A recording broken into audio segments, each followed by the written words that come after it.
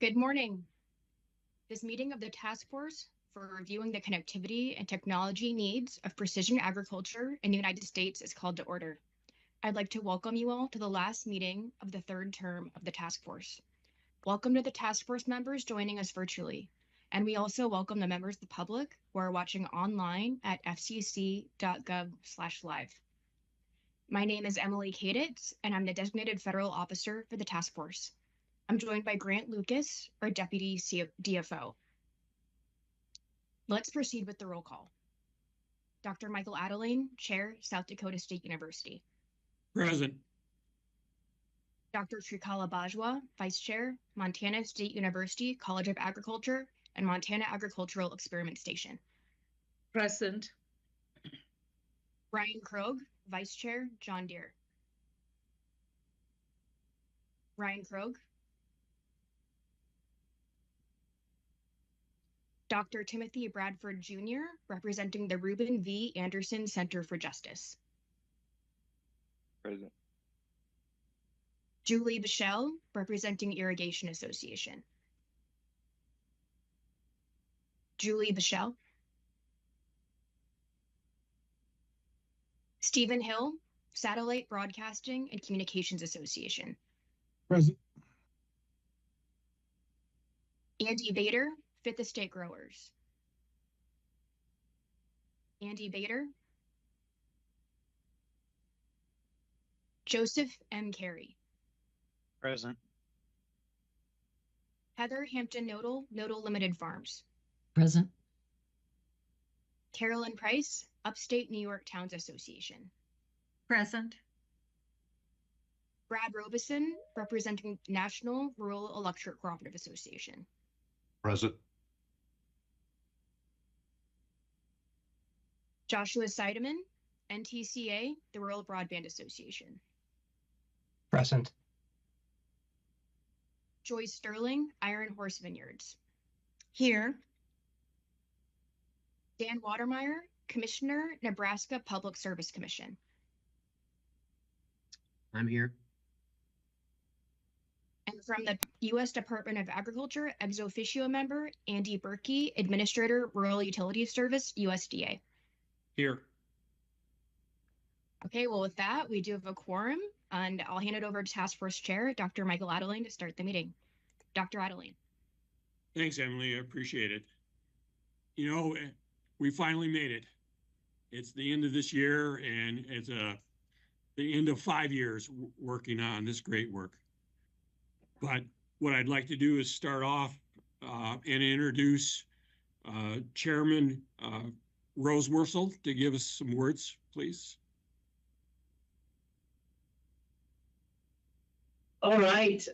Good morning to everyone who is here, especially Chairman Adeline, Vice Chairs Bajwa and Crow, and all the members of the task force and anyone else who is watching this work online. It is hard to believe it's been 5 years, and here we are at the very last meeting. Now, this year, I charged the task force with focusing on how connectivity can improve sustainability in agricultural production.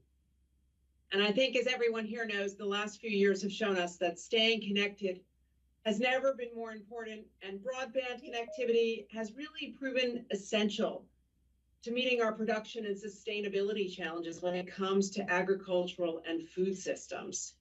So this task force, in different iterations, has been at work since the Farm Bill of 2018. And by our count, we went back and looked. You have made over 150 unique recommendations. You've held 22 meetings, and you've had 10 different reports. As someone who oversees a whole bunch of task forces, some of them congressionally created, some created by the FCC, I don't think any of our others can really put a candle to what you've been doing. You have been productive in a way that perhaps we should have assumed folks who have a background in farming and ranching might be. In any event, I also just want to close out with a quick little story, which maybe I've shared with some of you before.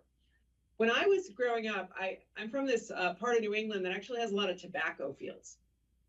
So one of those jobs a lot of people would get in the summers would be working in those tobacco fields. And when I admit I was not one of those kids who had those jobs, but I'd visit my friends And tobacco fields and farming is an incredibly dusty prospect. And the tractors I remember in those fields, even new ones, were just coated with the dust from those fields. There was nothing modern about them. They were cranky machines. And that's always been sort of my image of farming, because, you know, it's the things that you learn when you're young and you see firsthand. And then a few years ago, I was in Iowa visiting a farmer who was doing some new and novel things with precision agriculture in his fields. And this farm was gleaming, and it was a bright, beautiful day. It was clear in a way that sold me on Iowa cornfields and made me believe they might be superior to the tobacco fields that were in my backyard as a youth. But anyway, he was describing with precision how he'd put these sensors in the soil and he could actually manage runoff. It would be more sustainable. He'd make smarter choices about his fertilizer. He was talking about starting to experiment with some livestock and what kind of monitoring could be done. And then he invited me to climb into his tractor. And this thing was not coated in dust. It was not cranky. So already it looked like it was better kept than what I had remembered from my youth. And I climb in it and I sit there next to him and I virtually think this is a spaceship. There is so much going on in this vehicle and so much that connected it to the activities in the fields. It was a whole other level of thinking about farming, what can be done. And the word precision is almost inadequate to capture what he was capable of showing me in that instrument on the edge of his cornfields. I've never forgotten that because it's such a contrast with what I had before, but you're the folks who are figuring out what are the things we can do to make sure that connectivity and those kind of revolutionary opportunities are available to farmers and ranchers throughout the United States. I just think the work you're doing is so important for the sustainability of agriculture and really for ensuring that all of our communities have food in a thoughtful, productive, and sustainable way. And I just want to thank you for that, because as bright as the precision agriculture looked to me in that field in Iowa that day, I know the future's even brighter. So I really want to thank you for all the work and effort you've put in. I also want to thank the FCC staff. Special shout out to Emily Kaditz, who is our designated federal officer. She just did the roll call and has been able to keep this crew working together. I really appreciate it. I appreciate my colleagues from the FCC who are going to stop by today, and also Andy Burke from the Rural Utilities Service. Thank you all for your work, and I look forward to hearing about your final meeting. Thank you, Chairwoman. We appreciate those words. Link that's on your next calendar, whatever that email is. I just got right in. So next, I'd like to introduce Andy Burke, Administrator of Rural Utility Service. Great. Thanks so much, Mr. Chairman. Appreciate you and the work of leading this task force. I want to say a big thank you to Chairwoman Rosenworcel for her leadership, as well as all the commissioners. I know I saw several online today, and the amazing staff at the FCC who've done so much to ensure that this is productive and helpful for rural America. A couple of years ago, I went to our very first groundbreaking for a Reconnect bipartisan infrastructure law award in Missouri.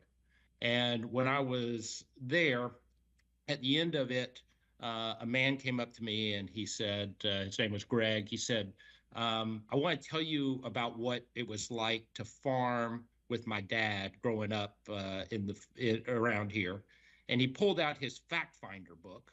And he said, we used to keep everything that we did in this fact finder book, and we would write it down, and that would be the information that we used to do our work. He's like, I wish my dad were still alive to see what is at my fingertips today when I'm driving around on a tractor, and the amount of information that I can summon to do things that we never thought were possible, having been doing this my whole life.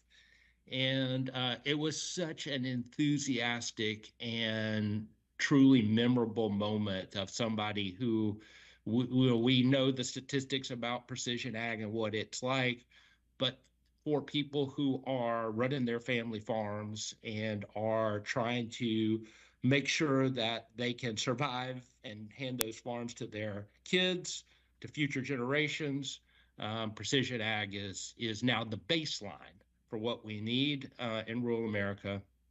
So Reconnect is obviously our signature program. We are using it to make sure that people have more opportunities. Over the last 4 years, we've put more than $4 billion into new Reconnect awards. That is about 650,000 people across rural America. And as y'all know, these are some of the hardest to reach places in our country. When I go out there, these are places and farms and businesses and houses that are over the holler, on the other side of the mountain, around the lake. All these places that have tremendous topographical challenges. And unlike Washington, D.C., where you might have hundreds of different connections per mile, you've got one connection and one drop per mile, and that makes the economics a little bit different. And so when Reconnect comes in, it allows us to get to farms and to businesses and to people who just wouldn't otherwise have it. And each and every day, we are seeing those connections come online. And as I always tell our staff, it's not when we make the award, it's when the subscriber comes on and is able to use that internet connection. That's when our funding really makes a difference. And what this task force has done is to say, once we have all these different pieces in place, how can we maximize this? Secretary Vilsack is incredibly passionate, as y'all know, about this work, and particularly about saving farms in across rural America. We've seen a tremendous amount of farms either be swallowed up and go away, or be sold off for suburban or ex-urban type of development. And as Secretary Vilsack always says, people who are operating family farms need an alternative to get big or get out. And precision ag is a way that we can ensure that more people have alternatives to that. Also, we know that 89% of the people who live on family farms need off-farm income to make the numbers work, to make their budget work. And so high-speed internet also allows people to have those other types of opportunities and economic development potential to keep their farm alive. So I just want to say once again, thanks to everybody here, thanks to all the commissioners, to the staff at the FCC, but mostly thanks to our leadership on this task force and the people who showed up to these meetings. This is an ever-evolving space. We at USDA know that we will continue to be part of the work, but we need the feedback, the ideas, and the innovations that come from this task force to make it meaningful in rural America. Thank you so much for your work. Thank you, Administrator Burke. We really appreciate your support and your thoughts as we move forward. Now I'd like to introduce Commissioner Carr. And Commissioner, it's a beautiful day in South Dakota, only 1 below zero and the sun's out. Well, thank you. You know, I've got a special place in my heart for South Dakota. It's been a year or so since I've been out there, and I got to do it again. I keep telling all the folks out there, next time I get out there, I want to try to ride a bull, and they keep convincing me that mutton busting is much more my speed. So we'll see. I might be a little too embarrassed to pull that one off, but obviously I want to join my colleagues at the commission and across the government in expressing their thanks and appreciation to this group for all the work you've done. I think, as people have noted, one of the most important things that this group has accomplished is bringing to light, into the forefront, the unique needs of our rural communities and all of our communities where precision ag is taking place, whether you've looked at it through the lens of mapping and how to make sure that maps reflect the needs of precision ag, whether it's looking at through the lens of speeds and bandwidth and latency. I think the job that you all have done over the years of making sure that we get our policies right for the unique needs of supporting precision ag, which is ultimately support for feeding the country and feeding the world, has been incredibly important. I look forward to seeing the final reports that you all finally get across the finish line with a final vote on today. And for my part, I try to spend as much time as possible in this job outside of Washington. I hope that gets to continue, but I've seen firsthand the needs of precision ag, whether it was a crop supply company in Moline, Michigan, one of the first visits I did, a no stoplight town, and reflecting too on the previous speaker noting how agriculture used to be done. And it reminded me of a visit I did to a cotton farm in Arizona. And one of the old hands on the farm told me that he used to wear a baseball cap, and he would put basically a fish hook wire around the tip of the hat. And he would focus the circle of the wire on a mountain in the distance, and he would drive his tractor towards that. And that's how he would sort of make sure he would keep precision lines back in the day. And you think about how far we've come now with obviously GPS and all this other technology, but so much of this farm machinery now are mini data centers, and our farmers need to be not just, experts in the weather and experts in soil, but experts basically on data science. And we got to make sure that we have the connectivity to take all this data that's now being pulled and get it back to a place, sometimes called the cloud, where it can be crunched and put to productive use. So for my part, I'm just exceptionally thankful and grateful for all the time that you've put in here, highlighting this important feature of connectivity for our economy, for the country, and for our rural communities. And I really look forward on building on all the work and reports that you all will finally get across the finish line here. So thanks again for having me, and thanks for all your work. Thanks, Commissioner. I appreciate your support for this task force as it's moved forward. Thank you. Now, our next speaker is Commissioner Gomez. Good morning, Chairman Adeline, Vice Chairman Bajwa, Vice Chairman Krogh, and members of the Precision Agriculture Connectivity Task Force. Welcome also to Administrator Burke from the U.S. Department of Agriculture. It is great to be with you this morning for the last meeting of the task force's third and final term. I'd like to commend you for your service and your dedication over the past 3 years. Being a member of a federal advisory committee is no easy feat, and I know this because I've served on them. I know that probably the last couple of weeks were really nuts, but the Commission and the American public will benefit greatly from the time, energy, and expertise you have provided to this endeavor. You've engaged in complex issues and provided thoughtful recommendations to the Commission, and we appreciate your hard work and your important contributions.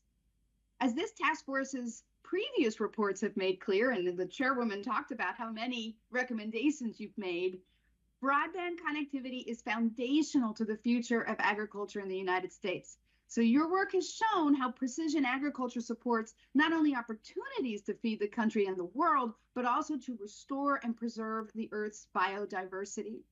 The contributions you've made over the past several years will help ensure that farmers and ranchers are connected to reliable high-speed internet, which is critical to advancing modern farming techniques that help improve the efficiency, profitability, and sustainability of our country's agricultural lands. So I look forward to hearing the reports on today's agenda, and I thank you, working group members, for all of your hard work in preparation for today's meeting. Thank you as well to the Commission staff who helped make this possible, including the task force's DFO, Emily Kaditz, and Deputy DFO, Grant Lucas. Thank you. Thank you, Commissioner. Really appreciate those kind words. And as you've said, this is important work that we do. So thank you. And thanks to all the speakers this morning. Really appreciate your kind words as we continue this work and wind it up for the last 5 years. Thank you.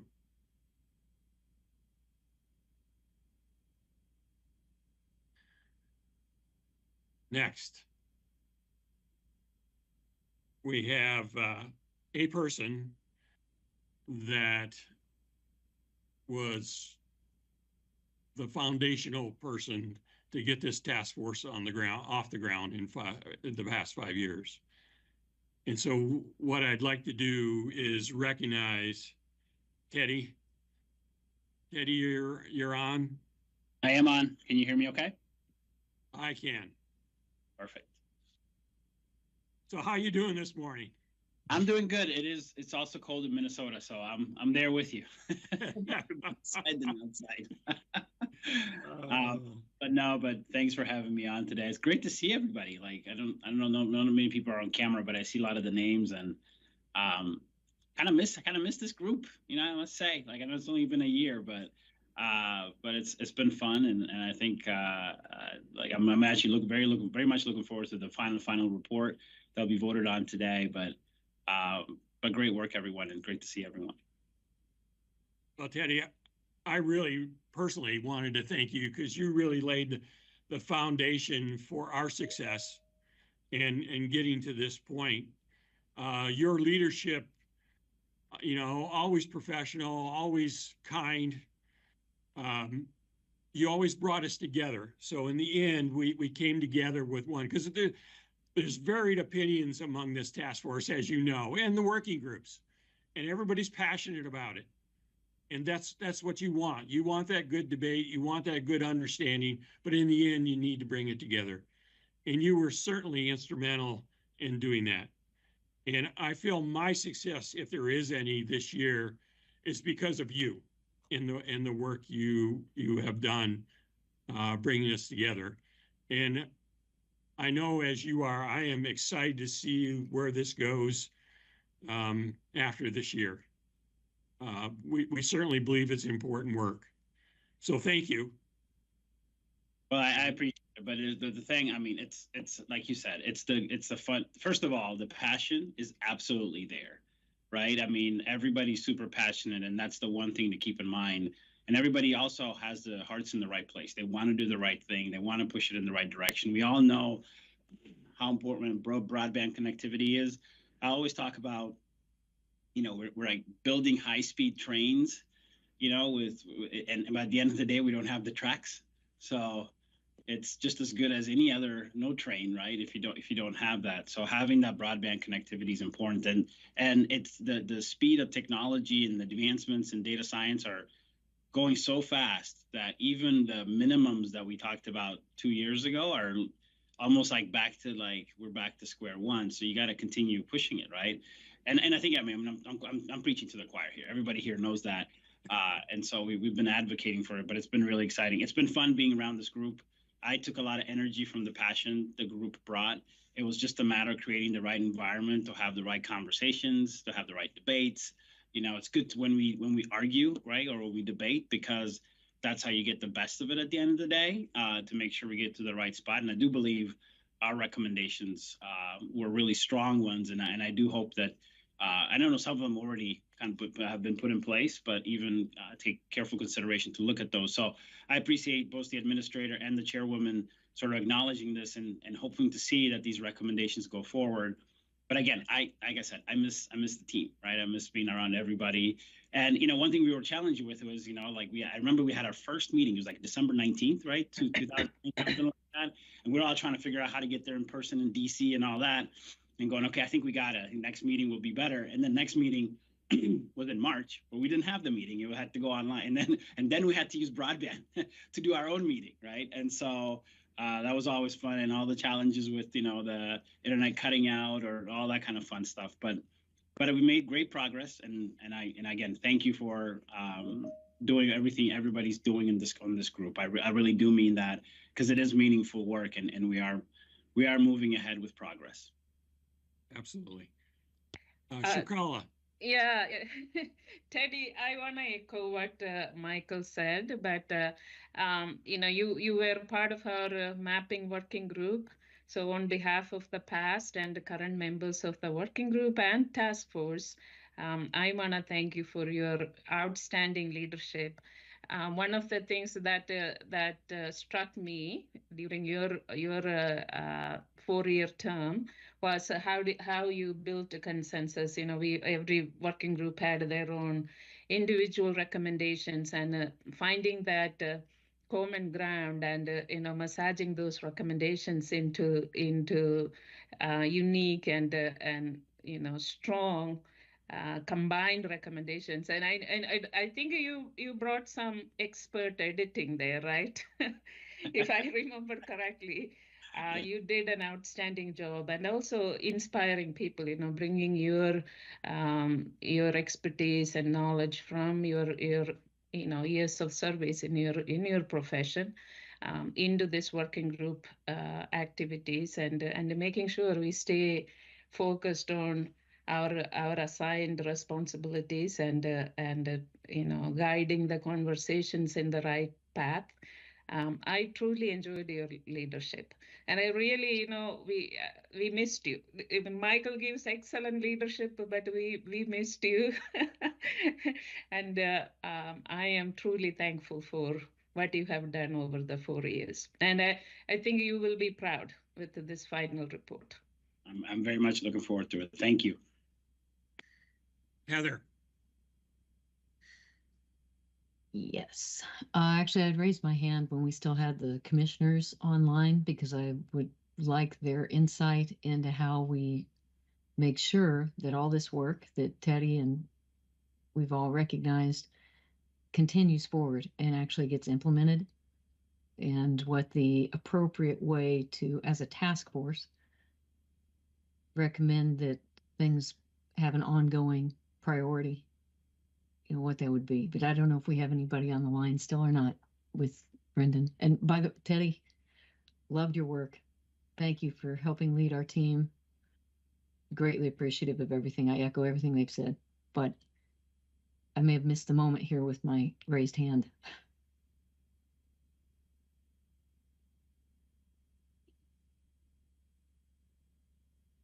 Heather, I can take that back. It's a question more so for Office of General Counsel rather than the commissioners. So I can work with that. Teddy, just on behalf of the commission, we really do appreciate everything you've done. As the chairman highlighted, this group has been immensely productive, and as everyone on the call has already said, a lot of that came down to your leadership. So we miss you, and we appreciate you, and thank you. Thank you, Emily. Appreciate all the work from the FCC staff as well as the USDA. But FCC particularly put a lot of work in, and we appreciate you getting us organized. I know most people don't see that, but behind the scenes, there's a lot of organization, scheduling, getting everybody lined up that was happening. So thank you for you and the team for making that happen. Of course. And Heather, we still have to come to your farm at some point. Yeah, we welcome you. Actually, my sons and I are talking about having some sort of like a picnic, barbecue, fish fry, something this summer. So let me know your schedule. There you go. You tell us when that date is. We'll be there. Okay, I'm thinking 3rd week of July, roughly. Okay. Thanks. Any other thoughts for Teddy? I'm going to ask you one question, Teddy, because I got to ask a question. You have great questions, and I know they're tough. So you have the perspective of being out of the task force. What do you see out there that's become critical that we might have not looked at? And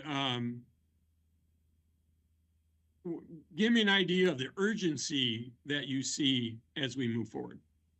Yeah. So one of the things that, like I said, we started in 2019, right? And then the whole, especially in that generative AI space, with the kind of the release of ChatGPT in October of 22, which was kind of a novelty, right? And now 23 was more of a year of, what is this thing? Let's all experiment. And then 24 now, people are companies and organizations have start to put some things into place. But what I'm seeing is the next version of that is this AI agents, right? Which is essentially like robotic process automation. It's like a smart automation that makes decisions on what to do, which I think will have a tremendous impact on farming, because there's a lot of just work and even crunching the data and getting you back with a recommendation. A lot of things can be automated with sort of these smart agents, but I can see things falling apart really fast if you don't have good connectivity, if the data doesn't get back, if not all the data is being analyzed, right? So that's an area where this type of technology requires not some connectivity, it requires strong connectivity at all times. And so that's an area that I think there's a lot of promise and opportunity, But I going back to that laying the track piece down. I mean, this is very critical, I think. So we're at a juncture in which we can like really up the level of productivity and sustainability and efficiency in farming, and also the entire food supply chain, all the way down. But I do think some of the basic blocking and tackling is going to be critical. And so I do believe that's an area that I was always a strong believer in that before, but I'm even more so convinced now, because you can't have even low blips of dropped coverage or something like that when you have an agent working behind the scenes. So Very good. I appreciate that. And let me just say, I just totally thankful for your leadership, Teddy. And so SDSU is not that far away. I've got ice cream all lined up. So when you come, we're good to go. We have a date. So, okay, ice cream in South Dakota and then fish fry in Illinois. I'm there. I'm there for it. All right. Sounds good. Thank you, Teddy. All right. Thanks, everyone. I appreciate it. Good to see everyone. Bye. All right. Our next is the future of technology shaping agricultural connectivity needs. The farm. Shrikala, would you mind introducing the person for this segment?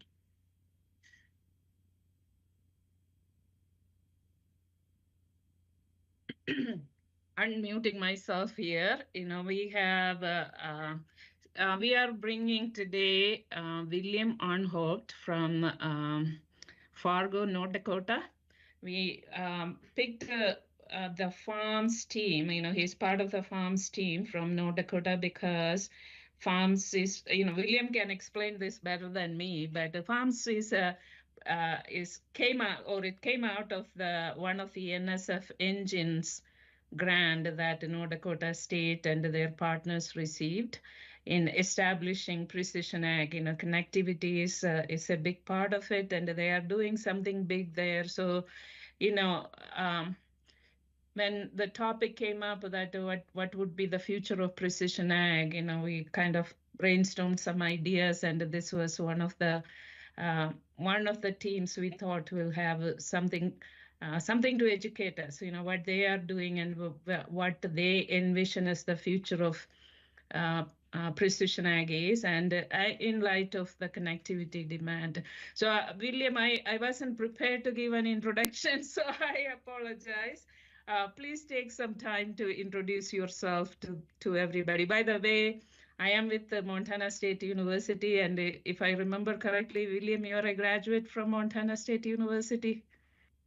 All 3 degrees. Go Cats. Can you guys? Yeah, go Cats. Go Cats. We are really glad to have you here. Thank you.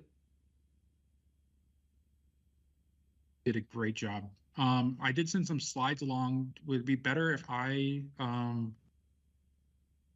or is that something you're going to pull up on your end?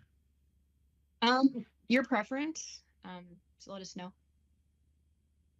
Why don't I try to pull them up here really quick? Okay. And get them shared. I just Great. didn't know what the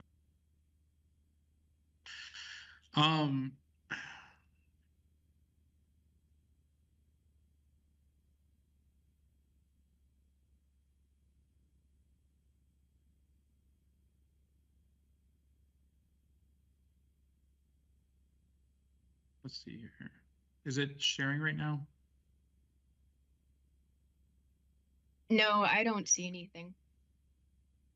Okay, it doesn't look like it's going to allow me to share on my end. Okay, Grant, can you I share can your begin screen? talking. Yep, I got it. Great, thanks. So as the introduction was mentioned, I was actually here on behalf of Farms Engine. Dr. Holly Mackey, who's the CEO of the engine, asked us to reach. NSF Farms was awarded earlier this year in March as one of the first Type 2 great initiative in terms of being able to connect an ecosystem technology, which I'm going to talk a lot about today, as well as indigenous thought leadership and innovation in agriculture. If you can flip the slide, please. There are 5 core partners to NSF Farms, but hundreds of partners on top of that by the North Dakota Tribal College System, North Dakota State University, the Fargo-Moorhead Economic Development Corporation. Those groups can solve local food security challenges using scalable technologies that drive equitable workforce. Role in this is really to do things like bring together a global innovation ecosystem to be able to actually come together and solve these challenges, and being able to also have things like test beds set up. So we do have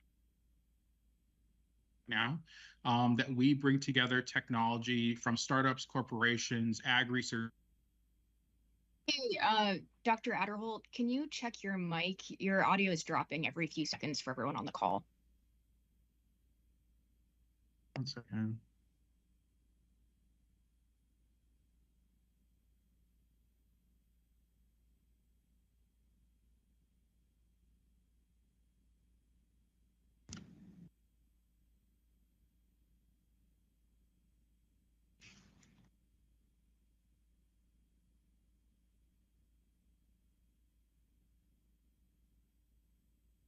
Still spotty. Still spotty. To a hotspot. Maybe it's just the internet that I'm on right now. Okay, great.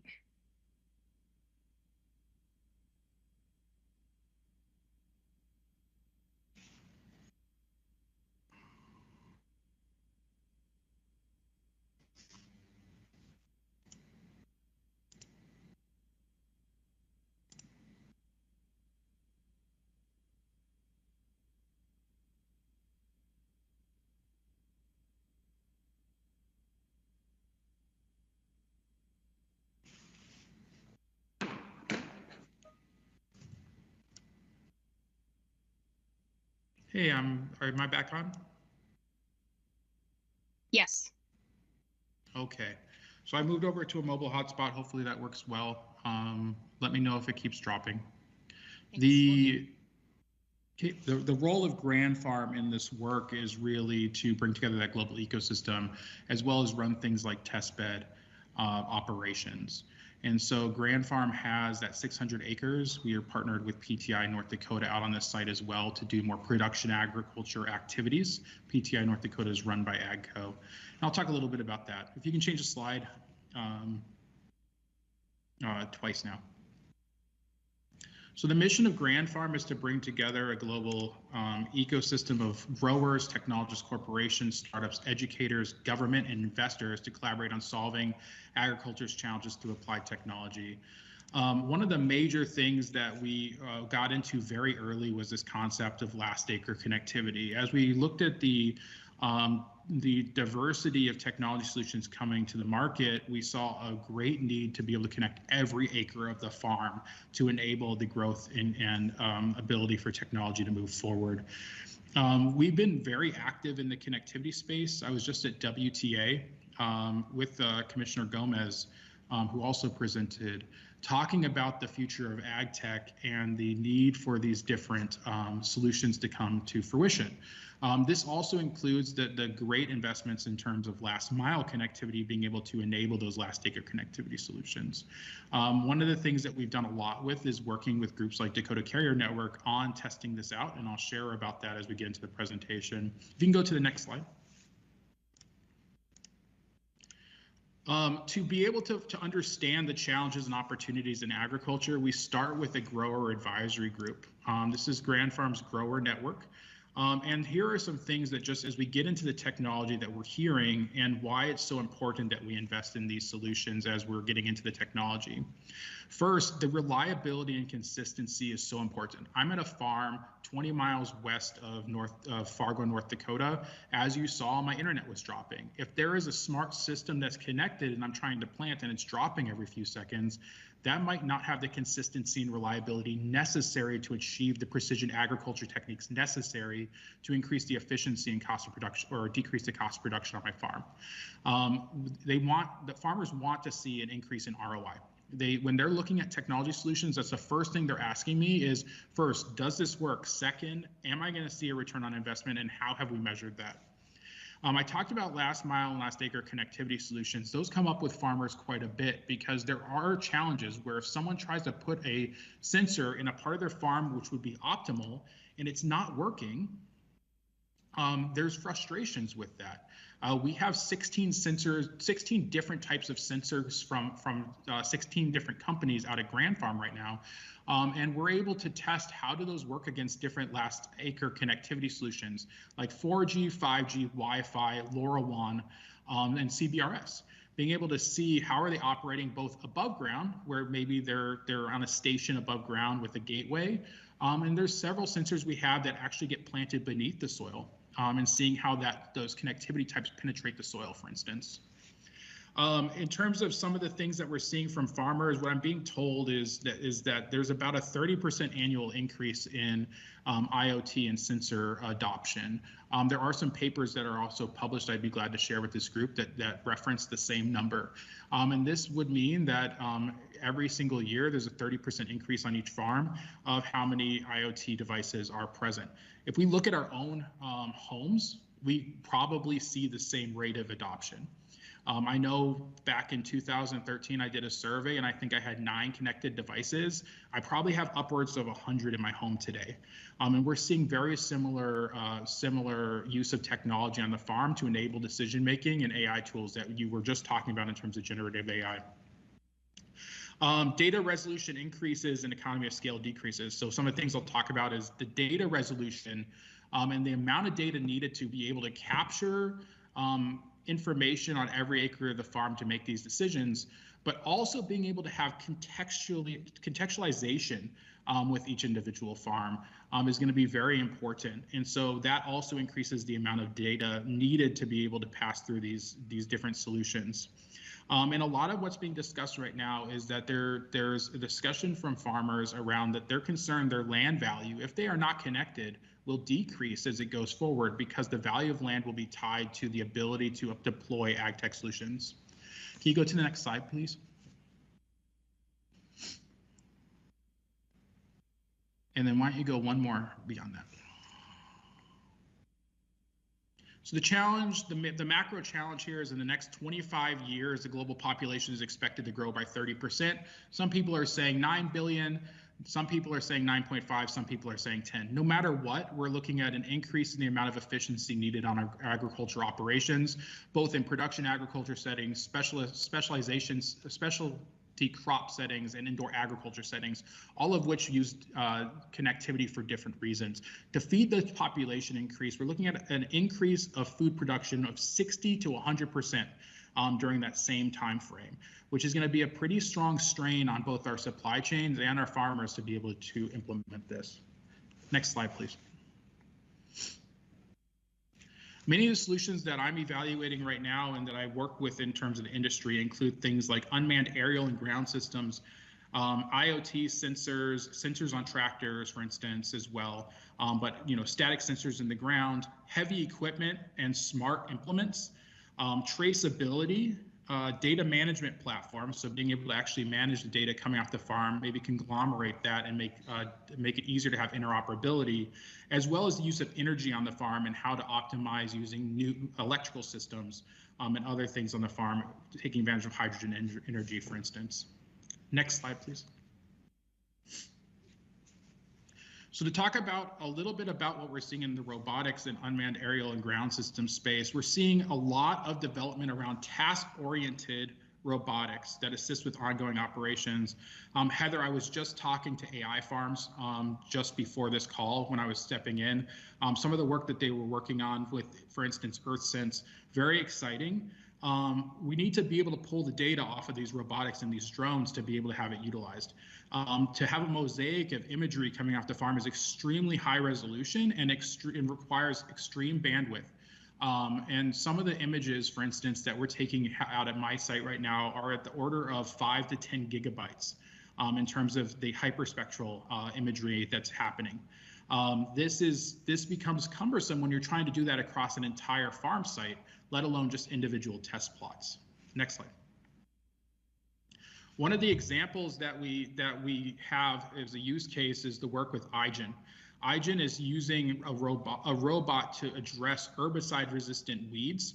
As herbicide resistance is increasing, they've created a robot that goes row by row in production agriculture settings, so thousands of acres, and is able to remove herbicide-resistant weeds. This relies on extensive AI models, being able to look at weeds in the germination state, pulling imagery and doing computing. And so the connectivity necessary to make sure that both this robot itself can run algorithms, but these things also run in swarms.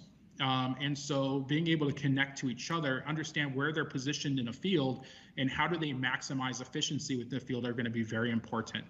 This is a iGen element robot. This year it had 420 acres of operations on commercial farms. They are moving to having upwards of thousands next year. We're really excited about what this company is doing.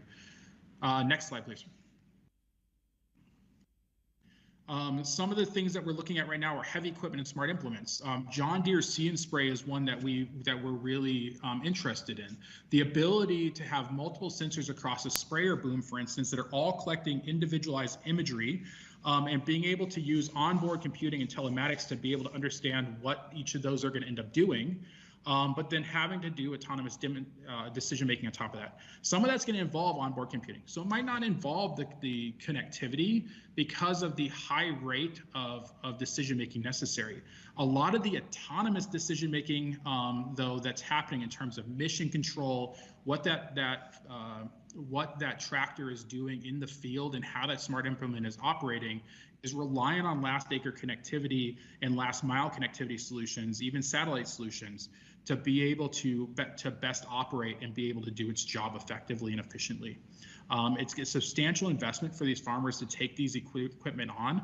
And these both operate both on the farm and off the farm. We're seeing a lot of logistics being automated right now, and a lot of logistics solutions coming out as there's strains in the trucking workforce, for instance. Next slide.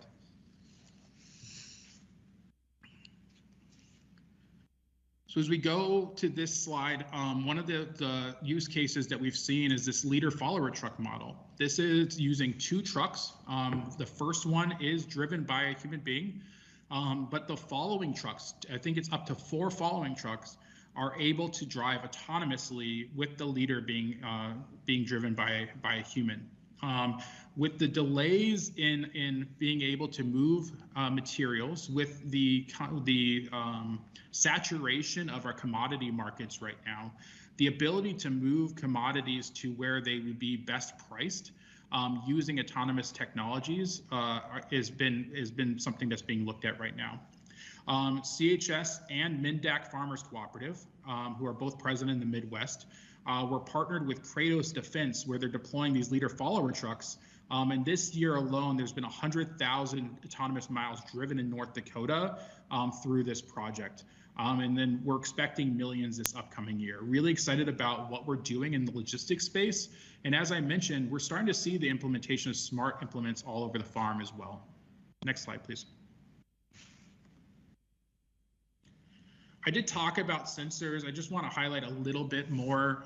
Low bandwidth required here, but we would expect a higher number of these deployed in the field. There is a group out of Stanford University that I was talking to that was looking at a $10 sensor, for instance, that you plant in the field while you're going through the field and actually planting. And they were expecting thousands to be planted, and each of those would have individualized connectivity points. They were expecting a mesh network that would then move into a gateway, for instance. So right now, less number of connected devices, lower number of lower amount of bandwidth required, but these are spread everywhere, above ground, below ground.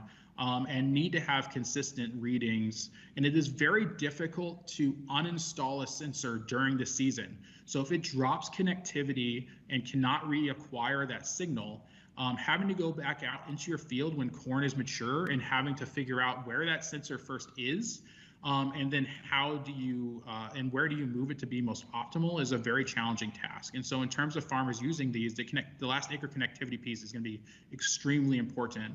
We have seen gateways as a way to help bridge the gap with a lot of these technologies. We're excited about how that edge computing and gateway technology can help make this easier for farmers.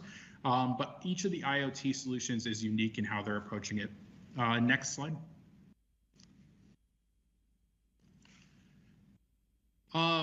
And so right now, like I mentioned, we're deploying the sensor sandbox out at Grand Farm. 16 sensors were deployed this year from the 16 different companies. We're really excited about what's happening with that. A lot of the challenge that we found with this really was the installation and removal of those at different times of the year. But then also, how do you connect those to maybe the last acre connectivity point at the farm? So a big challenge that we ended up having, I think, that the way I would describe it is with different sensors on the farm, all measuring different things. We wanted them all to go through our connectivity that we had on the site, and we had to do a lot of adjustment with the companies to be able to do that. So those are some of the things that are going to be a challenge. Is also how do you tap into these systems once they're on the farm? Next slide. I'm going to skip 2. So if we can go 2 slides, it'll be connectivity testbed is the title. And so this is where we partnered with Dakota Carrier Network to have this out on the site. We're working with technicians regularly to make sure that these sensors can be developed, as well as IoT specialists out of North Dakota State University. I do want to highlight Dr. Bajwa is part of the Montana Tech Hub. Montana State University is one of the partners on that consortium members, and so is Grand Farm. And one of the things that we're developing through that is sensor technology and smart sensor technology. We are working with University of Montana and Montana State University on deployment of smart sensor test beds for precision agriculture, both in Montana and in North Dakota, to be able to handle some of this. Every geography, and I want to mention this, I'm on a flat ground of a very square section with very little obstacles. If you go 100 miles south or 100 miles west, that is not the case, or east. And so all of these solutions are going to be customized for the environment and geographies our farmers are facing, which is why it's so important that these test beds exist in multiple regions around the United States to make sure that when people are commercializing tools, that they're going to be something that they can deploy everywhere, because they want to make sure that they have the total available market when they're trying to develop out these innovations and then sell them to farmers and make sure that they're reliable when they do so. Next slide is just our questions slide, and I'd open it up to any Q&A in the room about kind of the work that we're doing, any of the technology that we're seeing, or any questions you might have.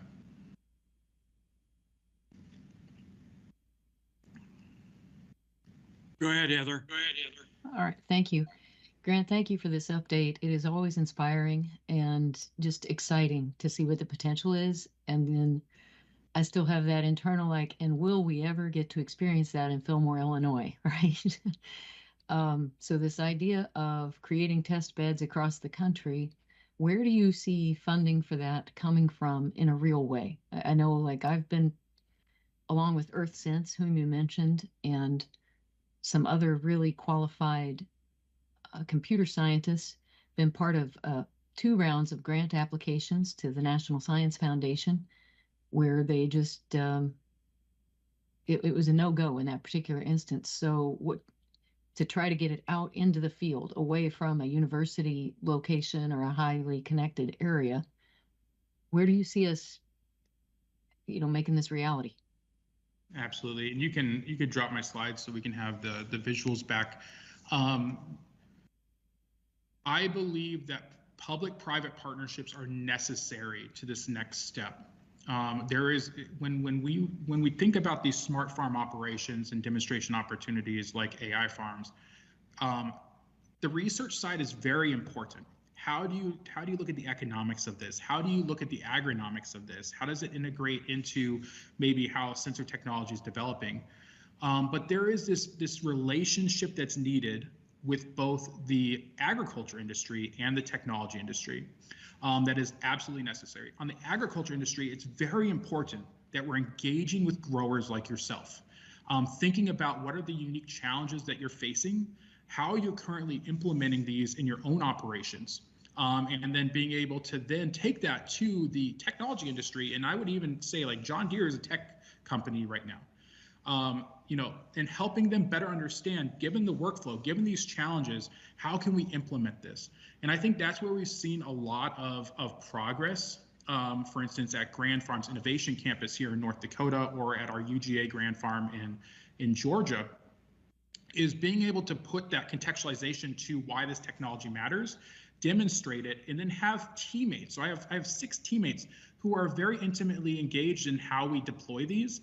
We send them out to farms to be able to actually install them for growers when they find something they like and help them get this going. We have had farmers for 4 years now using IoT devices and other technologies in their own operation that they went out and purchased because they saw it work.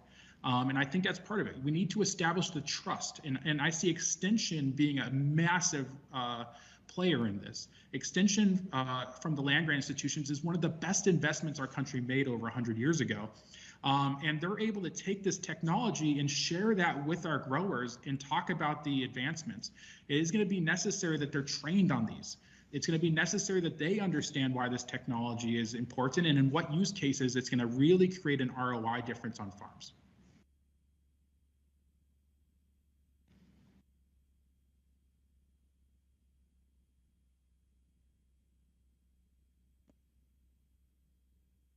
Joy. Thank you very much. Thank you for just a fabulous presentation. I'm so thrilled because I think the more test beds we can have, the better. My question has to do with bandwidth. You talked about the number of sensors and how, generally speaking, the bandwidth needs are low, and the advantages of edge compute, of having all of that data go somewhere. Talk, if you would please, about what you are recommending in terms of upload speeds from that edge. That's a great question. And I'm going to give a kind of an awful answer here. I think that each farm is going to be different based on their own operation. So it depends response. If a farm wants to take advantage of only 2 sensors, the upload speed would maybe need to be 1 megabyte at most, because they're only pulling down kilobyte packages every once in a while, maybe like every 4 hours. If they want to take advantage of drone technology, we're looking at 100 megabytes a second. We're looking at high rates of speed, because if you're taking a mosaic of a farm with hyperspectral imagery to be able to see, hey, I'm going to be actually going out of my farm and harvesting. I want to know where I should start. Where should I prioritize? Or if I'm going to go spray fungicide with a precision sprayer, I want to know where to optimize the use of those inputs tomorrow when I go. That's going to be a much bigger challenge, because you take the imagery, you have to upload the imagery, you have to analyze it in the cloud, and then you're able to then pull those insights into your equipment and then make adjustments based on that. That's going to need a much higher upload speed. My encouragement when I talk to organizations or regions around the country is to pay close attention to their farmers, the solutions that the technologies in their region, the farmers in their region, the technologies that are helping them solve their challenges, and then being responsive to those changing demands. And so some areas might just need sensors to, like in a production environment, a production agriculture environment. Some specialty crop environments that might be taking on robotics in the near future. I really do think robotics is going to be a substantial investment we're going to be looking at in the next couple of years, especially in the specialty crop space. That's going to take a lot more bandwidth. And it's going to be dependent on those regions and what's available to answer the question of how much.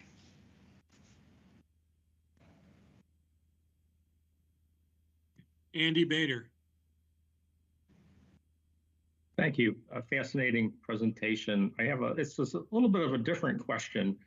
We're aware of some potential security threats with certain drone technologies. We're also aware of a reliance on international global positioning systems in agriculture. And so perhaps between those 2 categories, do you have any findings, or you have any thoughts from the work that you're doing on our exposures to agricultural industry and any workarounds and any direction that we should take to lessen our reliance on countries that are not necessarily friendly to us. Yeah, absolutely. I think our country has made some pretty substantial regulatory changes this year, and over the last couple of years, addressing what you're describing or moving towards addressing what you're describing. I think that's where the Chips and Science Act, for instance, it was something that was onboarding to our country, the chips manufacturing and the smart sensor development and things like that, looking at how do we secure those environments, because what you're describing is very important. There is our food systems, which is national security. Food security is national security, are very much individualized on farms, but then they come together in choke points through how they end up going through the commodity streams or through the food streams, value streams. Two examples I want to use that happened this year that kind of exemplify what you're talking about here, Andy. One was the solar flares right around planting that absolutely wrecked some of the guidance systems when we're looking at things like auto steer. And I, you know, it really just depended on what systems you had that I was hearing from farmers if there was a mistake or not. Our food production system, it has been over the last 100 years, massive efficiencies were developed. And we're reliant on getting to 100% or more efficiency at every single farm to maintain our commodities, our food, our fuel, our fiber, our feed every single year. And so even if the auto steer system goes down for one day at a peak planting time, if you lose like 2 to 5% efficiency, that could actually have downstream effects that could really impact our ability to be reliant or be self-sustaining in terms of development of these crops and commodities. And so it's important to make sure that we're looking at how to reinforce, create redundancy in the global positioning that you're describing there, Andy. The other one was CrowdStrike. I was on the phone with a senior advisor from USDA the day after CrowdStrike happened because it became very clear that choke points are existing in this agriculture industry right now. And those and the vulnerabilities that could create are huge. ERP systems that most farmers are using, for instance, if those are hit at the right times, could wreak havoc. And so talking through with the US government about where those choke points exist and how they can better stay tuned to how those technologies are advancing is going to be really important. I believe our connectivity infrastructure is a choke point that I'm describing as well, and why I'm so thankful for a task force like this, as well as the emphasis of the regional, the rural connectivity services on cybersecurity and how they're securing their networks. Great, thank you. Joe. Thanks, William. It's an excellent presentation. I really appreciate it. If I heard you correctly, you said something that I've believed, and I'm asking you to check me on this and clarify that as we start to deploy more robotics on the farm, upload speed becomes more important. Historically, as you're probably aware, the networks have been designed to maximize download speed. And as we move forward, what I think you're saying is upload speed becomes equally important. Is that a true statement? I would say yes, and here is why. Even if a task-oriented, let's say the iGen robot's going through and it's collecting, it's destroying weeds. So it's going to be more reliant on GPS and on onboard computing, for instance, to be able to manage some of its operations. But what I know and what is exciting from the CEO and founder, Kenny Lee, on that is they're actually taking the data they're collecting as they drive through the field and helping with agronomic decision-making. That is occurring as well. So they're extrapolating data that's coming off of those robots in real time, that it does require the upload speed. If we were to look at robotics, whether it's something like EarthSense, iGen, or humanoid robotics like Optimus, they're collecting information in your field that you can do something with. They're collecting data that's going to be helping, that is like another set of eyes in the field where you wouldn't have to walk through and see something. Maybe they catch a disease early or a pest early, and they're able to manage, and then you're able to manage that. I do believe that upload speed will have a higher level of importance as we're moving forward. And quite honestly, this is going to be weird, I actually think it may have a higher level of importance because raw data coming off the farm will be much more than the decision-making data you're downloading, is my assumption, once it's actually analyzed in the cloud services environment, because then you're downloading the actual decision from the cloud services environment, which should be a much smaller abstraction of that raw data. Thank you very much. Joy. Thank you very, I may have missed this. What is the infrastructure to the edge of Grand Farm?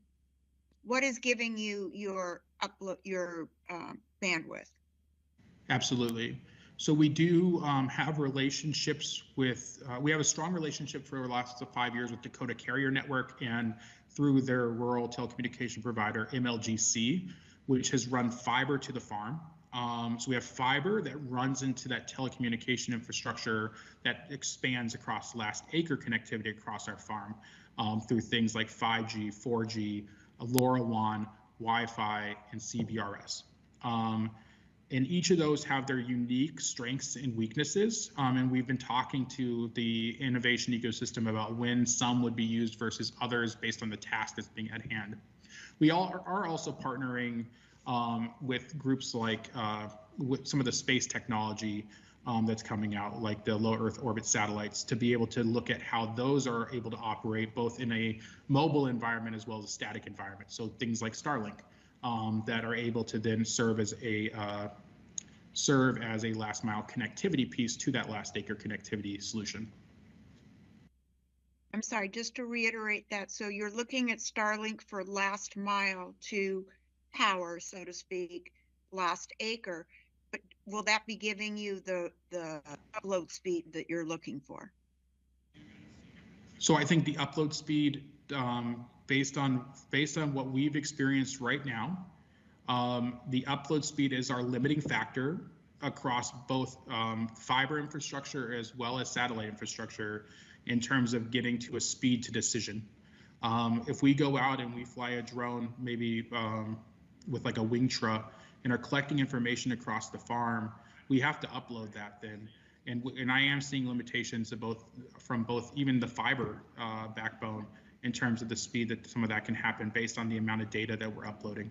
Now that might just be a limitation, a technical limitation. I am not a connectivity specialist, and I don't have a background in telecommunications. Thank you. Shikala, you have the last question. Okay. Thank you, Michael, and thank you, William, for an excellent presentation. I am wondering about the size limitations around edge computing. You know, you have an in-field network that is connecting to some sort of, edge of the field server or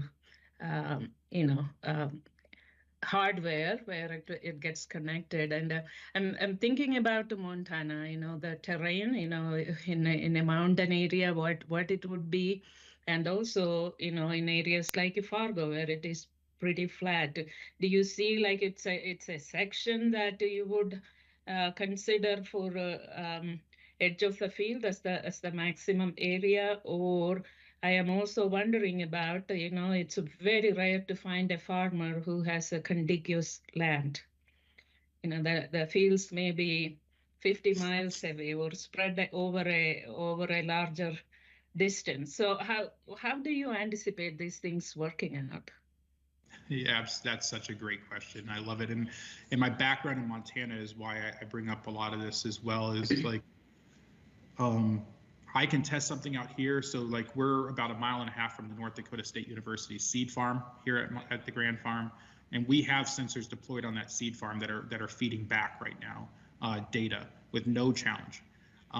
So, the radius that these technologies are operating in, and we've worked with the cellular companies who are working on similar solutions. They're looking at across flat land, no obstacles, about 1.5 to 2 miles. Some of the solutions that I haven't talked about that are important that we're not currently testing, but I think are really interesting are things like fixed wireless solutions, being able to direct and create continuity of a connectivity infrastructure across a larger terrain. Again, that requires no obstacles to be present in a lot of cases, or less obstacles to be present. I do think that mountainous terrain or forested terrain could pose some challenges in terms of what we're talking about here. We are seeing a lot of mesh networks where it's not maybe a singular pole on a site, but maybe it's 4 or 5 on a site to increase the ability to create continuity of your network across the site, especially if it's all coming back to an edge computing platform. At some of the farmers that we're working with, this is what you're describing is so interesting, because we have farmers who their fields are 40 miles away from each other. And they want to install sensors in IoT and use implements that will work the same on every one of those fields. And even 40 or 50 miles away from each other, they don't have consistency in terms of what they're able to deploy. And that's also why, I've been thinking a lot about if there's this model, I think it's called the Wi-Fi 6. It was like a Wi-Fi 6 protocol where the telecommunication companies came together and established a protocol that the devices would be interoperable. I do think that there is a need to look at interoperability of competing companies in how they're selling or how they're designing these last acre connectivity solutions to make sure that we can create flexible environments for farmers based on their unique operations. Thank you, William. Thank you. Okay. Thank you very much, William, for a very interesting talk. I appreciate it very much. And I think you certainly stimulated the task force by the questions that you heard. So thank you very much for taking the time to meet with us. Absolutely. And as I had the contact information up, just go to grandfarm.com if you have any further questions I can help you answer. Have a great day, and thank you for having me on. Thank you. All right. We're running just a little bit behind, but it's important that we get to ask the questions that we need to. So we're ready to start talking about the report. If we could have that brought up, please.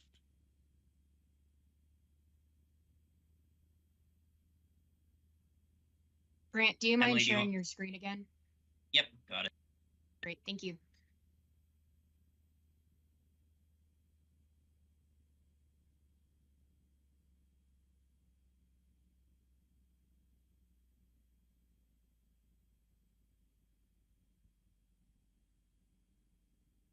Go ahead and scroll down, Grant, please.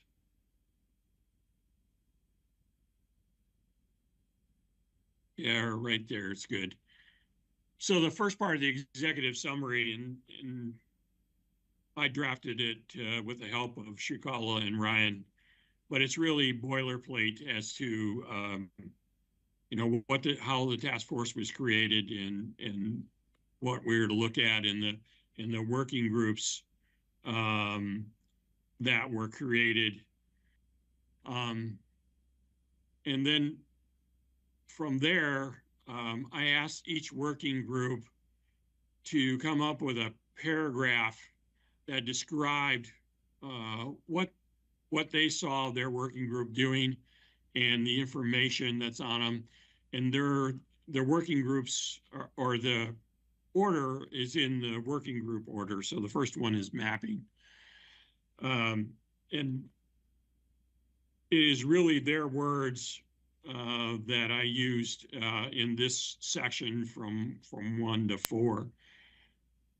And I would ask, is there any questions on that? Has any of the chairs seen something that I may have changed or inadvertently changed that they would like to address?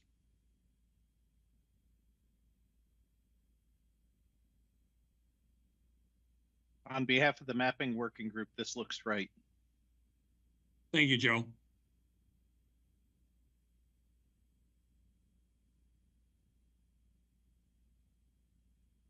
Heather, Joy, or Josh, do you see anything in these paragraphs? This is Joy, and we're very happy. Thank you. Thanks, Joy. This is Josh, and we are good with this paragraph. Okay. Thank you. And I was thinking no news is good news, so we're good. Thanks, Heather. I really appreciate it. All right, if you want to scroll to the next page, please.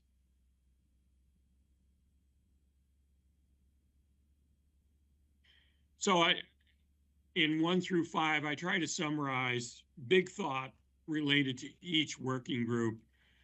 So the first one related to mapping. The idea was we really, in that mapping group, looked at wireless and the mobile maps. And so that was the theme for that group. But there's certainly more particulars in it, but that was it. And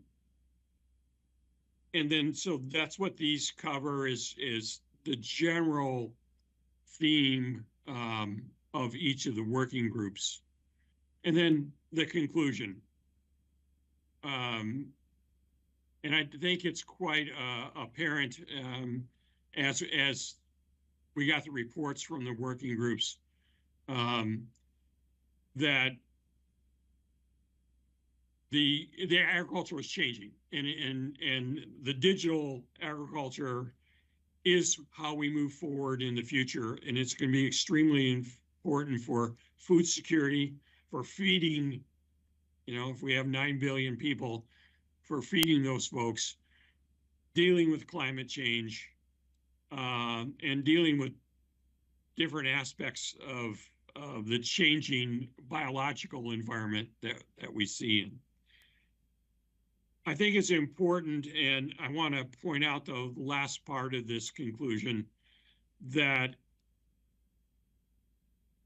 carrying on this work, because I think the task force, whether it be this one this year or the previous two, believe there's more work to be done. And so I would say it's extremely important that both the USDA and FCC think about how that might occur and how the work that we're doing. I think all the members are passionate about what's in this report, and they would like to see it come to fruition in however the FCC and the commissioners and the USDA administrators see fit to move it forward. So that's basically what's in the executive summary without reading word for word. Any questions on there? Heather, do you have one? Well, I think Josh and I both identified minor suggestion on page 5.2. And I put suggested language in here where it says increase incentives. We might say increase incentives and enact innovative policies to build out robust broadband infrastructure to help ensure last acre coverage. It's kind of minor, but yet I know in our accelerating comments, we're not just focused on funding, we're also thinking about thinking differently and using existing assets in a way that could be innovative. Heather, would you do me a favor and just drop it to me in a quick email? Sure, it's also in the chat, but I will. Okay. What I'll do is I'll start one email addressed to you that'll have several things. How's that? Sounds good. Okay. Any other quick thoughts? Okay. I just want to make sure in general, I don't know if this is the right time, Mike, but I want to make sure in general that we have some strong statement, whether it's in the report itself or it's in a cover letter with the report, that emphasizes a need to continue the work. Don't let it sit on a shelf. Take action on this, whether it's through federal orders, whatever their process is internally within agencies. Um, if it's an ongoing task force effort, I don't know, but whatever we can do to make sure that things become enacted and we actually make improvements, that's what I'm about. Okay. Yep, understood. Okay. Okay, if you want to go to the next page, and Joe, you're up.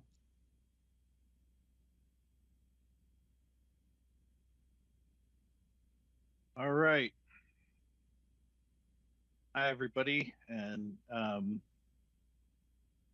so, Emily, I gather you're controlling the screen. Is that right? This is I Grant. am not. Yeah, Grant Okay. is. All right. Thanks, Grant. Well, I want to start by thanking everybody who served on the working group. It was a great team, and they were all doing it as a second job, except me. I was doing it as a volunteer. And so I'm very grateful for all the effort that they put in, and proud to have been able to work with such fine people. So, Grant, can we scroll down to the beginning of the text, which is an introductory? Oh, and I also want to thank the government liaisons that we had. They were all great, and very professional. So thank you. And let's go down to the opening text. So this is an introductory statement, and really the highlight here is that the mapping working group was created, as Michael said at the beginning. We were chartered with the task force, and chartered may not be exactly the right word, but we were created, or the mapping working group was chartered. I'm going to use that word. And then a couple of years later, the Broadband Data Act was passed. Now, there had been a lot of discussion at the national level about the need for maps, and so the FCC, the Broadband Data Act was passed. The FCC created the Broadband Data Task Force and began renewed efforts to build improved maps. A lot of that was driven by BEAD funding. Many of you are aware of that. And so the maps have improved dramatically since the task force was first created. We, however, felt that farming relies extensively on mobile coverage, so let's say cellular coverage, although that may be changing. And so we focused especially on that because that was relatively neglected compared to the fixed coverage that BEAD was addressing. So the Broadband Data Act requires the national broadband map to have 3 layers at least: broadband serviceable location fabric, fixed network availability, and mobile network coverage. And that's in the law. As I say, the FCC created and staffed the Broadband Data Task Force, and they have created the new national broadband map. And so we felt that our best contribution for the past year would be to focus on mobile maps, not because there's no room for improvement in the fixed maps, there probably is, but with the time and resources we had available, we wanted to focus on the mobile maps because that's so important for in-field connectivity for agriculture. So we've categorized our recommendations into 5 areas. The presentation of the map, that is the end product that is the map. And for the most part, we're talking about the national broadband map with some minor exceptions. Validation and verification of the national broadband map, which is required by the Broadband Data Act. the public challenge process, which is also required by the Broadband Data Act, the sustainability of the map, which was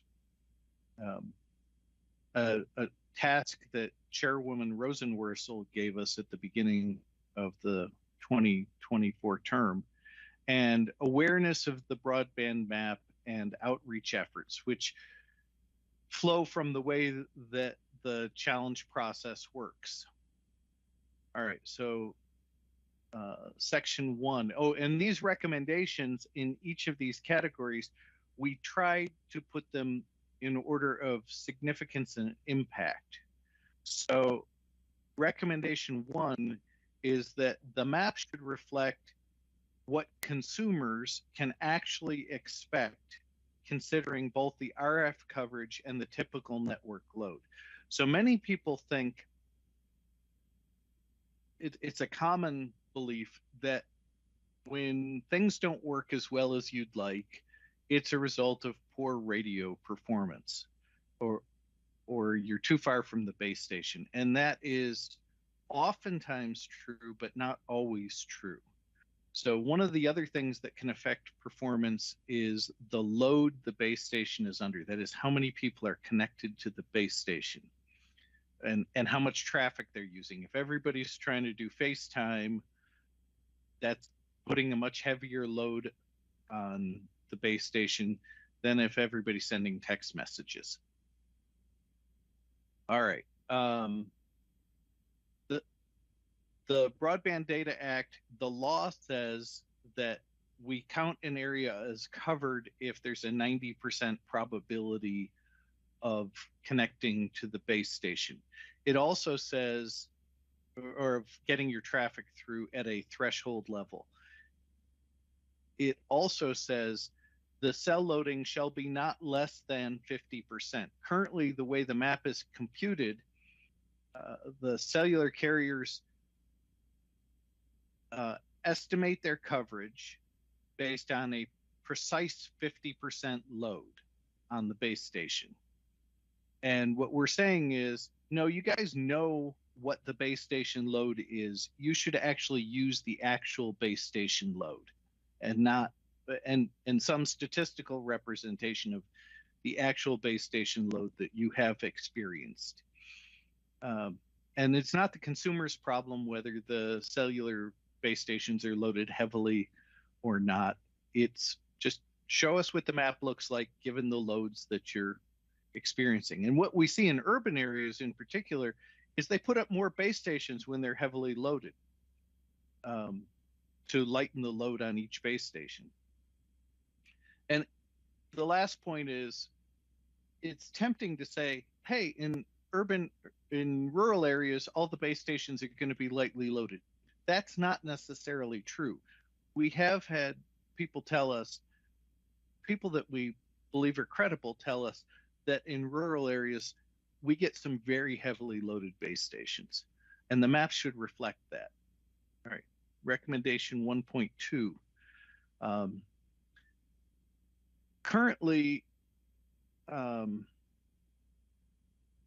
the 5G map for mobile coverage has levels of performance showing 7 megabits download, 1 megabit upload, 35 megabits download, and 3 megabits upload. We just had William tell us that upload is becoming more and more important.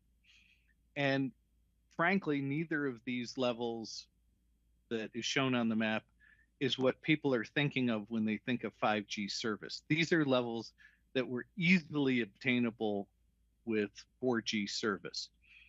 The majority of the public believes that 5G will be faster than 4G.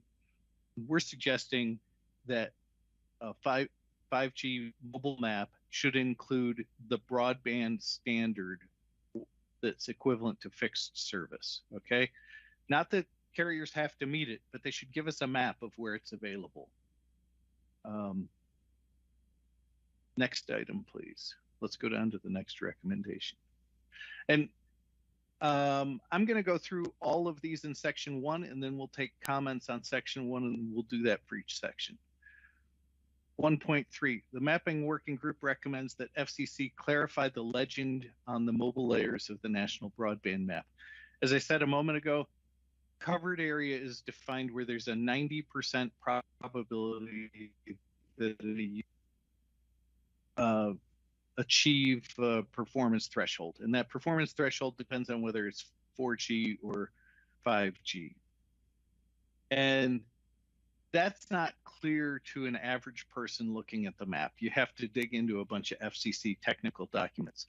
So we're just saying, you know, it'd be pretty easy to modify the legend on the map to say, by the way, this is 90% probability. It's not a guarantee of service. All right, recommendation 1.4. Thank you, Grant. You're doing great. Mapping working group recommends that by default, the satellite view be enabled on the mobile map. Okay. When you're looking at the mobile map today, the satellite view is not enabled by default. It is possible to find it if you know where to click.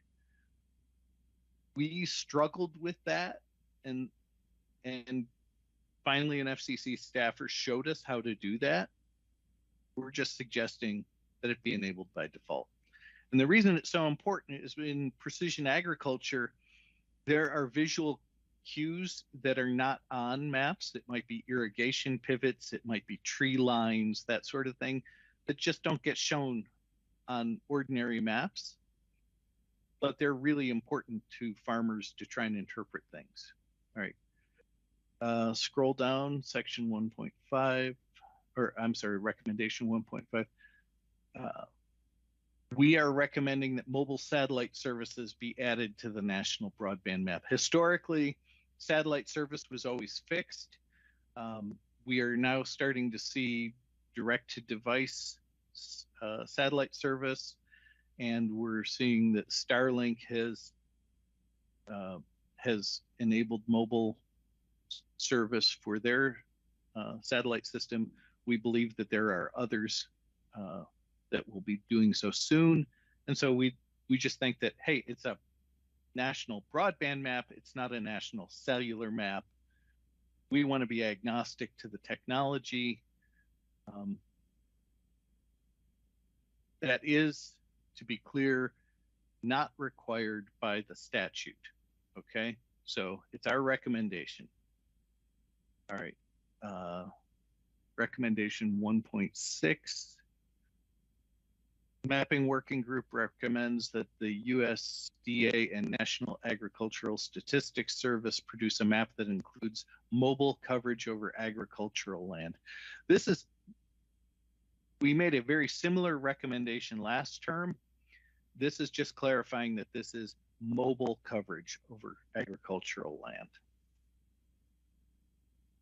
And NAS already makes a map of cropland. So what we're saying is, please include mobile coverage in that map that you're already making. Recommendation 1.7. The Mapping Working Group recommends that FCC provide a map indicating where TV white spaces devices are permitted, or perhaps possible is a better word. TV white space devices would seem to be ideal for agriculture. They're low band devices. They don't require, they operate under Part 15 of the FCC's rules. So users aren't permitted to get a license, but somehow they have not achieved their potential. And we believe that one thing that's holding that back is people don't know if they can use them when they buy them.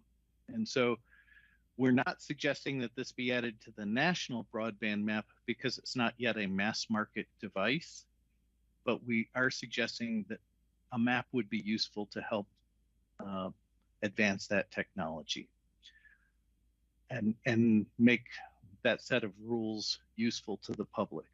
All right, so with that in mind, comments and feedback on the first set of recommendations.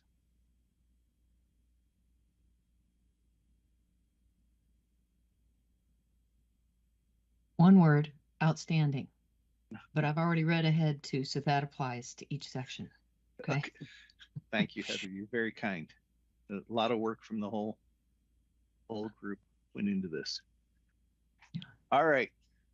Anybody else have other feedback? I'm not looking for congratulations here. Hearing none, let's move on to section 2, validation and verification of the National Broadband Map.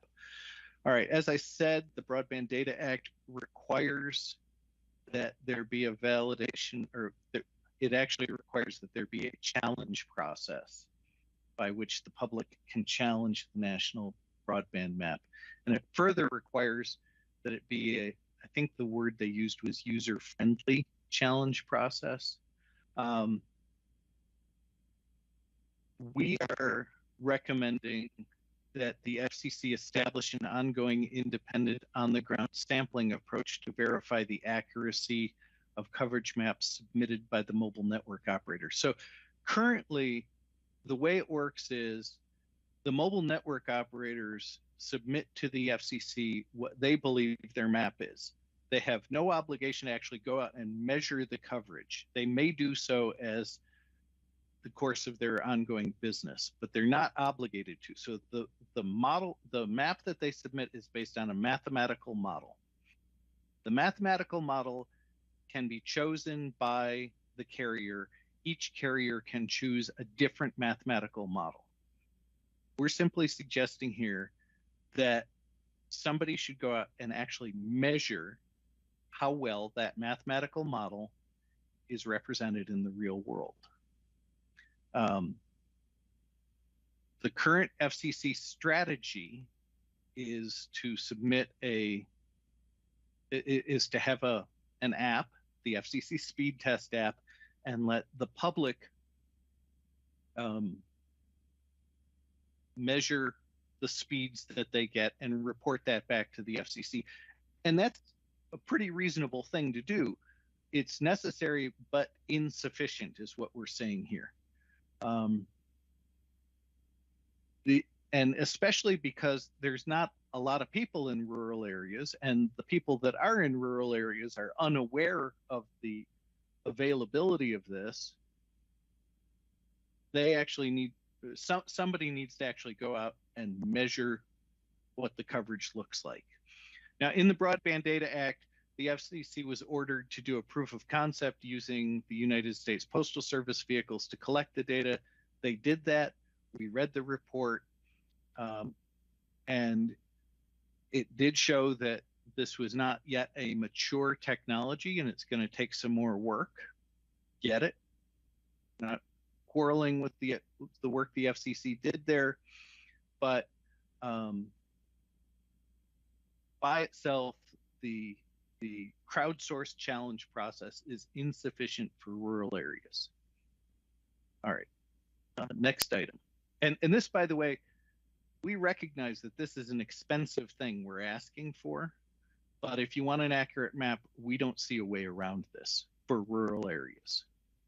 In urban centers, it might be possible to use strictly crowdsourced data. There might be enough people where you can collect enough data that works, but in rural areas, it seems infeasible, in our opinion. All right, recommendation 2.2, FCC should use propagation models that are open source and widely peer reviewed whenever reasonable. As I mentioned a moment ago, there are a wide variety of different mathematical models that can be used. The FCC does not specify which model to use. This, in our view, is sort of like trying to do accounting without generally accepted accounting principles. It might be useful for internal purposes, managing their businesses, but for purposes of the federal government and being able to compare propagation from different carriers and having a uniform map, we really need to have a common map or common propagation model. And we need to have confidence that that propagation model is correct. All right, so that's what we're saying here. Going down, all right. FCC and USDA are strongly encouraged to advocate for further research towards improving the accuracy of mobile mapping, especially over agricultural lands. So we're not suggesting that FCC or USDA do this research. There are outstanding universities, there are national labs, the NSF funds this sort of research all the time. We're just suggesting that the FCC and USDA make a point of highlighting the strategic significance to the country about this. And what we're hoping for is that these improved mobile maps will enable us to do less on the ground sensing without, and thereby lower the cost. So we can have the same confidence in the map at lower cost. Can we scroll down to the next section, please? All right, so I guess that's the end of section 2. Comments and feedback on that.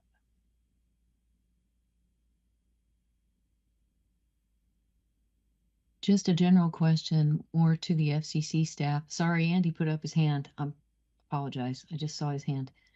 But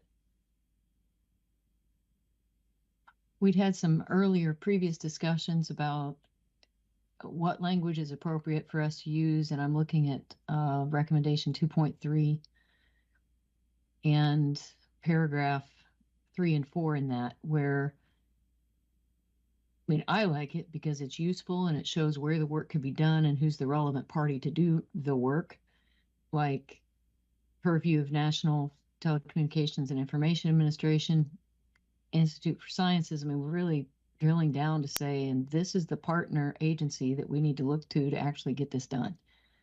But are we still in our lane? Is this okay to have this? I'm hoping the answer is a solid yes, but I want to make sure. I don't see any issue with that language. Okay. Great. And maybe Joe has the magic sauce for how we word things, but yeah, because I thought that was really good. Thanks.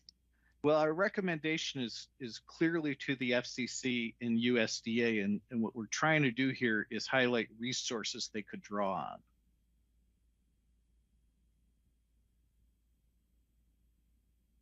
All right, Andy, please.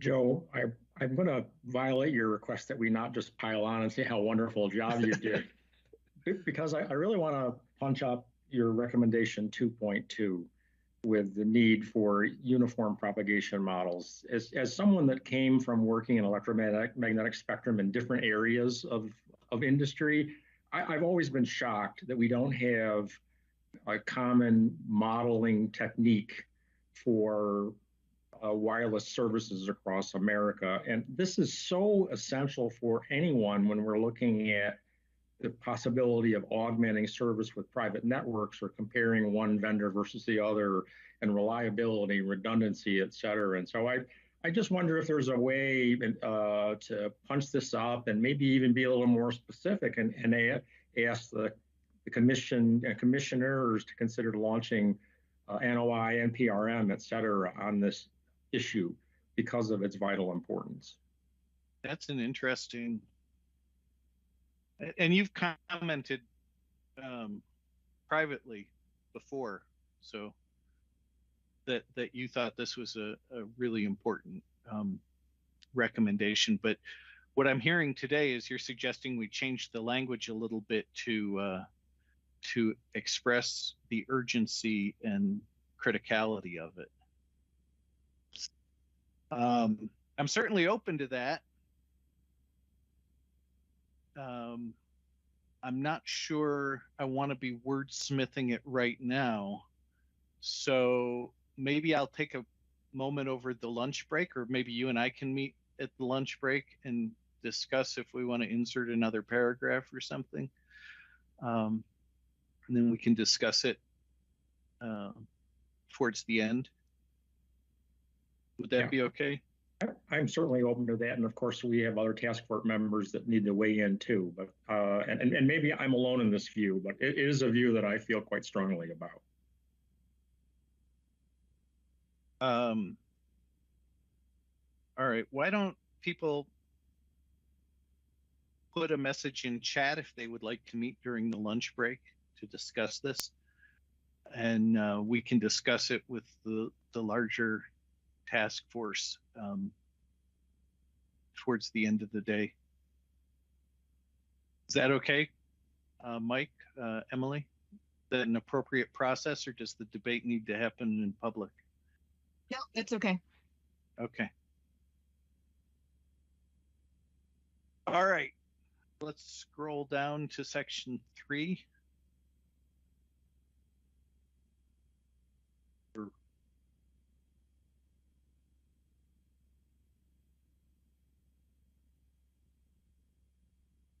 Is it Grant, can you scroll down, please? I've scrolled. I'm not sure why it's not showing up. clearly bad network connection? I'm sorry.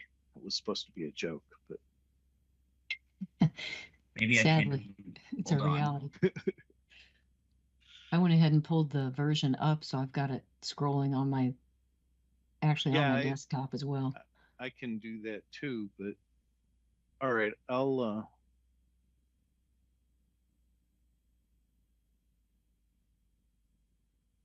you've been doing great, Grant. It's a pity that technology is not keeping up. Are you guys seeing this or not? No. It looks like the screen's black. All right, let me try one more time. All right, great. Super, now we can see it. Thank you. So, Section 3, the public challenge process. Broadband Data Act requires the FCC to develop and implement a public challenge process that is specifically mandated to be user-friendly. I'm sure the lawyers at the FCC love seeing the phrase user-friendly. Well-defined phrase. But I think we kind of subjectively understand user-friendly when we see it. The mapping working group recommends that the FCC develop a mobile challenge process that is suitable for sparsely populated agricultural and tribal lands. So I won't go into the minutia and details of how the FCC does its sampling because we are kind of limited for time. I will say that we reviewed it in the mapping working group and we feel that it's infeasible for rural areas, or inappropriate is probably a better word, inappropriate for rural areas. And specifically what happens with the mobile maps that doesn't happen with the fixed maps is there's this notion of cognizability. Because it's only a 90% probability that you can connect, at any time you could get a bad measurement and say, well, that was the 10% that's bad. And so the FCC implements a cognizability criteria. We feel that that criteria has been defined poorly and is inappropriate for rural areas, largely because you can't collect enough data with the process that they currently have. So we're recommending that they adopt a different process for rural areas. And in particular, the problem they have is they measure the speed and they say, well, did it meet the threshold or not? And then they categorize it as pass or fail. And that's not the way to do that statistical test. Because how much you pass by or how much you fail by can influence whether you've met the criteria or not. So if you fail by a lot, you don't need a whole lot of data. No. Anyway, I won't go into that detail because that would chew up all my remaining time. When a mobile challenge is submitted, you need more than, because there's only a 90% probability, right? We count an area as covered when it's only 90% probable. The FCC should inform the person making the challenge. They've already expressed an interest in this. Now you should tell them, okay, thank you for your data. Here's the other data we need in order to validate your challenge. They may go collect that data for you, but at least they know they've been heard. So that's the next recommendation we're making. And by the way, the FCC collects your email address and phone number when you make this challenge, and you have to attest that you are allowed to use the network services in this place, and so on and so forth. So they already have all your contact info. Now tell them what you're going to do, or what further data is needed for this to rise to the level of a credible challenge. All right. Recommendation 3.3. The FCC must ensure that network operators do not inappropriately prioritize speed test traffic over ordinary network traffic. It is feasible for the network operators, because they have access to all sorts of this information, to say, hey, that's a speed test going through. And what we're saying is, yeah, treat that the same as you would treat any other traffic. Don't prioritize it inappropriately, okay? Now, this is a can of worms, but what we're trying to avoid here is the possibility that the network might be overloaded and inappropriately drop people off it so that they can run a fast speed test. All right. Recommendation 3.4. The mapping working. Joe, Yeah. how do you enforce? I know this is getting in the weeds, but how do you enforce that? That's the can of worms. Okay. Enforcement, that's part of the can of worms. How do you detect it? How do you enforce it? Right. I have some ideas on that, and we could go into it. But the first thing is, let's make clear that that's an inappropriate behavior, right? And there is a suggestion in here that one approach would be to use public VPNs. That would be one of many steps you should take. Because once you use a public VPN, then the carrier can no longer tell that you're doing a speed test. So is this another opportunity for some sort of public input? Yeah, and absolutely. Comment? Okay. That's a great idea, and maybe we should discuss that. That was recommendation 3.4. Yeah.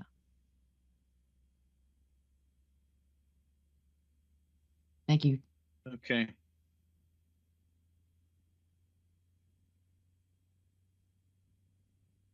All right. Sorry for the delay. Mapping working group recommends that. Okay, the location of pending and resolved mobile challenges in the download data files should include latitude and longitude. Currently, these locations are only identified by H3 hex cell ID. So FCC is using this framework called H3 hexes to tessellate the map, and that makes some sense. It's probably the best choice that they had available. Not saying that there couldn't be something better, but the best one that was reasonable. And if you download the challenge data from the FCC website at the National Broadband Map, it will say there have been challenges made at these hex locations, and they're, I believe they're hexadecimal. They might be alphanumeric. But figuring out what latitude and longitude those correspond to is really hard. And so if you open up the map, you can't tell where to zoom in to see if you're challenging the same thing that's already been challenged. And so we're just suggesting, okay, great. You guys have chosen to use H3 hex IDs. Give us the center point in latitude and longitude of those H3 hex IDs so that we can zoom the map in on that. And that this should be downright trivial. All right. Section 4, please. Oh, I guess other comments besides Heather's regarding Section 3, the challenge process.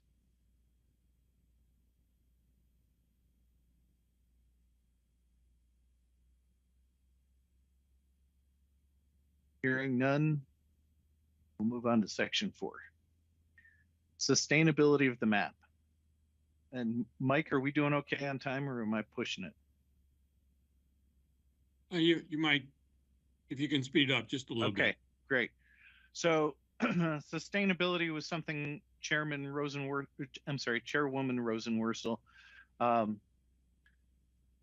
asked us to look at. I will skip the introductory section.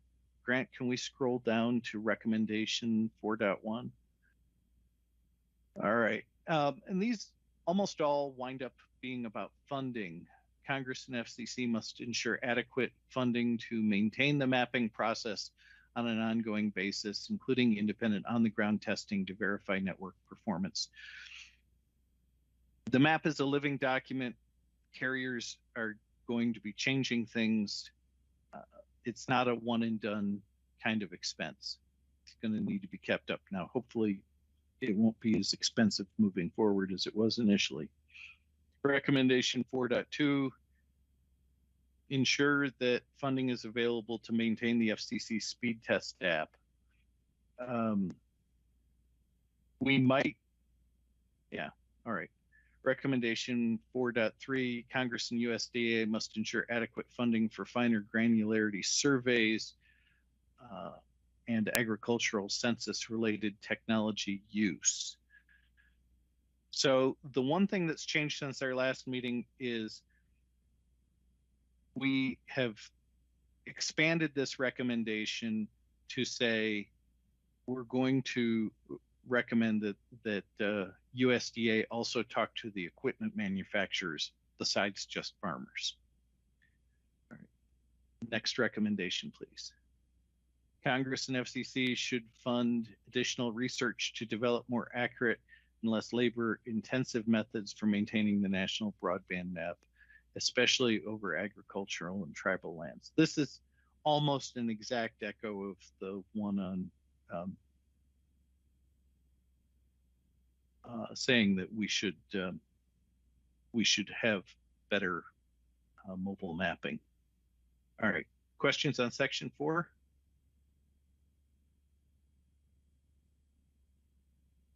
Hearing none, I'm moving on. The last one, the last section is awareness of the national broadband map and outreach. Because the national broadband map is based so much, relies so heavily on public input for the challenge process, it's vital that the public be aware of it. Otherwise, the whole process simply doesn't work. So we're strongly urging the FCC to more widely promote the map and the challenge process, especially among agricultural communities, which is, of course, our focus as the Precision Ag Task Force. We're suggesting that the USDA and land grant partners, which is primarily the extension services, educate people regarding the national broadband map. And then the next recommendation is that they educate people regarding the challenge process. All right, I think that's the end. Comments on Section 5?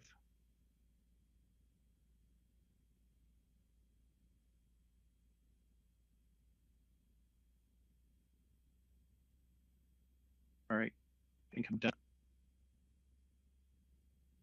Okay, so I just want to be clear that Joe, you and Andy are going to work on a statement related to 2.2 and bring it back to the task force that the end of the day. Yeah, may work on. And that then Heather had a comment regarding 3.4. That's right. And if anybody would like to have a sidebar conversation with me, or would like to join me and Andy to discuss section 2.2, send me a note in chat and we'll figure it out. Okay. Joy, you're up. Well, good morning, everyone. I'm really very excited about making this presentation. And first of all, I want to say how honored I am to serve on this task force with all of you. So thank you very, very much for that. I want to acknowledge the extraordinary leadership of our chair and the two vice chairs. I know all of the working groups are fantastic, but I have to say that ours is unquestionably the best. No disrespect intended whatsoever. I also want to thank our FCC staff for doing a remarkable job in proofreading our submitted report. So with that, Grant, may I please ask you to share our section, please?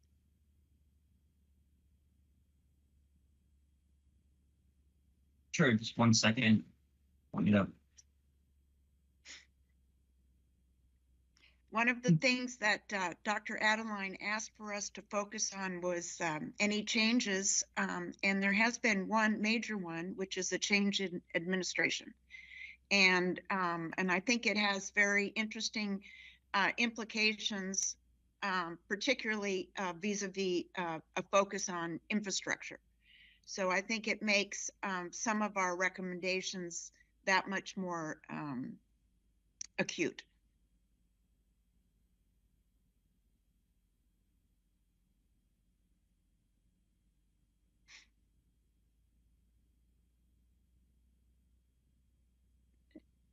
Do we want to go to our section, please?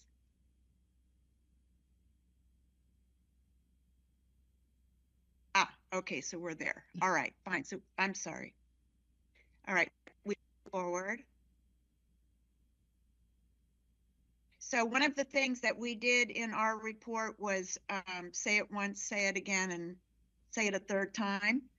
And our focus is completely on last acre initiatives. We feel very strongly that all of during the past 5 years, every report has really put forward this concept of number one, driving infrastructure connectivity as deep into rural areas as possible.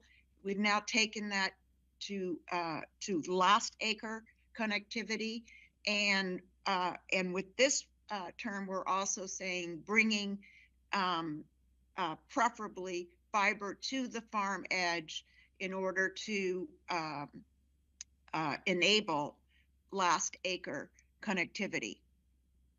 For the presentation that we heard this morning of Grand Farm fit our model absolutely perfectly of at this point having primarily fiber going to the farm, and then a myriad of technologies encompassing every part of the farm. It was also mentioned the role of edge being absolutely critical, of having a place for the data to go to. And I was very thrilled to get yet another point of confirmation of the need of connectivity to the cloud, the upload speeds, so that we're needing higher bandwidth. We can move forward. As also was mentioned this morning, AI, which last term was literally an appendix, in this working group's report is front and center.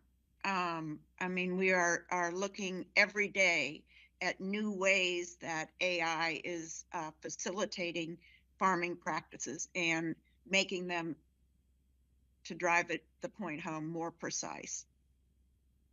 We're very excited about the renewal of the 5G program, and would love for that to become in and of itself a last acre program.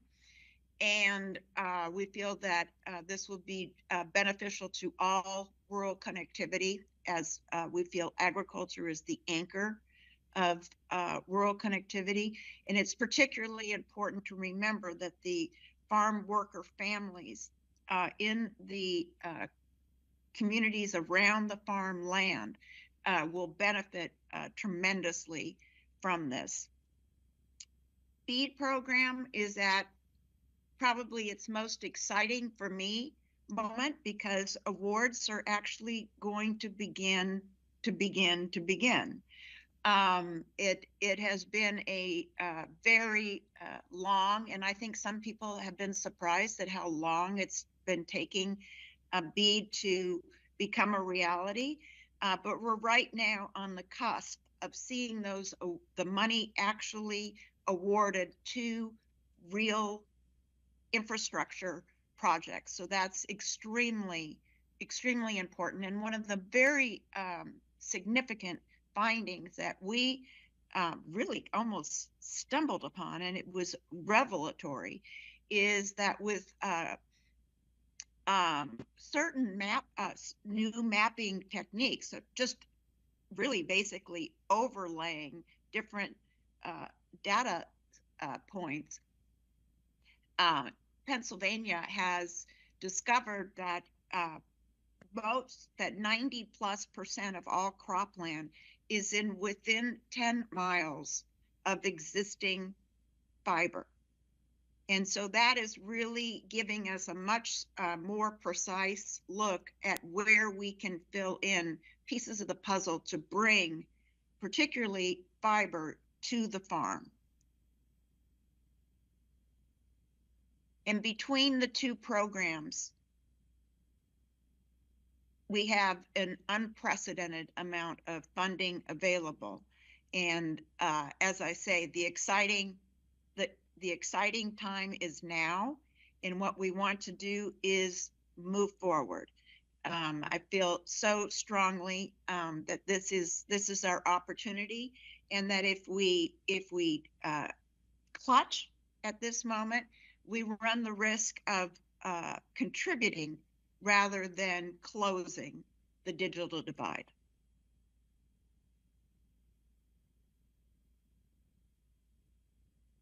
So these are our primary buckets, if you will. Again, last acre, I'm not sure I can say last acre enough. As was alluded to in the presentation about the Grand Farm, is that you've got this interconnectivity on the farm that's so necessary from machine to machine, because there more and more these robotics are operating as in swarms. As a result of this, what our connectivity requirements are both having a higher symmetrical download and upload speed, and also targeting below 10 milliseconds for latency. And that's important for how the machines communicate with each other. And we cannot afford to have any glitch. And then if you can scroll up again, Grant, just to show my favorites. No, I'm sorry. The other way, I meant down. This is my favorite slide, where you can see just that little cluster of dots. Now, where they are exactly on the graph is not precise, but it's in the general neighborhood, because it will vary from implement to implement and farm to farm exactly where they would go. But I think what's important here is to point out that there is a sweet spot, and that is what we're advocating for in order to get the maximum potential for precision agriculture. It's one thing to be able to have low connectivity to perform day-to-day tasks on the farm, but in order to get, as I say, the full benefit of the data, the extraordinary wealth of data that we're able to reap, that requires that higher connectivity. And I love this new adage that particularly because there was reference to how the tractors used to look dusty and now they're gleaming. And that's because data is although our tractors at home are pretty dusty, but data is the new tractor, and it's what's revolutionizing farming and will take us where we need to go to meet the country's needs, food needs, and the world's for that matter. We can continue on down. This is an AI generated graphic that shows basically the last acre connectivity. So that what you have all these different technologies that are working together compatibly within a kind of bubble.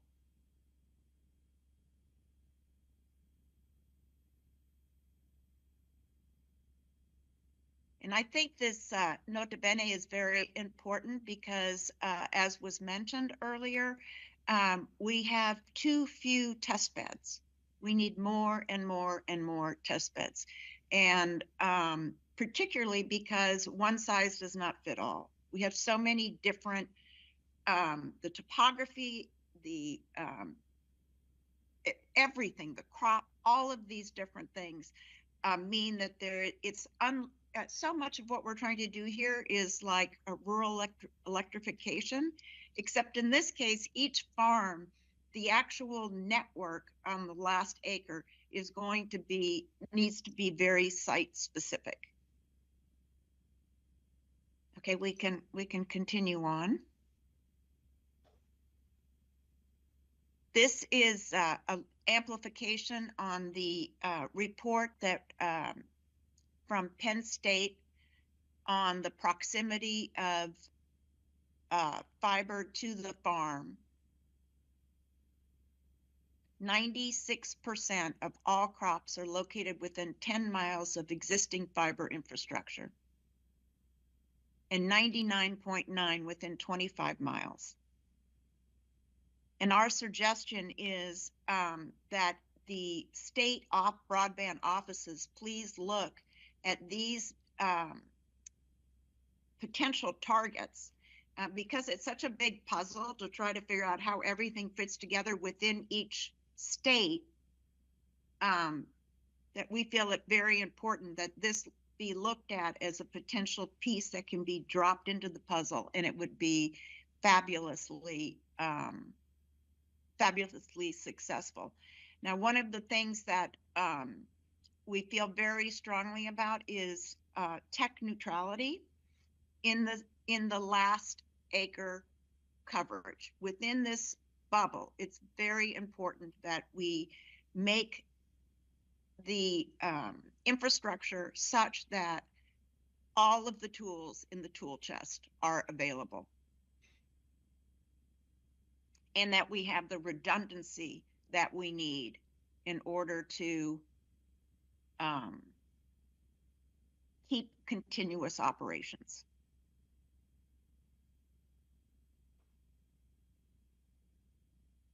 This shows the various levels of technologies, and it's interesting that it literally goes from the ground up.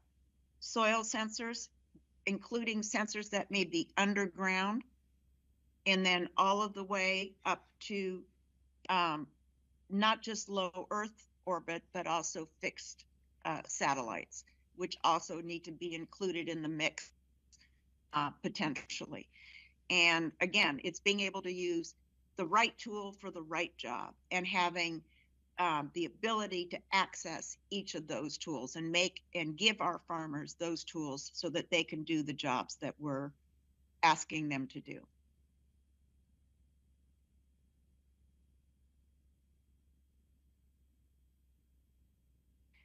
Spectrum is front and center, and one of the things that we're looking forward to is number one. I'm guessing when Congress will reauthorize Spectrum Auction Authority to the FCC.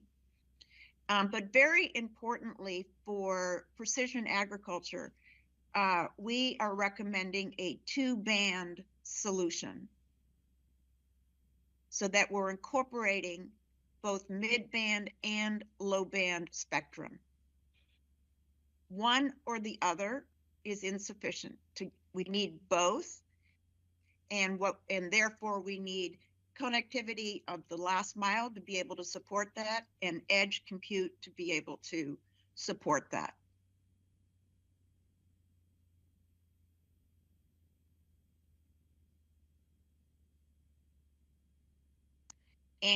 And one of the things that's an innovation that is coming fast on our heels is dynamic spectrum sharing.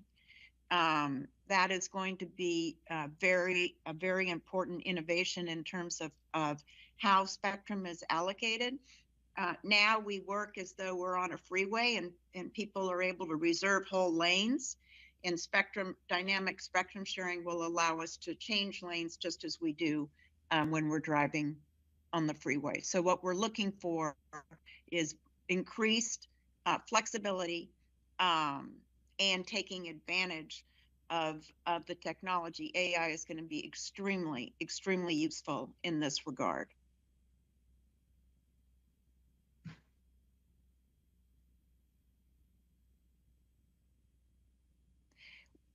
All of this requires government support. And the specific policy actions that we're looking for are, number one, spectrum set-asides, so that a portion of both mid and low band are specifically available for agricultural use. We're looking for infrastructure subsidies, incentives for spectrum sharing, and use it or lose it policy. One of the issues that we came across is that very often, or there are numerable instances when spectrum has been allocated, but it is not utilized across the full geography of that license. And so you end up with a lack of build out in rural areas. So the spectrum infrastructure simply is not there and not therefore available for agricultural uses. And so what we would like to see is policy that allows us to make sure that build out takes place.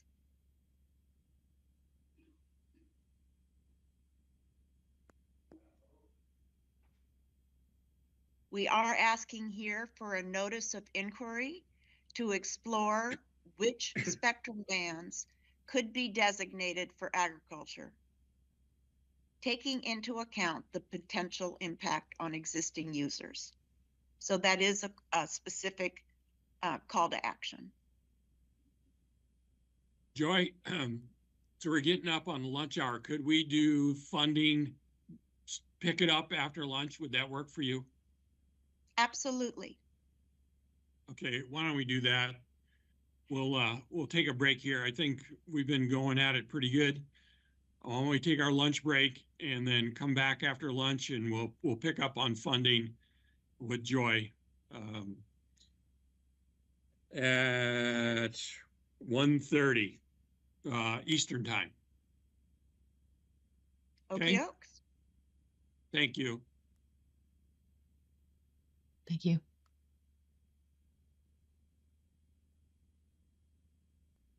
You're good to go, Joan.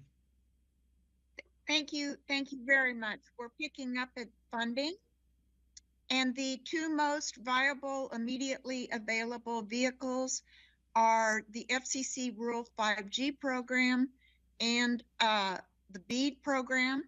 Both are extremely timely.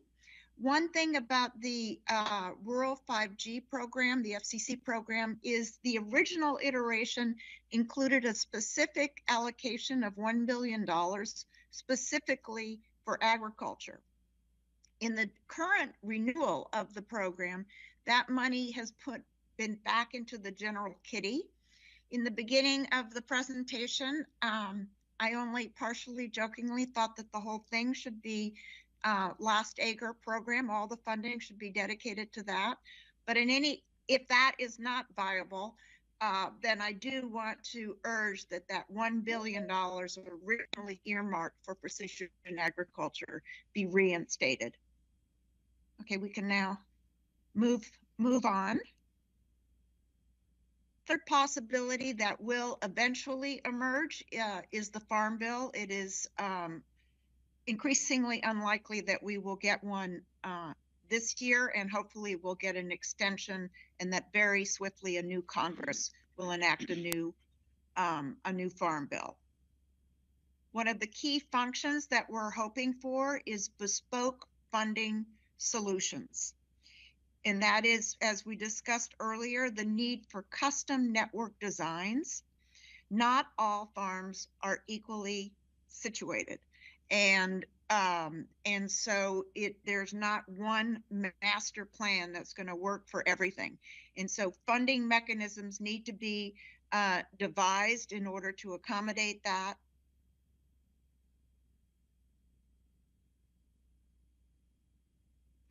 Part of what we're looking for is direct reimbursement possibilities. As we're recommending a two-step process. Number one, an application so that farmers submit an application outlining their needs. And then the other would be a voucher and reimbursement, that once approved, farmers receive a voucher to purchase the necessary precision agriculture equipment. We feel that this will help in encouraging competition. A major factor is, because there are so many moving parts and so many different needs on each farm, is the need for standards and interoperability. We recommend that we develop standards so that we're improving sensor and data interoperability.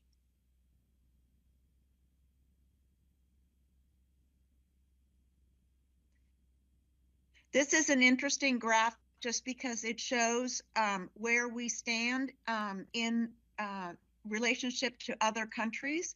And it's another emphasis of why having standards is so important, because we're bringing in certainly a lot of programs from other countries to use in our farming operations. Redundancy is absolutely critical. In our introductory presentation on regarding grant farms, we're reminded of the havoc that was wrought by the solar flares in May and the inherent fallibility of GPS. We can continue on. I love this photograph. Farming, anything can happen. As every group, we focused on sustainability as part of our charge. And there are three sides to this issue. One is the sustainability of the connectivity itself, i.e. the robust character and the redundancy. Number two is a competitive marketplace is essential. And also, we want to be looking at the environmental aspects of our increasing reliance on space technology.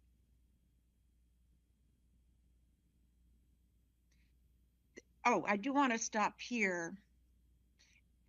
just here that to make a mention, in October, the California Coastal Commission denied a request to increase the number of rocket launches on the state's at Vandenberg Air Force Base, citing environmental concerns. There was some question about the citation, and if there is need for more, I can very readily provide the exact point in the recording of the State Coastal Commission's meeting where that transpired, if the task force feels that's needed.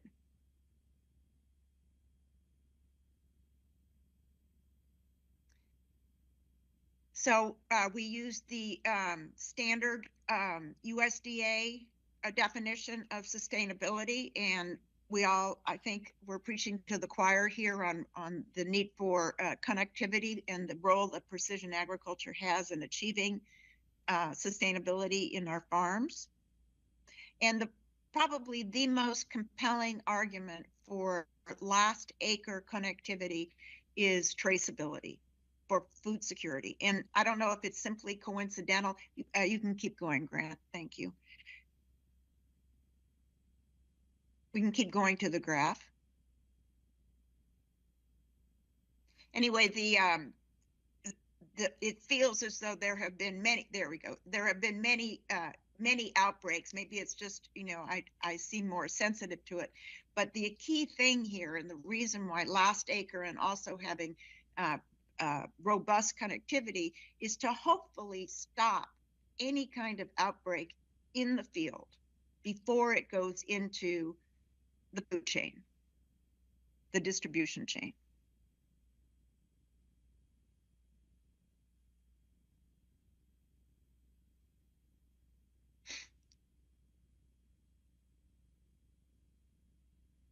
In many ways, we really thought of traceability as an essential use case for this term report.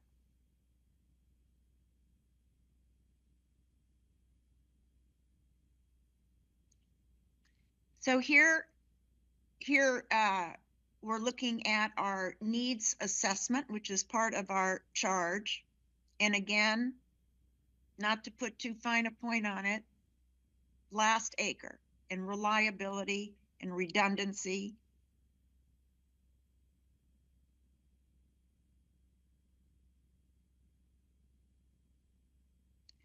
The whole goal here is to protect and strengthen our national food system, that it continues to deliver high quality products and increase yields. And our recommendation here in bold is so essential. High-speed connections to cloud services, enhancing data throughput and processing. And needing the satellite technology as a backup so that we can ensure continuous connectivity. We've already seen in cases of natural disaster where the satellite technology is absolutely essential in case of emergency.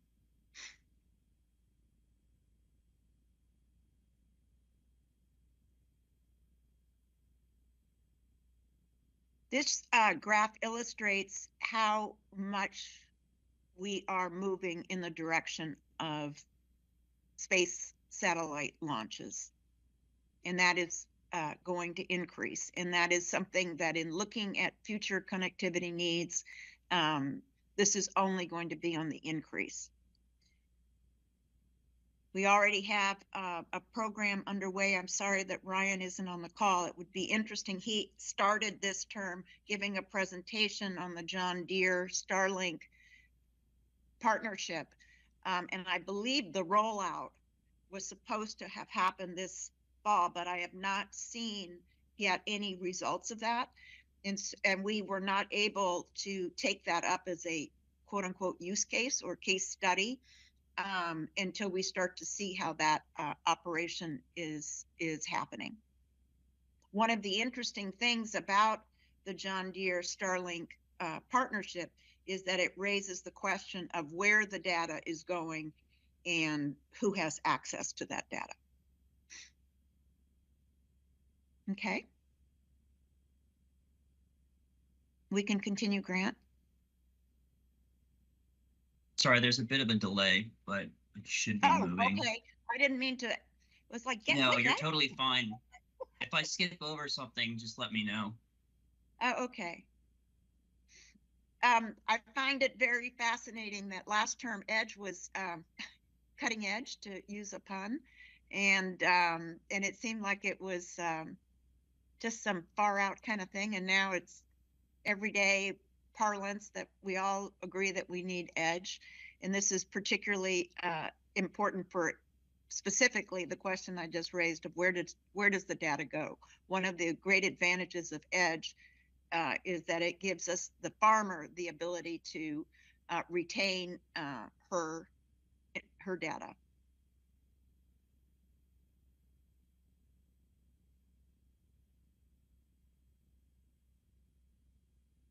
This is an interesting aspect of the 5G Rural Fund, is the $900 million in incentives to Open RAN, and this is a very exciting development and step forward. Again, we ask that the other $1 billion come back to Precision Ag.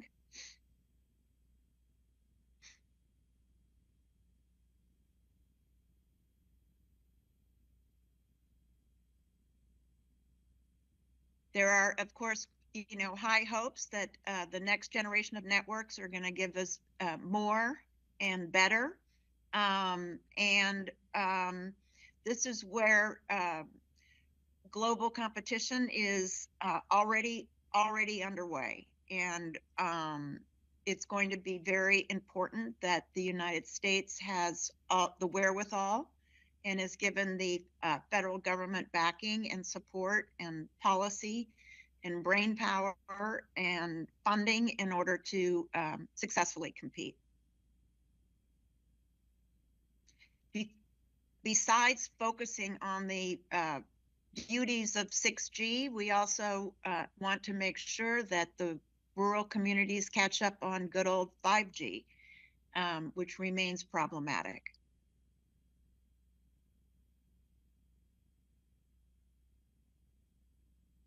A lot of this is really a recap of what is happening, and certainly a lot of the congressional decisions are completely up in the air. But I think one of the most important ones will be from both a policy standpoint of spectrum sharing, and then number two, Congress reinstating the auction authority of the FCC.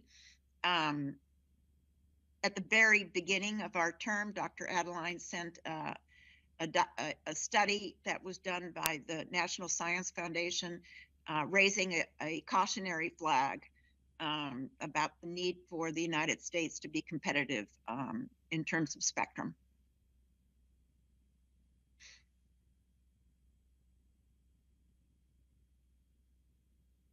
And in the studies that are going forward, particularly on spectrum strategy, is that we strongly urge that agriculture be one of the main pillars of those studies, that be a vertical that is looked at specifically in terms of making policy decisions.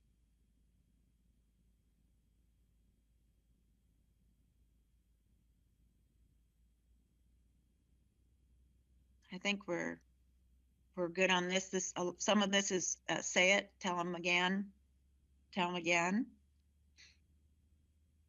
We had touched on antenna upgrades in the last term, and it's worth mentioning that the height of the antennas makes a difference. And allowing more efficient power management at antenna sites is extremely important in terms of balancing the need for major infrastructure.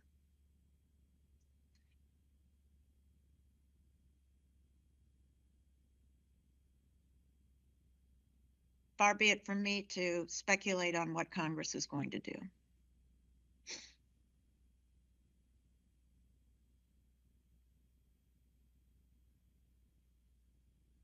I love this section of our report, and I credit so many of the task working group members for making sure that we kept this front and center. Is that everything that we're discussing here, the farmer needs to be at the center of it. This is all about harvesting data, and that data belongs to the farmer.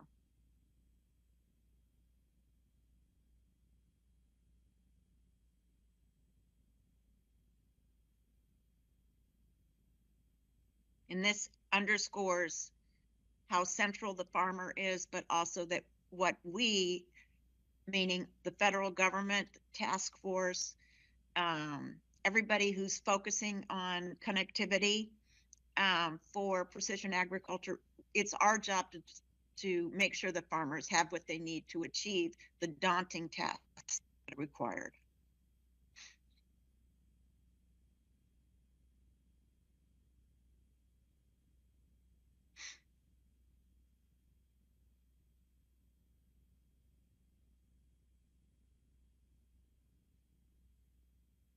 I think with all of the technology that we're talking about, particularly with the agrobots and everything, I think we don't want to lose literally touch with the land and the role of the farmer in farming.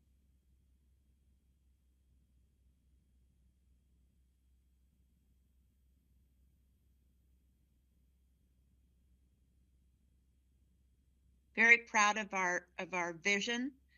And I think one of the things that we found at the beginning of the report is how quickly things have evolved. And even since we've wrapped up this report, I think it was October, so just a few months ago, the technology is surging on, and it's very, very exciting. And the more test beds that we have available, the more information we're going to have, the more we're going to be able to expand the use of all of this innovation.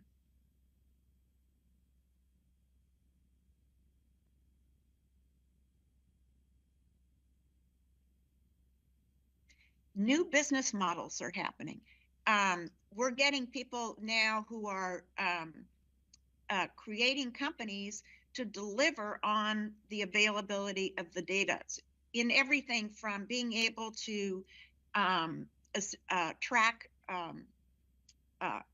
crop risk, which would have impact on crop insurance, to helping to design the networks on the farm. There's so many different new applications that are happening, and everything that we can do to foster that growing surge in business will be great.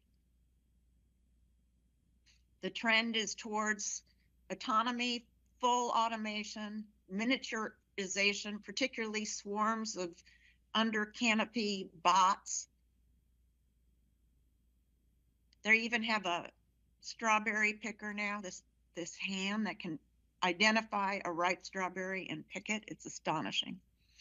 Aerial applications are important for our crop in grape growing. It's very important so that we can get a sense of the humidity under the canopy around the fruit zone, and that is really best done by a drone.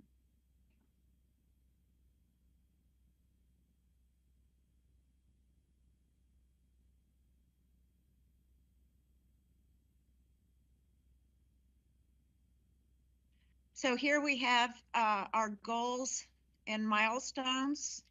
We have a graph that attempts to show where everything is happening. And what's interesting to me is that, oh, thank you, is 24 to 26 is kind of immediate, and you don't really need a crystal ball for these bullet points. It's really everything that we needed yesterday. But I think it just gives us a sense of what the immediate priorities are. And then things are going to start to hopefully accelerate with the bead deployment. And once that happens, once those awards are made, that is going to give us a very good new map to look at, certain states, I know California and New York among them, feel already that they have not been allocated enough money to cover all last acre build out. So there will be ongoing needs after that. And once the BEAD allocations are made, then we'll be able to assess what are the best ways of filling those gaps. Okay.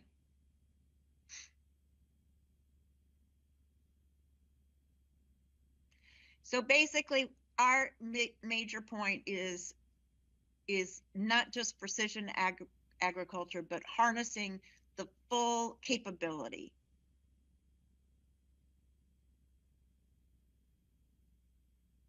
And again, last acre, symmetrical higher bandwidth and latency goals.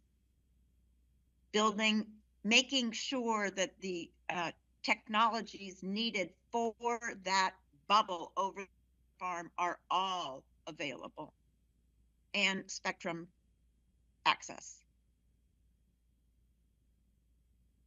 There it is, the perfect farm. So again, I am just incredibly proud of our group, and we, as was mentioned in the very beginning of this meeting, very passionate, very strong sense of urgency, and we really, our bottom line is we'd like to see, particularly this focus on last acre, we'd like to see this implemented. We'd like to see some action. I want to thank all the brilliant individuals and our liaisons who were extremely, extremely helpful. We had fantastic speakers, and their presentations are in the appendix. I'm open for any questions. Questions for Heather, or excuse me, for Joy. Because you knew I would have my hand up. I just wasn't there yet. Joy, I have a couple. These are more. Well, first, the question's for Mike. Why do I have to follow Joy? She has so much great energy. And right now, I am truly tapped out. Like, come on, throw me a bone. But I do have a couple questions. And one is, let me find it. I had to write it down. Oh, pages 73 and 74, at least in my version, where you identified the bills that I think are really important to include conceptually. I wondered, do you think we really need to include the bill sponsors, or do you think we might be better served by saying there's bipartisan support, both chambers, for a variety of... I think it's just technically correct. That's when you go to the bill, it just says, if they're not the sponsors, they're the authors. Okay. To me, the important thing is the substance part, and because I'm not really paying attention to who got reelected and who didn't. It's more about how do we get it done. But that's just how I believe that's how bills are identified. But I don't have a strong feeling. Okay, and then it was not a political statement. Yeah, no, and I didn't think it was either. I'm just saying about just emphasizing the substance piece of it. That's all. It's just substance. Question on the chart in the years 2027 to 2030, where you identified goals like the timeline, page 81. You mentioned quantifying energy and water impact of AI. Are you thinking what I'm thinking, like the idea that just using AI and Google alone is doubling the pull on our grid? Or was there another? I think it's a huge concern, and I think in terms of sustainability, and I think we just have no idea yet where it's going, except it's going to be big. Right. And already it's, at least I know in California, our rural electrical grid is already taxed. So, and you don't need to, water is obviously a tremendous issue. So right. I think this is almost a full circle problem where we need to save our water and energy in order to use water and energy. Well, so I'm wondering if we might want to kind of flag this to elevate it. You know, right now it's one of many bullet points. But to me, as we talk just in our working group, to me personally, that's a concern as well. And I don't think that I need an AI generated search to tell me about the pizza what kind of pizza I can get. Anyway, so I just throw it out there. If we're supposed to seriously look at sustainability, it's not just about in my mind, it's not just about the opportunities to improve sustainability using precision ag. It is also about looking at the system, informatics and data and everything it takes to drive that. It'll also be drawing on. I think it is an important issue. However, I think that getting to step one is more important. Yeah. I'm really focused on step one. Yeah, I am too. I'm just saying, if they wanted us to look at sustainability, I think we should throw a comment in there in the larger thing to say, FYI, this stuff doesn't feed itself. So that's all I had. Thanks.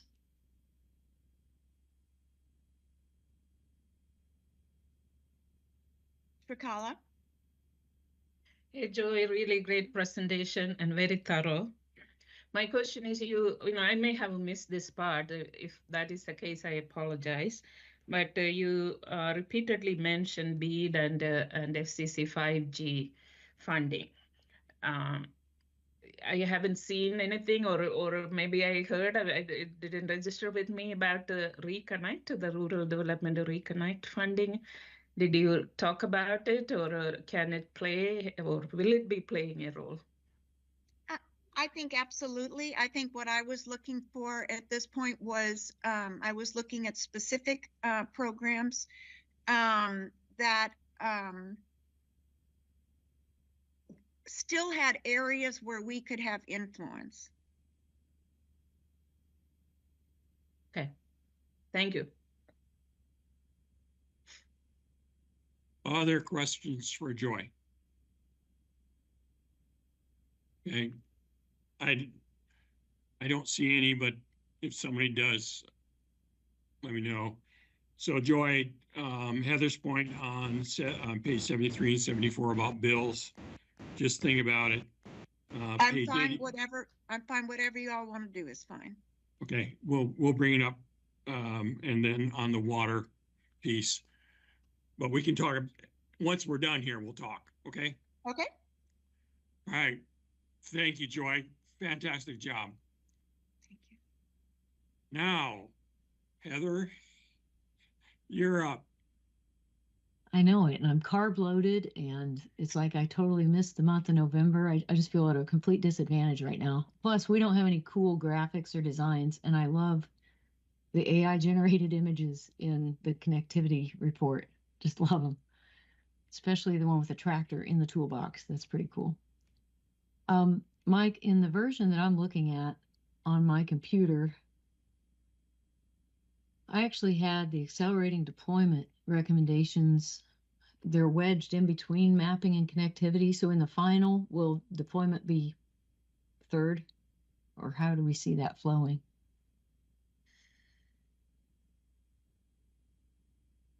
So you're right. In the printout I have, it's in a different order. This was just how you were going to speak. Just today? Okay. Yeah. All right. So I'm trying to get to my main document. And I'll thank Grant in advance for working with me on this. So here we go. In the executive summary, this is similar to what our task force was able to review at a preliminary meeting in October. One thing I'd like to note, though, and I don't know if we need to change any language here, but it's subtle. But in the second paragraph where you see, similarly, approximately 36% of the population in rural areas lack 5G in our coverage with minimum speeds of 35/3. The subtle piece here is it's 36% of the population, that this doesn't even begin to capture the area that lacks 5G in our coverage. And I think we emphasize in mapping and also in connectivity the fact that rural areas are just lacking, period. But if anyone has access to a number based on area, that lacks 5G that's accurate, I'd love to insert that. I just don't have that at my fingertips. So that's kind of an ask to the group, the collective knowledge of the group. As we scroll down into the report, again, I think in terms of new information, I really am kind of missing several weeks of mental activity on this front. So I do not think that we have too much new information from what we discussed before, but I'll try to highlight some things. In terms of accelerating deployment, in general, our buckets, if you will, for priorities fall under funding and incentivizing deployment to unserved and underserved rural areas. So that points to that policy piece we discussed earlier, that it's creative approaches to funding and also rethinking some policy approaches as well. The second bucket, leveraging underused spectrum and infrastructure. And I tend to think that, like Joy pulled out that example of the Penn State study, and Carolyn Price had also brought that to the attention of our group. Just the proximity. It's like this fiber is so close to the majority of our farmland, but how can we activate that? How do we light it up? How do we extend it a few more miles so that we can build out these customized, tailored solutions? There's so much infrastructure out here. So we try to touch on a few specifics there. We'll get into those specifics. The third bucket was accelerating deployment through improvements to siting. And we again emphasize the notions of both quality and reliability of broadband service. I think that William's presentation earlier with Grand Farm, he just underscored that reliability piece for all of this. It's really nice to dream, but to make it actuality, we absolutely have to have connectivity in each moment. We also acknowledge, Congress has an important role to play, and there are several ideas and priorities that they could lead with coming from this document as a whole, not just our recommendations, but hope that they will do so. And congratulating FCC, USDA, and Congress and others for promoting deployment of precision ag.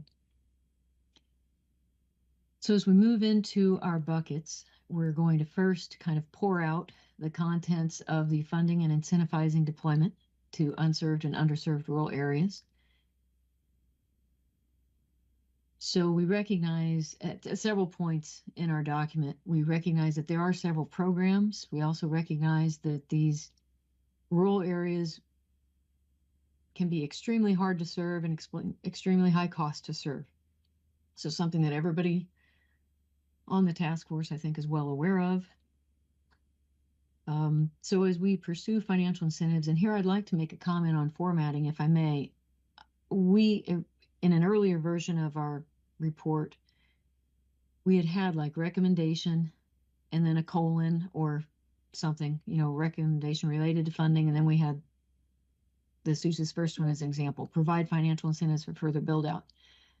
I would like, as a task force member, I want to be like Joe. I really liked how the mapping working group identified the recommendations so that you could track it quickly and you could be like, what I'd recommend in our final document is we do like mapping recommendation 1.3 and then read whatever 1.3 is. And then we could label these in our section deployment recommendation. This would be 1.1, provide financial incentives for further build out. So if we could consider that, I think that would be great and help with our overall readability and transmitting core concepts to people that we hope will pick up some ideas and run with them. So financial incentives for further build out, we're looking at grants and loans and some things that are already on the books, but we also have some subpoints here related to encouraging state governments offering tax incentives similar to those used for facilitating capital infrastructure improvements and investments that are used in other community building efforts. So I think that's an example of like a novel funding approach that we haven't talked about in earlier iterations of our precision ag work. But if we think of this as a rural development tool, as well as a national security, food security equals national security tool, then it seems like let's get all tools on the table to be able to get things done. Another example, investment tax credits. So promoting investment, for example, for renewable energy capital projects, how could we create maybe some investment tax credits in things like building out precision agriculture or specifically rural broadband, where we, as stated previously and in other parts of our document, identify that there really is a need. And so how can we bring in more incentives without just asking the government to print more money? How can we incentivize investment? That was part of our thinking. What might be in the formatting, we might look at this as our recommendation 1.2, then fulfill commitment to support precision agriculture in phase 2 of its 5G fund. So this echoes, I think, what we just heard in the connectivity needs report, but basically, originally there was a plan to have some funds set aside specifically designated for precision ag. And our recommendation is stick to that plan. Don't just throw it back into a larger pool and kind of expect things to fall where they may and result in some improvements. So let's be intentional. Another major recommendation, schedule 5G programs to maximize impact. So here we do recommend that we kind of take into consideration what's happening with BEAD as an example. Also with RDOF, I just saw a headline in the last week or so about some more RDOF projects that had failed to meet their benchmarks. And although I wasn't able to get in depth on that, but it appeared maybe their funding was going to be revoked or reclaimed back into the pool for rural development fund or digital fund. And I think for those of us in rural areas, we're absolutely committed to, let's make sure, this is another thing we don't spell out here, but I think we need to think about how they meet the rural benchmarks first.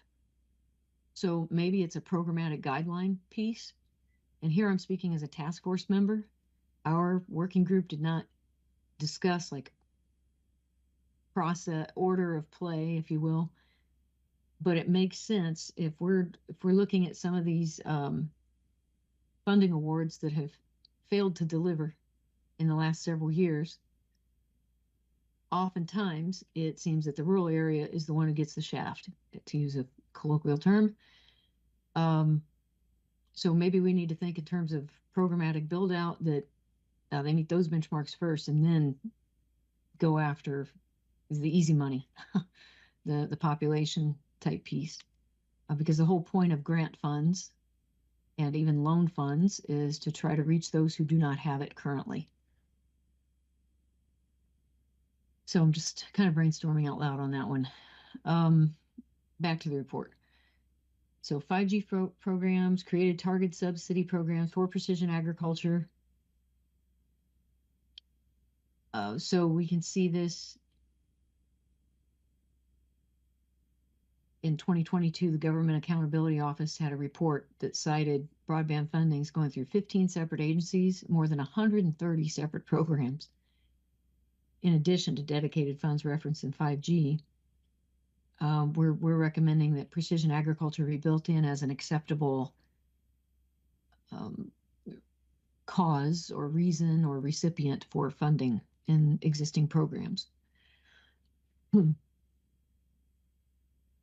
Another thing I'll just call out right here too, from a formatting standpoint, we did not, quite frankly, we ran out of time and horsepower to create a more detailed appendix of resources that we considered. But what you do see in our document, I think the mapping group was similar, is that our citations pull out and they reference those. So they're not just set aside in a separate appendix, but you can see here like that Governmental Accountability Office reference is in the footnote itself. All right, another recommendation, promote coordinated and complementary funding between programs, including combining awards where appropriate and necessary. So this one becomes, I guess I'm expecting discussion on this point because it can read contradictory. And we found ourselves in our working group walking a fine line or a balancing act. If you can picture that tightrope where somebody has things balancing on both sides as they're between skyscrapers. We have concerns by companies, in particular those that typically operate in nationwide auctions and nationwide programs. They're concerned that no monopolies are created. Or they're possibly concerned that if there is to be a monopoly, they want to be the one to have it. I don't know. But they're concerned about monopoly and preserving competition in the marketplace. And those of us from rural areas recognize that there is no competition in much of our marketplace because there aren't enough people, right? The money's not there to meet the return on investment that many companies, in particular those that would be, I would call nationwide, it may not meet their benchmark of what is a profitable return. So what we're trying to do with these bullet points here, if you read each one in detail, is we're trying to explain that we want a competitive marketplace, that we recognize that in these extremely hard to reach, high cost areas, it could take a variety of technologies, it could take a variety of providers potentially, or it could be only one provider. However, we also acknowledge that in these extreme cases, that provider, which may be a local or regional entity at that point, would need to draw from multiple funding sources in order to make the initial capital expenditure work and be feasible. So I would expect, I don't know if we want to discuss this now. We worked through several iterations of this, trying to appease or satisfy or represent, probably all three of those things, the different points of view within our working group.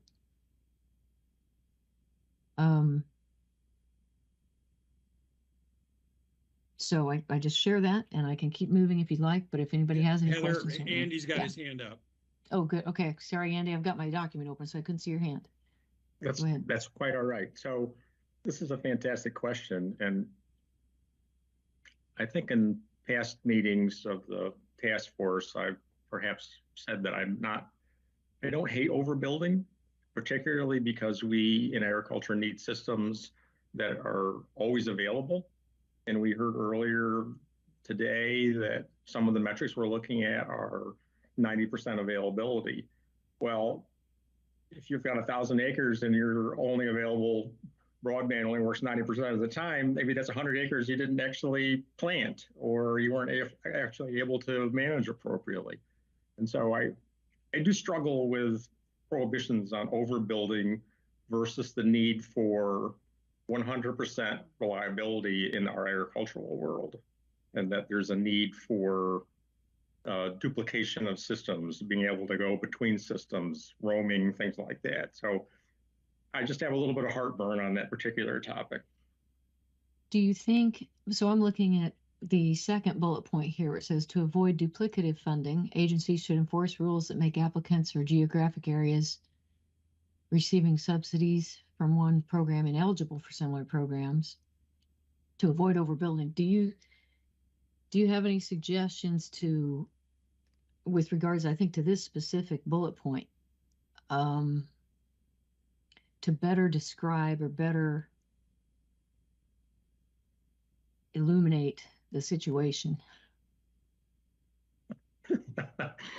Right, not off the top of my head, Heather, but I guess I can go offline and noodle on that a little bit, and maybe there are others who have some thoughts on that. But I think for those of us that are used to, when we need to farm, and 90% is not a great number for us, right? We need things that work all the time, and so we need to illustrate that. So maybe I'll noodle. Maybe I can come up with a couple words or sentence. I'll think about that.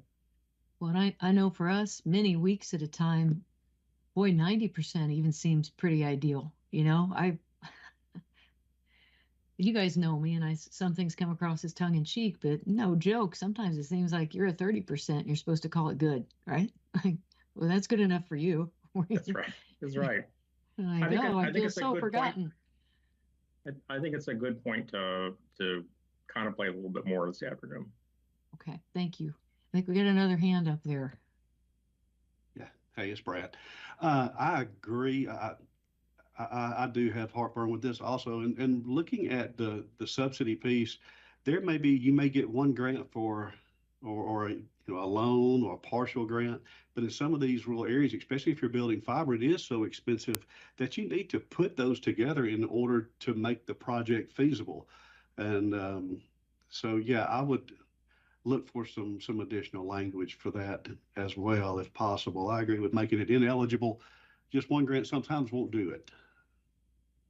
Well, thank you. I think that's where, like I said, is this walking this tightrope, because Sure. we have a working group of diverse points of view. And, quite frankly, those of us from rural areas we don't have our law degrees in telecom law, but what we do have is our degree in life's experience to show us that the existing laws are not serving us. And so we were trying to then come to, drive home some outcomes that at the end of the day recognize the reality of where we're at. Yeah. And so hopefully we'll get there together today. Carolyn, I see your hand is up.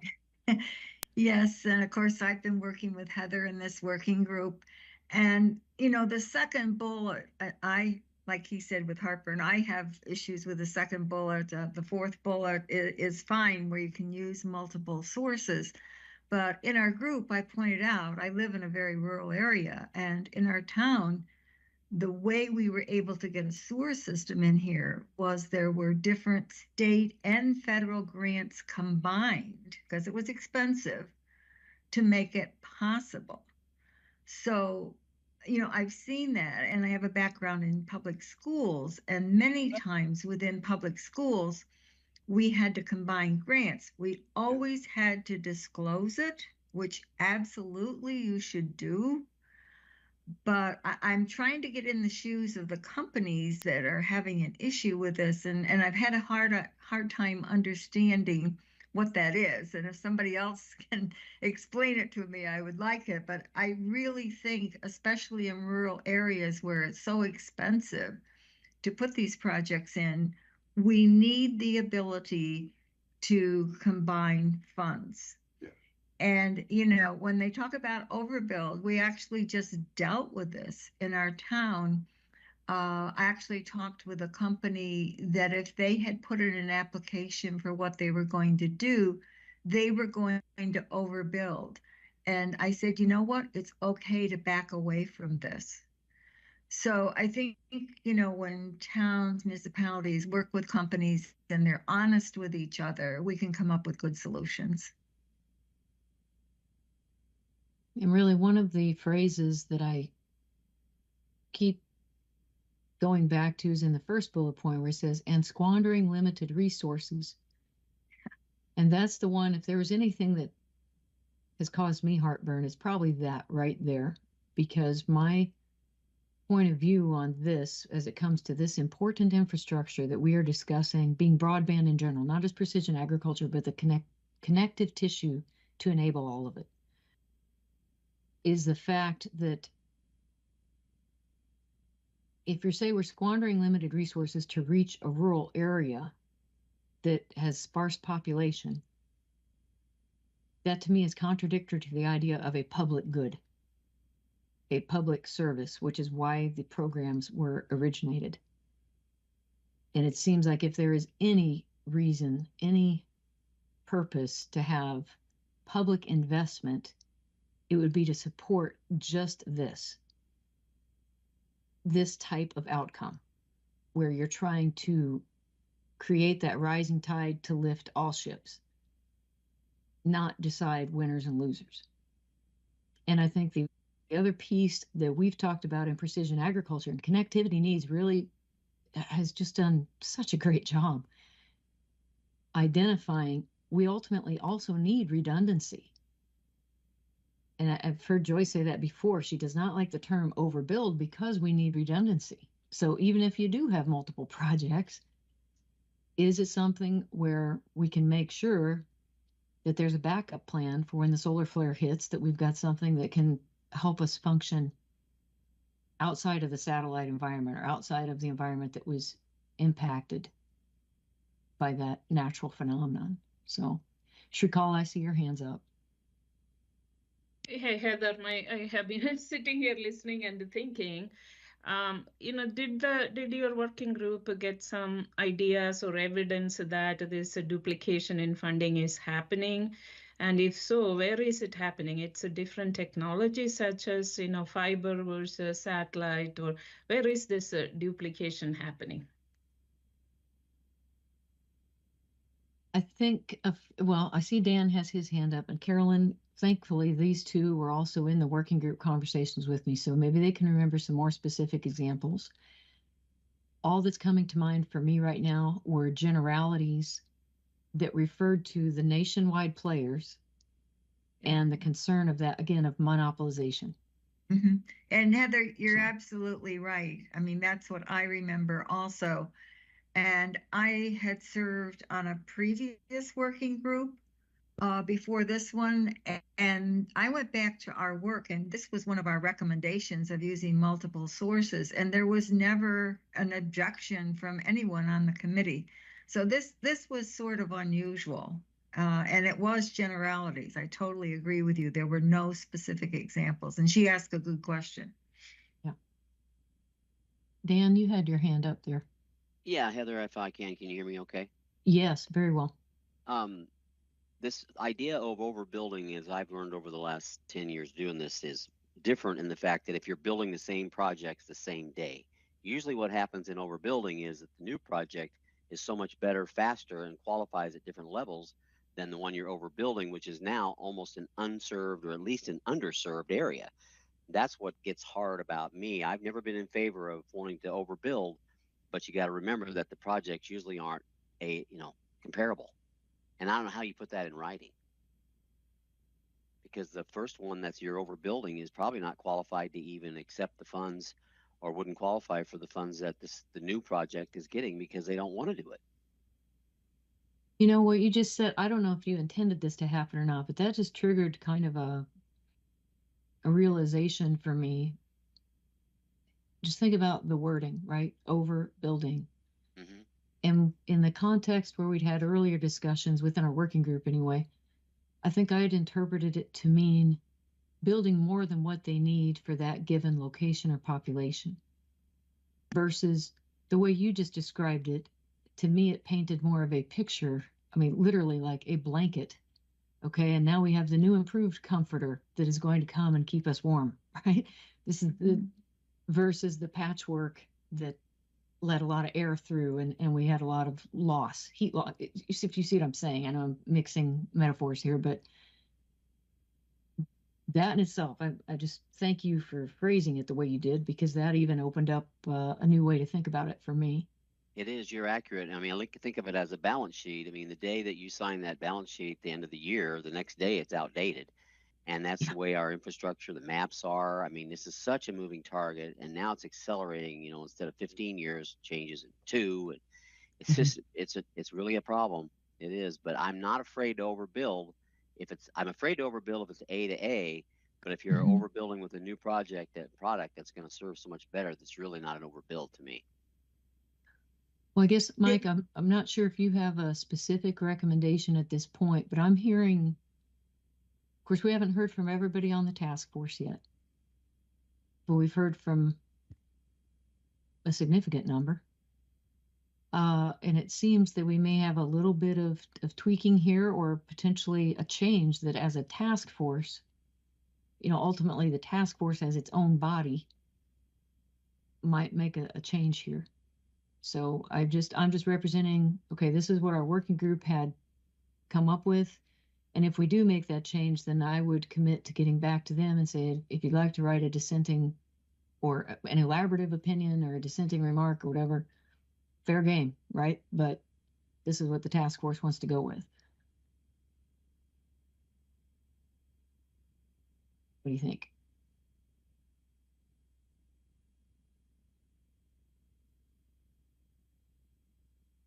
I guess I'd I'm- ask the question, Heather, of the FCC people. Have they done this before, or is the task force, do they have the ability to tweak a report and vote on it? Have they before gone through and let people put in dissenting opinions? This is Emily. I haven't heard of this before, but I'd also note that since you all are the voting members of the task force, you're free to tweak these before you take your vote.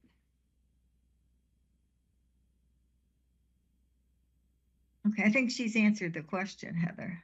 Yeah, I think that's logical. And it tracks with my interpretation of being on the task force. Well, okay, so I've kind of put this over here in a parking lot to my left so that, although I'm going to be paying attention to Josh's report, but if you wanted me to work on something, or you could just say, let's just remove this particular bullet point because it creates too much confusion or contradiction, that keeps it clean. That kind of just. That may be the easiest part, would be to remove that side, but just that particular bullet. But if you want to try to tweak it, that's fine. Yeah, but I agree. The commissioner said about the overbuilding piece is totally accurate. I mean, if it's overbuilt, it didn't show up on the maps. Either way, it would. If it's still showing as underserved or unserved, then it's an eligible location. It would not be eligible if it is served, and so therefore you wouldn't be able to get grants on that. Most of the overbuilding that they're referring to, if it's something that isn't reaching that milestone of the speeds that the grant is trying to reach. So, Right. Yeah, I think I'm more in favor of. I'm not sure I can tweak it to a point where it would really clarify it. Right. Yeah, that's because kind of my point too. Yeah, I think, Brad, I think I'm hearing you, and yet I'm trying to respect. I'm thinking back through a conversation in the working group, trying to respect the intention. Absolutely. Which is, I think, yes, we need to meet the need,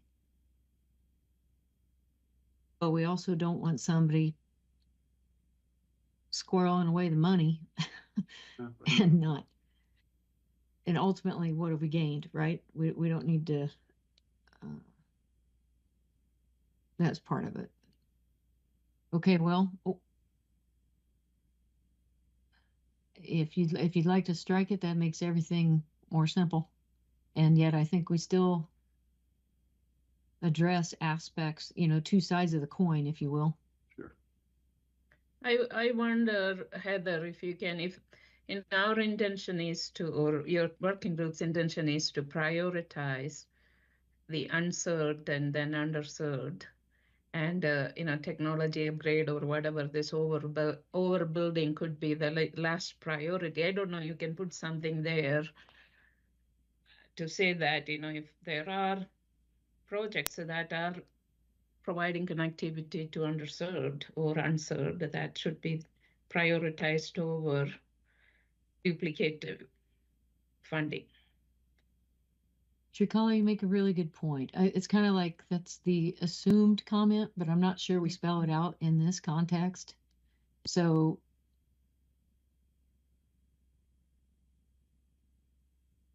okay, I'll try to. We may add one sentence like that. Maybe we strike the paragraph, but we somewhere add this sentence that says, the priority is to use these precious funds to serve unserved and underserved areas first. Right? Yeah, that is what I was thinking. Mm-hmm. Heather, on your Right bullet point 4, I wonder if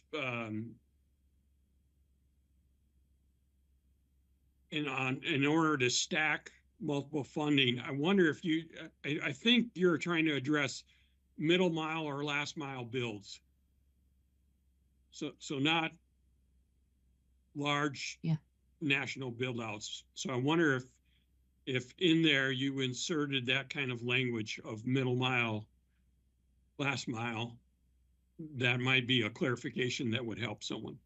Do you think, so for example, where it says in certain cases of building the middle and last mile service? Okay. Right.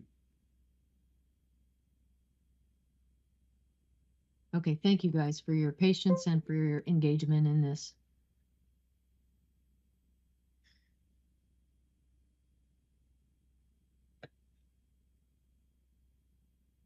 I think we don't, Heather, I think this is gonna be, yeah, sorry. Dan? I had to step away for a second there. Did you decide to pull out the whole paragraph above though, when we were talking about the overbuild, or are you going to wait and see what the final group? I think we were gonna take a look at it with it pulled out with the to avoid duplicative funding bullet point paragraph. Okay. And then add in a statement, don't know quite where this is going to land yet, but the priority is to use funds to deliver service to unserved and underserved areas first, or deliver broadband. So try to not be too redundant. And Okay, and then in certain cases, and that final bullet point, open it with in certain cases of building middle mile and last mile service, the potential the potential benefits. So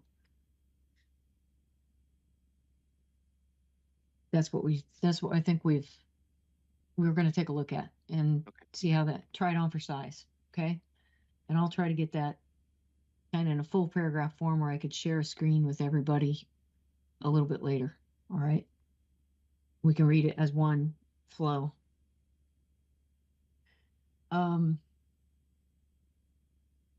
Okay, so we'll keep rolling. Thanks, Grant. I don't know if you stepped out for a break or not, but we're going to establish another one of our novel funding approaches was establishing opportunity zones in unserved and underserved agricultural areas. This is another approach of trying to incentivize investment in, we're going to call them low telecom areas. So it doesn't always track with low income, but it might be low population or something. So it's just an example of a tool that's been used in other situations. Why can't we try to adapt that for helping build out broadband infrastructure?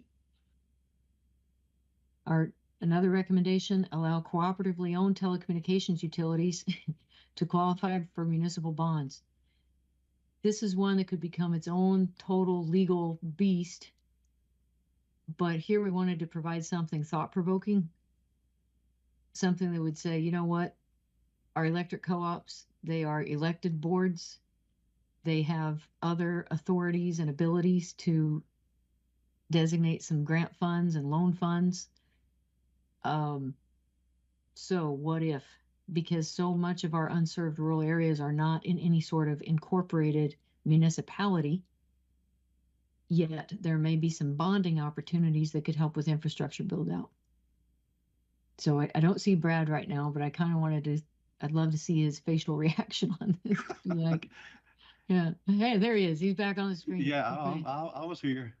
Very, very interesting thought. I've not thought through that, but you're exactly right. A lot of the areas that we're trying to go to are not municipal areas, and so the grants and different bonding if the grants aren't available, maybe there would be a bonding opportunity, another avenue for funding. And so this is quite interesting. You said thought provoking, that it is, and so I agree with that. Let's look through that a little bit more.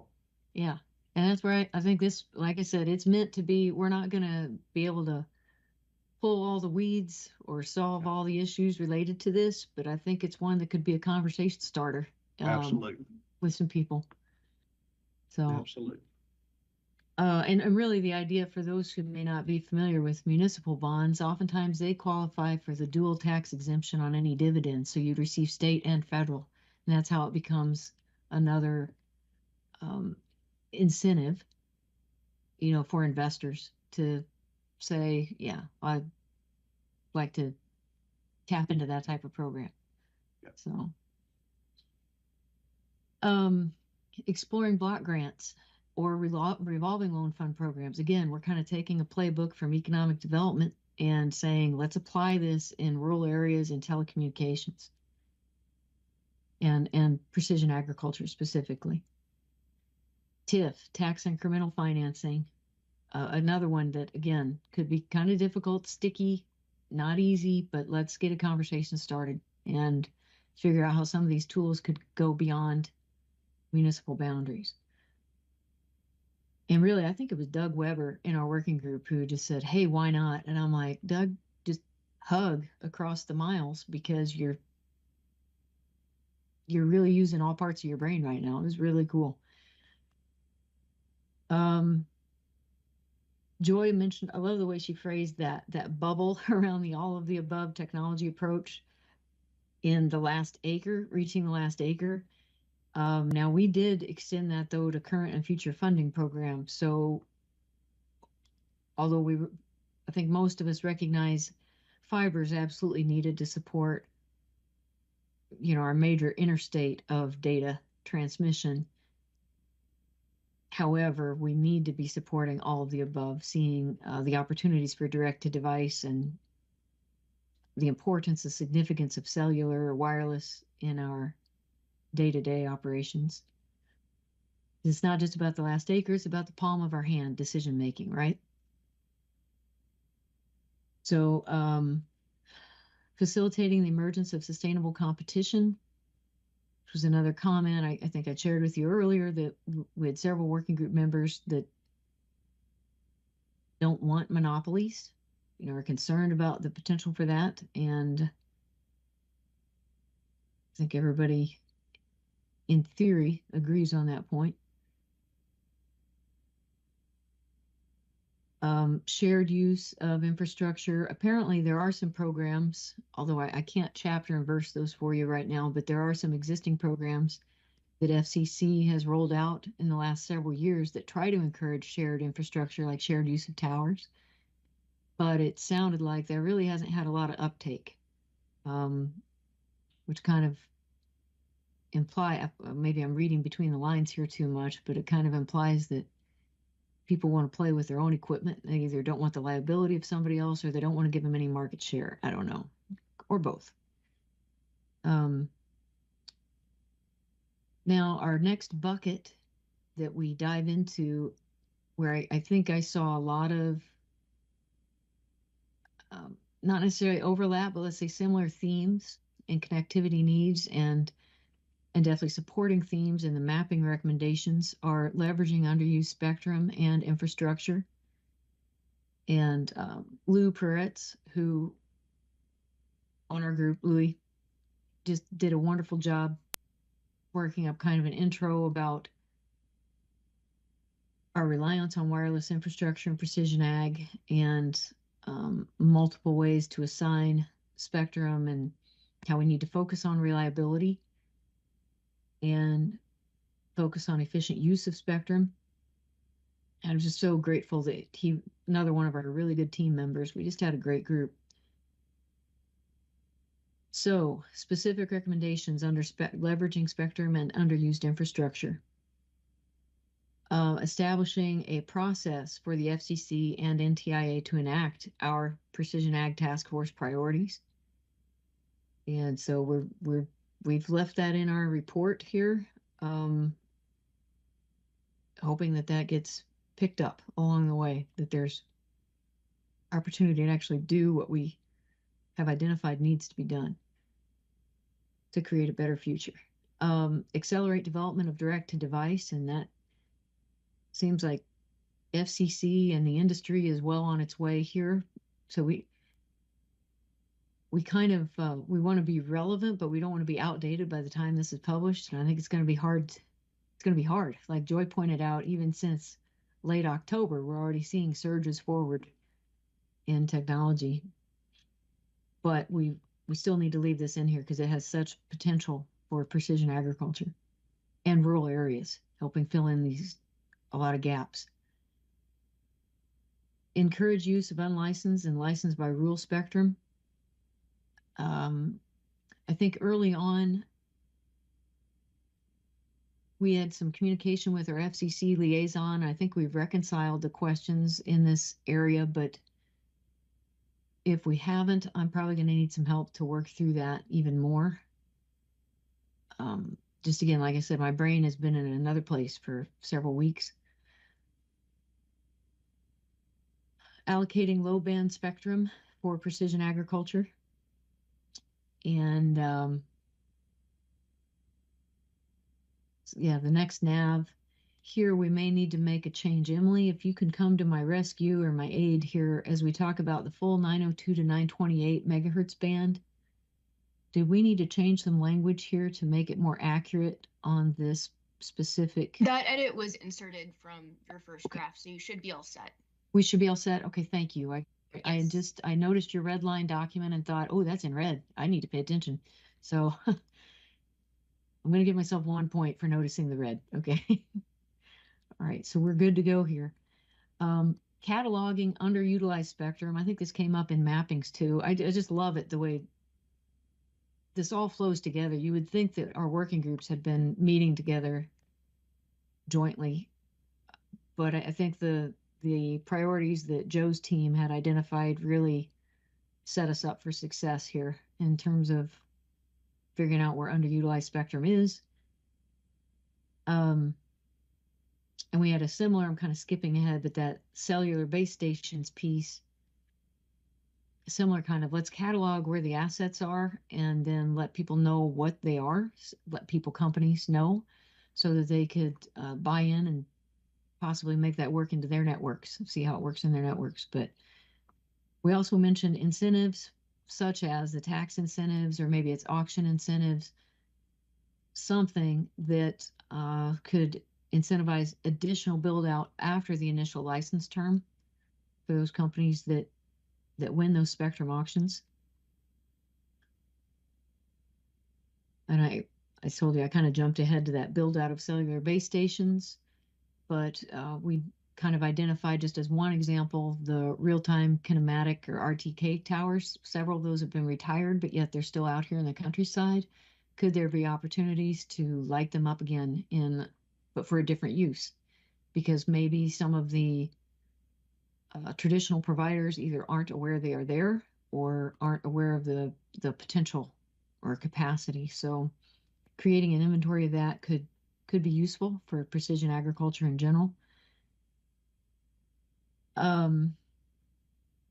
And we talk again about incentives that could account for co-locating and sharing costs with other carriers. I think I mentioned to you that some of our working group members acknowledged that there's some current programs that try to encourage the co-locating, but they really hadn't had too much sign up from companies. So I don't know that we've cracked the code on that, but our intent was to definitely elevate or raise awareness of the possibilities. I think that the mapping working group touched on this, future iterations of broadband data collection, expanding categories of data that carriers report, but maybe not. We may not have actually talked about the categories of data. I think it may have just been more about delivery method. But that could help identify where additional towers may be needed. So for example, voice versus the video. Consider new rural service rules. This is one it felt to me like we spent a lot of time on, but it didn't seem like it was going to make much of an impact at the end of the day. We learned that in the past, probably 20 years ago, roughly, the FCC had some specific guidelines related to geographic build out. And that has been essentially removed from the law. And yet here we are in 2024. And I think we as a task force have collectively said we need geographic build out requirements, not population based. So this kind of, the rural service rules touches on that in terms of, it has this system of percentages that a licensee could say, well, we're meeting, it ultimately comes out to maybe 15% of the people would be served after you do the math and the mental acrobatics to get there. So it really doesn't seem like it really serves rural. It just provides a formula for people to say we're rural's out there, and we serve some of it. But that's me doing an editorial comment. but the use of geographic-based build-out requirements in terms of achieving reliable capabilities on 95% of our agricultural land in the United States, we absolutely have to have geographic build-out requirements because that's not going to happen on its own if left to current guidelines. Heather, I need to move you along a little bit. Okay, I think we're almost done. Incentivize deployment of currently licensed spectrum by the providers, develop test beds for private networks. These are things that we've seen before. And then our final bucket was the accelerating deployment through improvements to siting. We had equipping local permitting authorities. So kind of, is it a playbook? Is it training?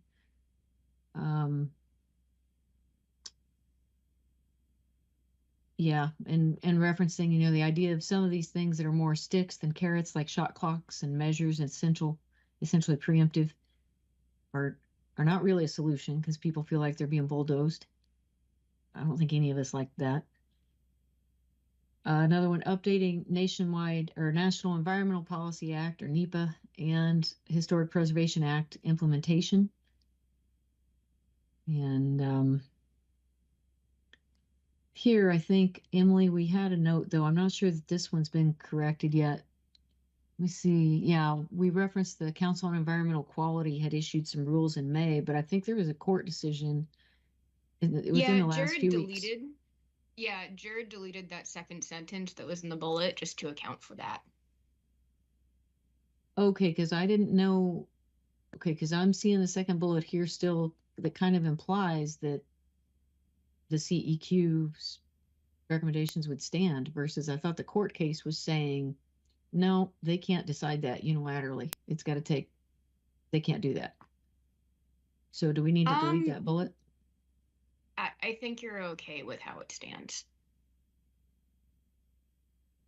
Okay. I don't know if you want to read back through that marine versus whatever outcome, but we might want to take a look at that. Use cost-based permitting fees and develop a playbook for deployment. And then as far as how we listed our working group membership, and this is another comment on formatting, we can save it till the end, but I think whatever we do, we just need to be consistent. I noticed in one of our working group reports, they listed all their members up front with complete titles and everything. Whatever we do, just whoever's going to make the final, let's make it consistent. We just listed ours here, and as I referenced earlier, we haven't really had any time to do a more built-out appendix. So that concludes our comments. Thank you. Thanks, Heather. And any questions for Heather at this point? Okay, seeing none. Thanks, Heather. All right, thank you. Josh, you're up. All right. And I've got a hard stop at 2:30, including questions. Okay. What time zone are you in?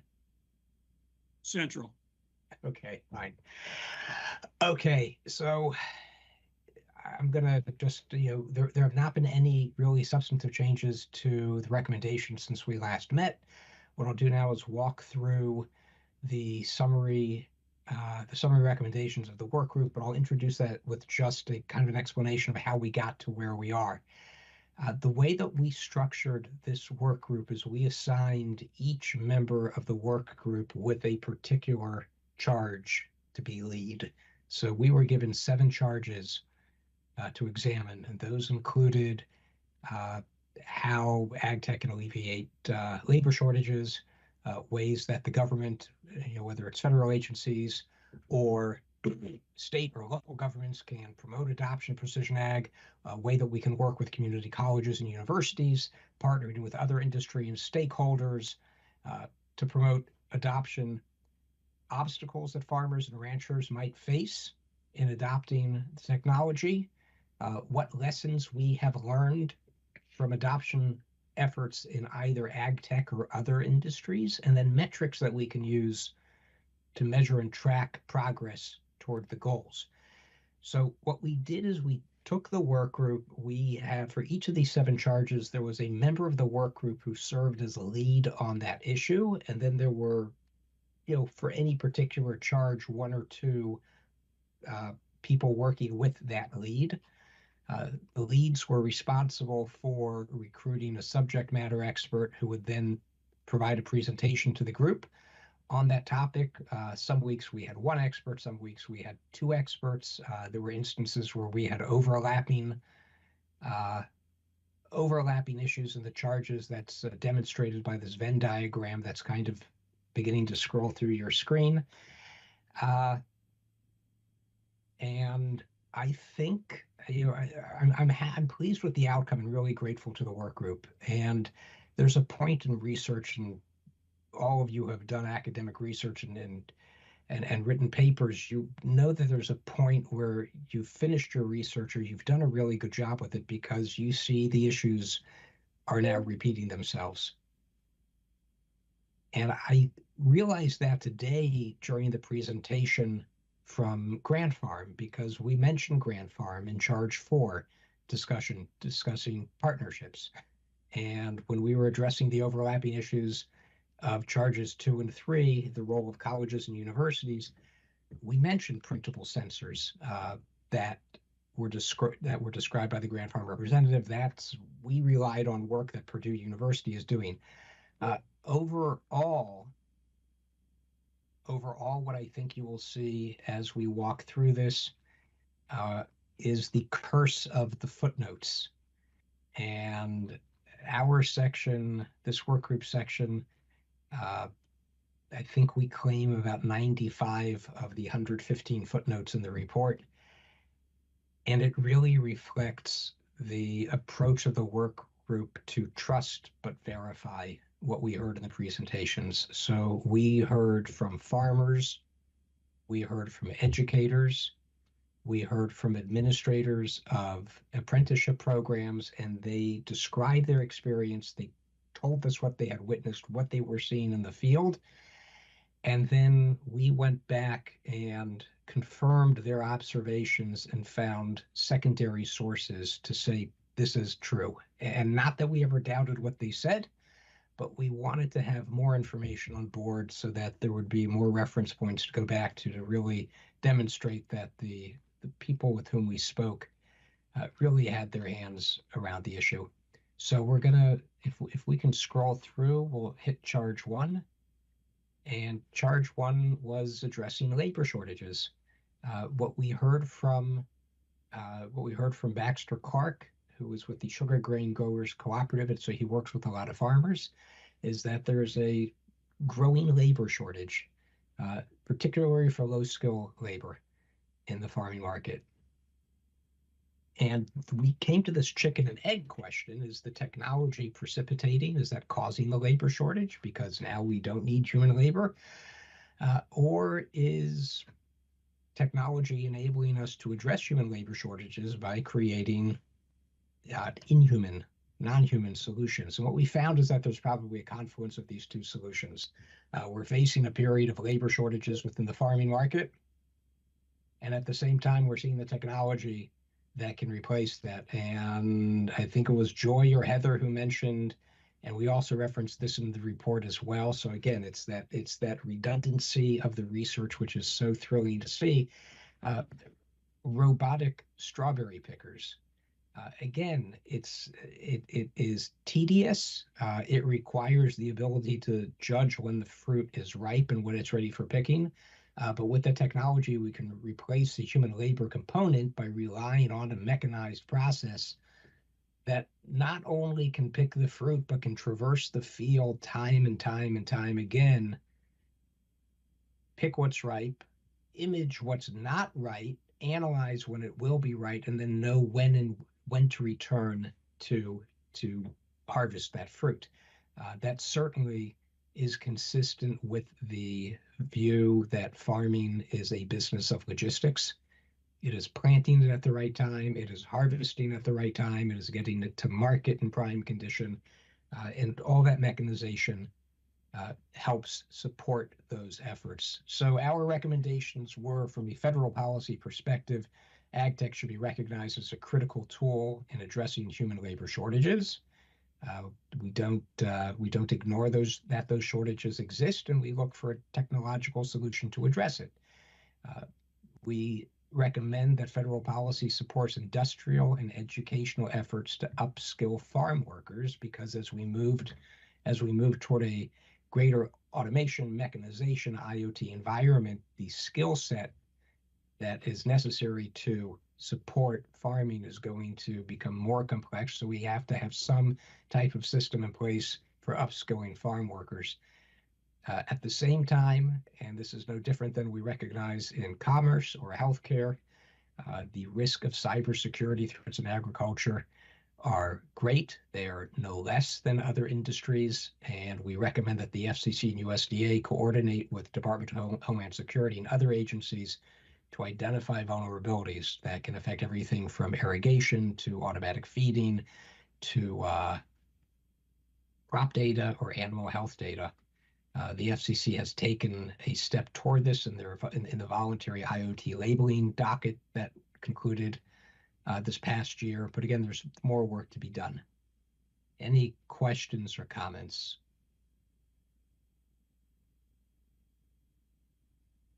Okay, so Josh, charges. is all this funding? I saw you'd referenced USDA funding, and for some of the college examples, are you also thinking Perkins Act, or like through education, or what? I mean, Perkins Act, my understanding is that that's more student focused, isn't it? I'm not sure. Yeah, I'm sorry, I hopped ahead. I was thinking about the training part. It was just a lingering question. But that is a, we did see this in, and it's mentioned in, I believe it's mentioned somewhere in the larger text of the report. Apprenticeship programs that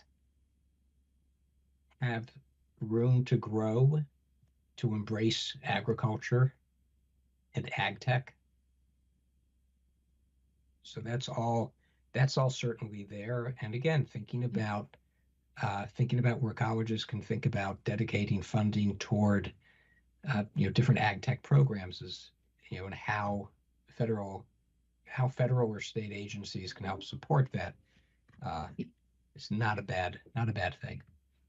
Okay, thank you. Yeah, I found page 98 on the apprenticeships. Okay, thank you. Okay, thanks. Charges 2 and 3.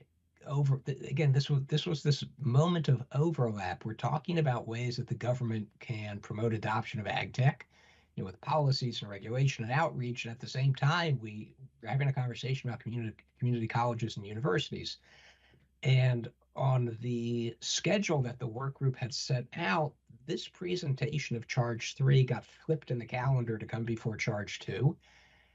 And we finished with charge 3, and we wrote up the summary of the presentation and our discussion that we had afterward. And it seemed that we had covered most of what we thought we would cover in charge 2. So the executive summary that's on the screen here is to think about ways to look at farm bank and credit systems, to think about, and I know that in regulatory environments, sometimes silos are good and sometimes silos are bad. We like to see cross-pollination. But here we're thinking about financing silos that are really aimed specifically at small farmers to enable them to obtain broadband-enabled equipment. The barriers to adoption of ag tech are, there are several. It is age of the farmer. It is size of the farm. It's size of the farm with crop diversity, and that gets into affordability. But if we can think about walling off or creating silos for grants and loans that are dedicated for small farmer acquisitions of ag tech technology, we think we can find an avenue toward adoption that way. We also think that colleges and universities can play a role in this in beginning, and they are beginning to do this, to develop curricula that focus on ag tech. So the recommendations, again, these are very broad brush, thinking about how the USDA can create not just opportunities for farmers, and especially small farmers, to utilize loan and other programs for ag tech, but to create incentives that would be tied to the size of the farm, to efforts in job development, thinking about productivity savings and gains and how those can be, fed into a program where almost a give and get.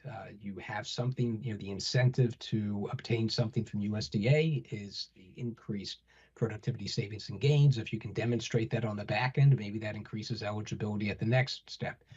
But all of this is going to rely on, particularly for small farmers, making the case that the ROI is going to be worth it. And it's going to be, we can't whitewash it. We can't say that this is always going to make sense. I think it will as technology costs come down.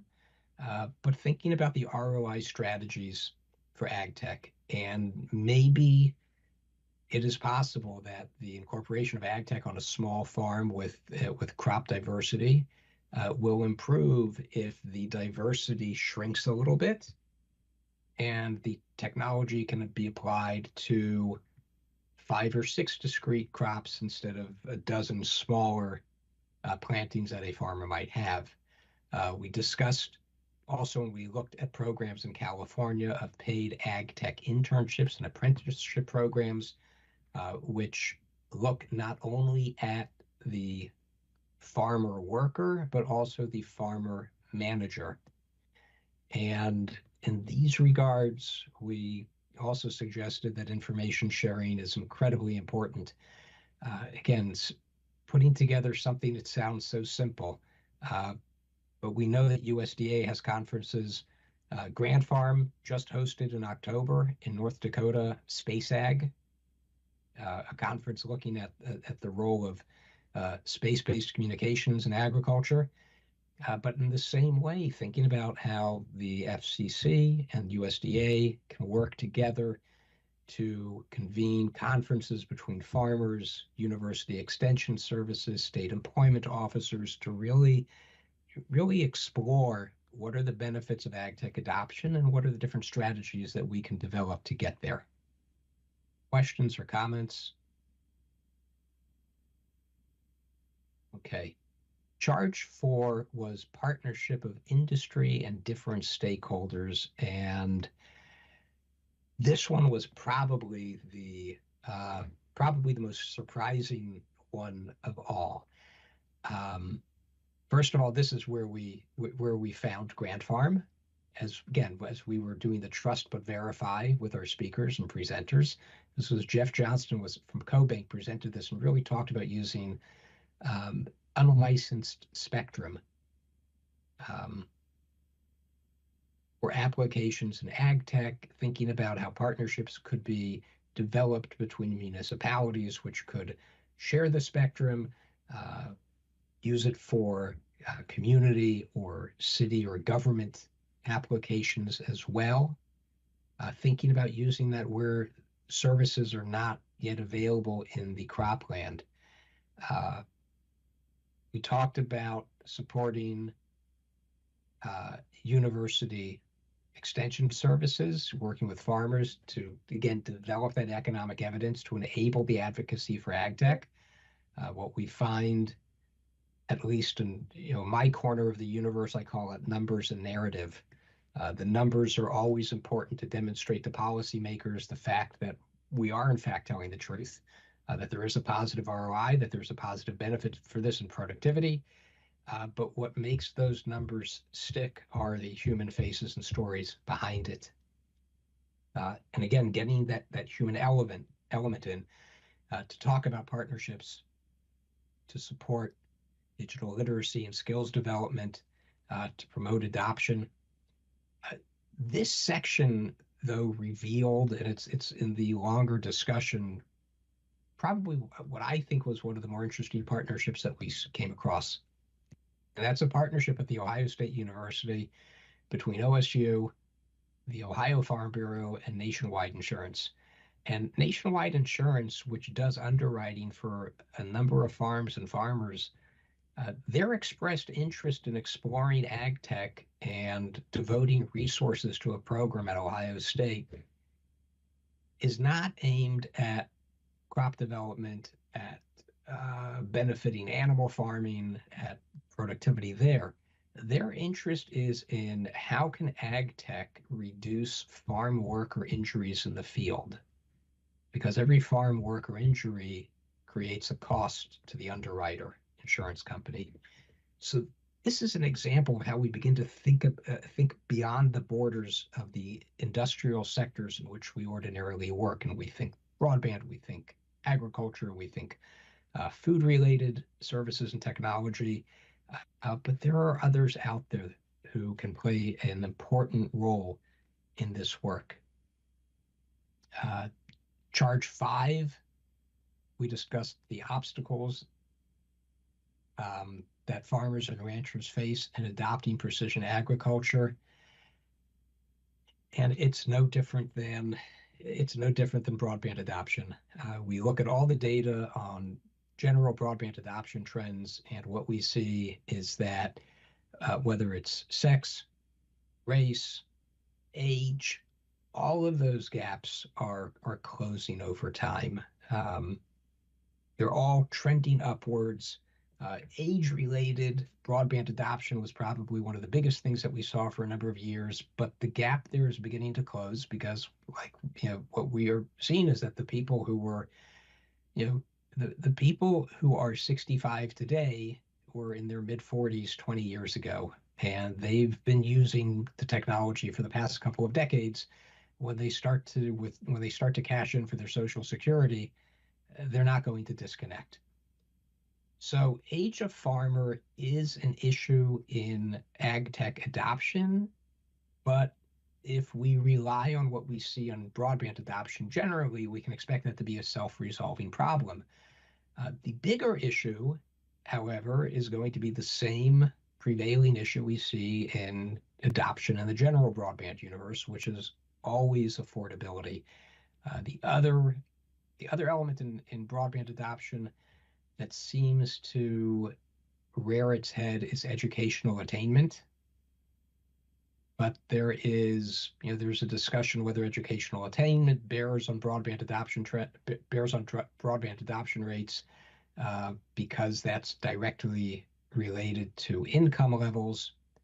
But again, it really comes down to the affordability of ag tech for small farmers. And here again is the role of the USDA, of the University Extension Services, to think about modeling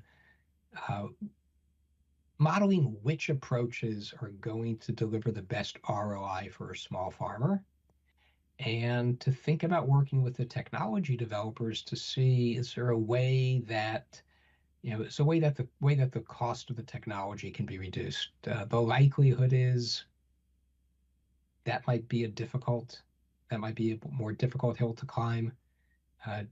Generally speaking, technology costs decrease over time. What happens is more people adopt the technology, the economies of scale for the production improve, the technology becomes more affordable, which then leads more people to adopt, which then creates greater efficiencies in production, which again lowers the price more. So then what you see is, what we see in any technology market, the general standard technology becomes more affordable. It's the higher end technology. It's the 4K TV that's going to be, out of reach for many people who can now afford a flat screen TV that 20 years ago was out of reach for many people. But again, this gets into the recommendation of thinking about how the University Extension Services can work to develop and demonstrate ROI strategies for small farmers particularly.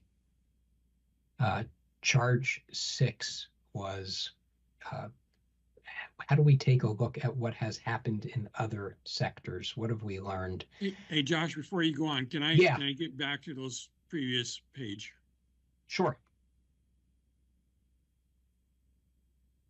So in this one, I just wondered, you and I understand, land grant universities, and I wonder about 1890s and 1994s.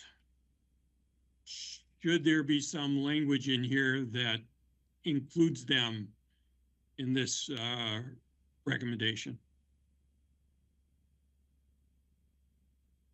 I'm going to have to admit that I'm going to need you to define the 1890 and the 94 designation as opposed to the land grant.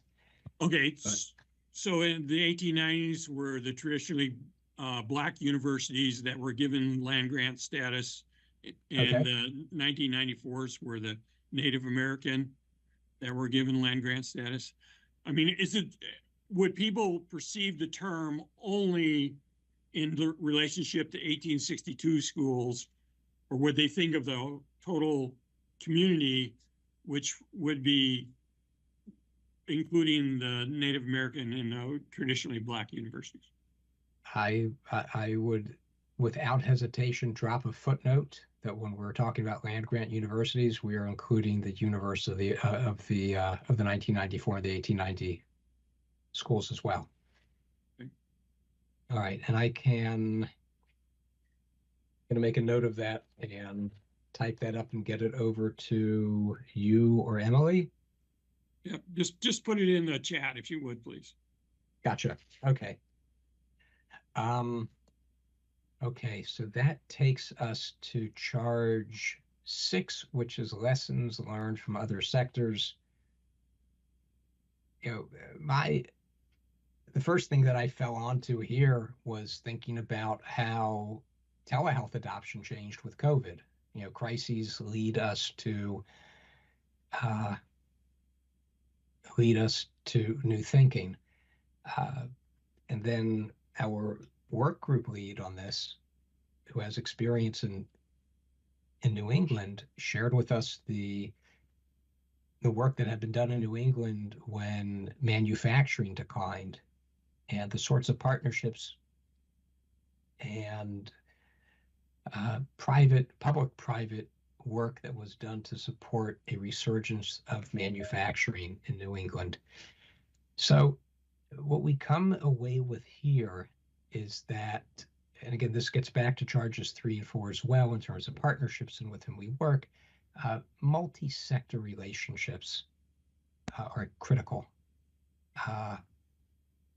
It's number one, you get the perspective of experts in different fields who can apply the lessons that they have learned in their own achievements. And then beyond that, thinking about what the regional differences are and how those might affect, whether it's healthcare, whether it's manufacturing, whether it's ag tech, how that affects the attitudes toward adoption. And there are states, USDA did publish a report that tracks adoption rates of ag tech on a state-by-state basis. And those can be correlated either to wealth levels in those states. They can be correlated to the presence of large or small farms in those states. And I see here again in charge 6 in the executive summary, we reference again land grant universities. But our recommendations here were to, with specific attention to ag tech, look back to that USDA report, identify the states that have the high adoption rates for ag tech, see if we can develop and discern, draw out from them what factors lead to those results, and then see how those can be applied. And again, it's not rocket science, it's not brain surgery, but it's just something in terms of, well, how do we analyze and assess the success of others, and then construct some type of an analytical construct so that others can take advantage of it. We talked about incentives for manufacturers to develop deeper product lines. So are tech developers focusing on, and understandably so, mass market solutions that are most useful on large farms? What type of incentives can be provided to manufacturers to develop a product line that can be used on smaller farms? It might not be their biggest profit maker, but what sort of policies can we begin to discuss with them that would encourage them to pay attention to those markets as well? The FDA, we can think about this in terms of orphan drugs and R&D for that, and how the pharmaceutical industry undertakes that research.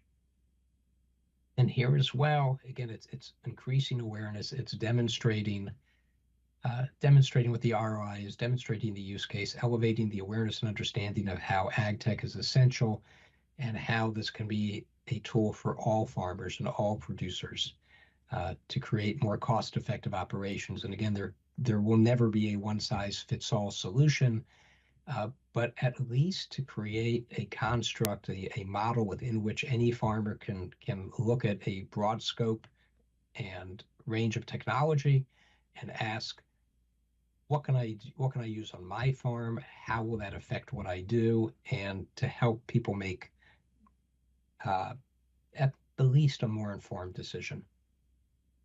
And that takes us to charge 7, which is metrics. And this could have been a never-ending study. Every time we talked about a metric, either on the production side, in terms of chemical savings, in terms of irrigation, in terms of feed, each one of those breaks apart into more and more subgroups. We can look at market indicators on the technology side, such as sales and revenue and profits, alongside the availability of new technology in the marketplace. We can study adoption to see how successful it is and work with farmers and dealers and service providers and gain insight into the type of technology and the extent and the type of farm for which they're being adopted, whether this is for plant farming, whether it's for crop or specialty crops, whether it's for animal farming, whether it's for beef, for dairy, for hog farming, for poultry. Taking a look at the productivity side, and this is something where USDA already engages a tremendous amount of research, looking at input costs and yields, how we're doing in terms of our import-export balance, where the food is being used, what the costs are to the farmer, what the prices are to the end user. And here, fairly or unfairly, we place the greatest burden of these recommendations on USDA, encouraging USDA to continue their work with state agriculture agencies to survey farmers and dealers and service providers to take a look at what the adoption rates are of the technology, the extent where it's being adopted, and what the farmers report. And then to take a look at farm productivity data and mesh that against ag tech adoption and start to develop a picture of what was. We can take a backwards looking view of how ag tech affected the market, and then with that create a forward looking model of how we implement this for the future. So those were the recommendations that we came up with. I'm just going to close by saying the process was more than interesting. I think we started with this blank slate, and the work group was thinking, my gosh, these are 7 very diverse charges, and how are we going to tackle all of these? But the more we dug into them, we kept seeing that we could keep digging deeper and deeper and deeper and deeper. And it's possible that only the deadlines set by the term of the task force really kind of encouraged us to wind down the research and call it a day. So with that, I want to thank the task force and our liaisons at the FCC and everyone who really supported us as we worked through this. Questions for Josh?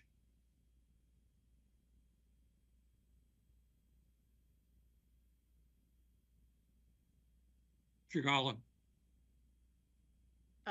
Michael and Josh, I want to go back to the comment by Michael about land-grant universities and expanding on it.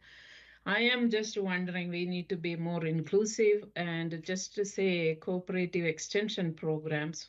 Typically, it is land-grant universities, whether it's 1862 or 1994 or 1890 programs or institutions that have those programs. But if there are other state universities with the extension programs, just removing that land grant and just say cooperative extension program. So that would be more, that's my question, that wouldn't it be a more inclusive way to state it? And especially if we are thinking about these programs be run with the NIFA grant funding. NIFA is not going to restrict grant funding to just land-grant universities. It would be open to any institution typically. So it would all right. So I think from a writing perspective, it would certainly be more efficient to drop references in the recommendations in the text to land grant and just speak about universities and colleges generally. Yeah. The question is whether we want to drop a footnote and guide the reader, I guess guide the reader to take a look at extension services that are often found in land grant or 1862 or 1994 universities. Yeah. And just kind of give them that lead.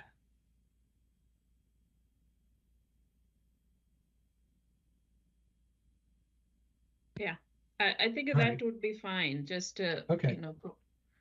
providing a footnote. But I like the idea that from a practical point of view, again, grant run programs, anybody can apply for those grants and implement those programs. Gotcha. All right. Thank you very much. Appreciate it. Any other thoughts for Josh?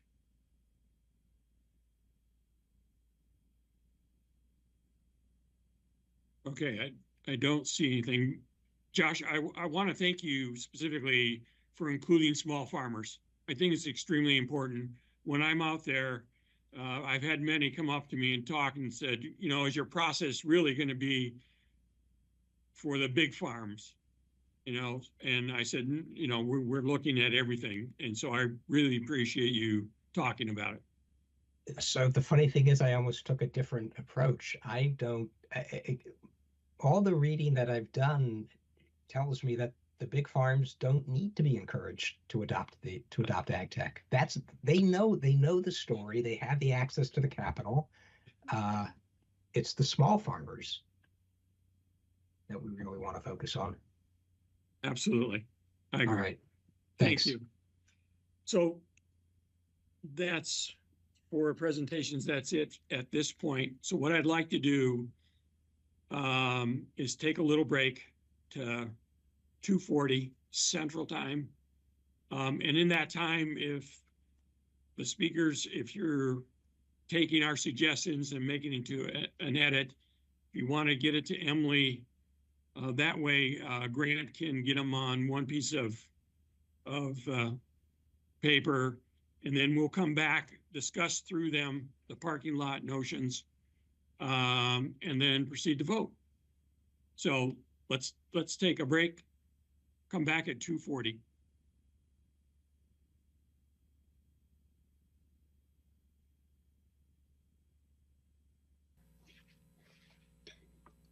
Emily, we good to go?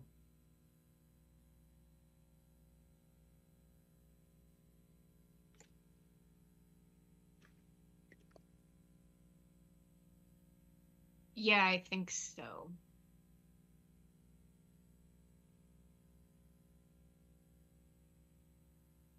Okay. So what I want to do is go through the parking lot issues that were uncovered as we went through all the reports. Excuse me. And I will just mention, as far as the executive summary goes, Heather had made a suggestion, and I'm happy to make that change. I'll just quickly read it because I have it on here. So the wording for 0.5, which is in my summarization, I'm going to change it to increase incentives and enact innovative policies to build out robust broadband infrastructure to help ensure with an E, last acre coverage. So I will make that change in the report. Okay, so Thank you. you bet. All right, Joe, let's talk about yours. And I have 2.2 and 3.4. Right. Regarding 2.2, Andy and I met over the lunch break. Andy's recommendation during our discussion earlier was that we punch it up. And to do that, we're suggesting adding at the end of the narrative in section 2.2, we urge the FCC to issue a notice of inquiry regarding how to standardize and maintain the wireless propagation models used in the national broadband map. These models must be open, accurate, and enable comparability across systems. So we're not pretending we have all the answers, but we think a notice of inquiry might help us to find the answers together. Discussion on that? Let me ask quick. So it's zoomed up. Can everybody see it well enough? Is that good? Yes, it's much better. Thank you. Yeah, I can see it fine. Okay.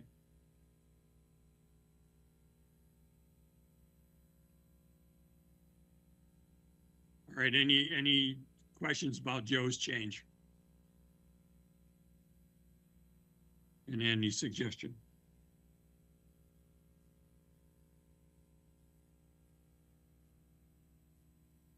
All right, Joe.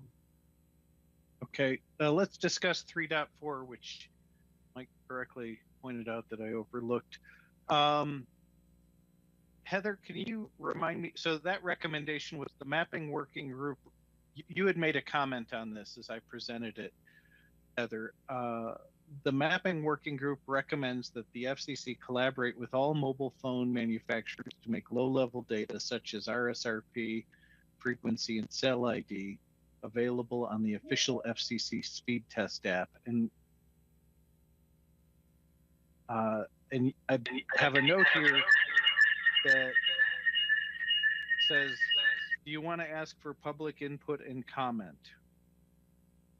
And I really don't understand why I wrote that. I don't remember it, honestly. Well, I'm trying to remember why I asked that, but I think it was more about just the broader recommendation. Does this require public notice to say what type of information should be collected or come from the system? I think that was the genesis of my question.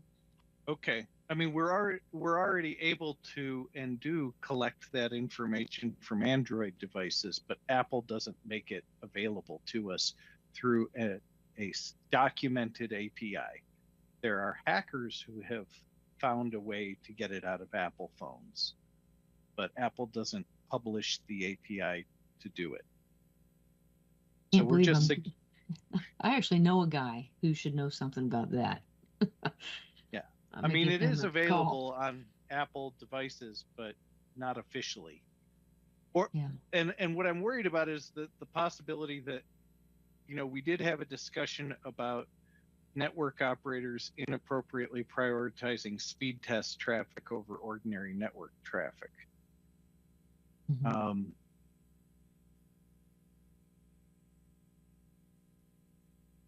So I don't think we need to do anything different with 3.4, but you have given me something to talk about with my friend who was involved with the team that developed the iPhone. Yeah. All right. So you're okay if we don't make any additional changes. All right. Yeah. Thank you. Thank you. I'm done, Mike.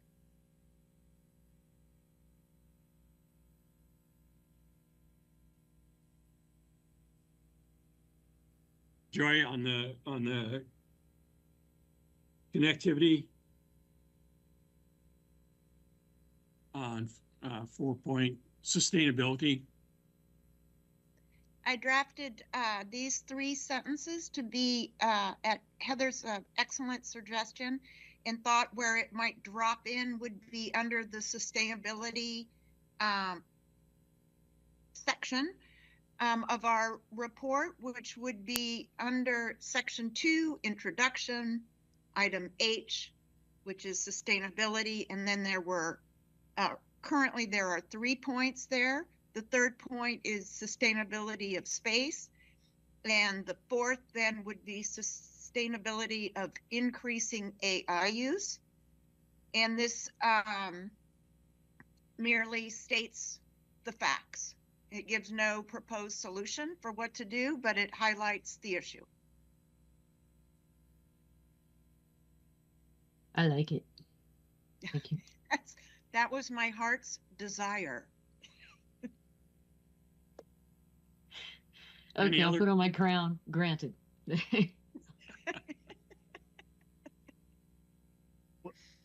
I agree with the facts as they are, but they seem somewhat outside the scope of precision agriculture. Well, then I would merely then suggest sustainability of increasing AI use in the context of precision agriculture. Okay. Good at it, Joe.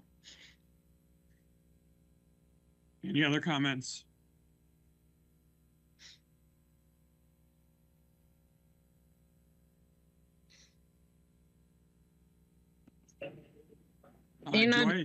Joe, not to contradict you, but companies are increasingly looking into rural areas for their data centers. So whether the AI is used for precision ag or otherwise, I tend to think it is all AI use that is going to impact broadband availability and water and energy consumption in rural areas. Was it Joe who made a comment to that about the precision ag? I just want to say that I think that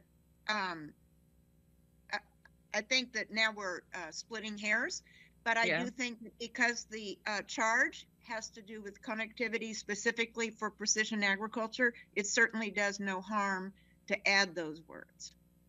Okay. But I am making a mental note because if there should be a land use task force formed, I know who I want on there. Thank you. Any other comments for Joy? Joy, I had wrote down on page 81 about water. Goals, and I think Heather brought something up about that. That's what we just addressed, Mike. Okay. I got it. Okay. All right, so that should do it for you. Yes, sir. Heather. Okay, I emailed some language and it should show up in our report in the funding section. Yep. Grants. Getting the speed award here. So the recommendation just above our cutoff line, or at least on my screen, is cut off. Let me see. Yeah. The recommendation itself still reads the same: promote coordinated and complementary funding between programs, including combining awards where appropriate and necessary. The change you may note is there's an addition of an introductory sentence right here in the first bullet point. The lead priority of funding should be to deliver broadband to unserved and underserved areas. The rest of that bullet point reads as submitted prior to our call today. Now, that's actually good timing, whatever just happened there, because I had submitted a second possibility for this. There had been a second bullet point that we talked about striking. However, I'm trying to find the chat because I also copied it in there. Let me see if I can just. Right. So here's a suggestion, and Carolyn had suggested this to modify the previous second bullet point to avoid duplicate funding. So it started out reading like that. Agencies should enforce rules that make applicants or geographic areas receiving deployment subsidies. So that's what it read previously, and then substituting language that would say from, okay, so what you're seeing now, that now just became the first one as we're working on editing, but I think Grant's making these edits. So we'd say from more than one source to document expenditures in each program's, well, I think in each subsidy program is the way that should read. Period. These expenditures should be subject to audit. Yeah. Thank you, Grant. And then this would become the second bullet point, which I imagine he's going to shift that down there. Maybe. Yep.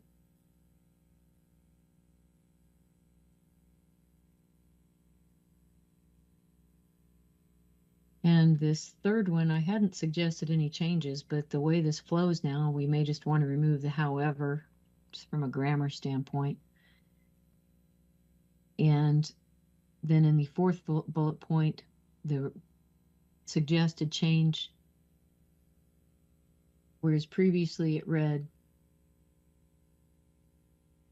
in certain cases, comma, what we've done is expand that phrase. So in certain cases of building middle mile and last mile service, comma, the potential benefits.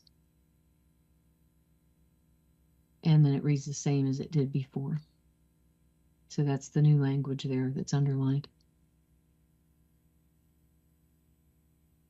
As you look at this, do you think this addresses our realities and our concerns and opportunities? Comments?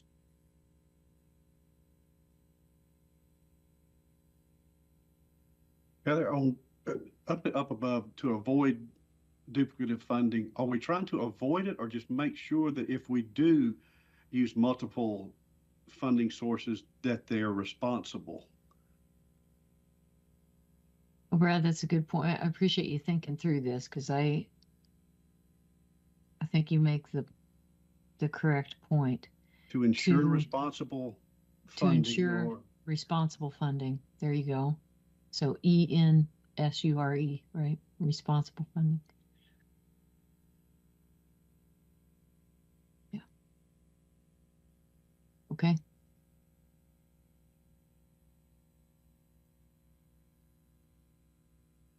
I like that. I think that's a big improvement. Yeah, that looks good, Heather. Okay. Josh, okay. I think here again, we're at the, as task force members, this is our prerogative. So I like it. but I'm also thinking, and now I will send a note to our membership saying, oh, by the way. So I think, Mike, I think those were all the the changes that I had to submit. I think I did make a few in my email. I tried to summarize some of the formatting things that might be good in general, just for continuity and flow. But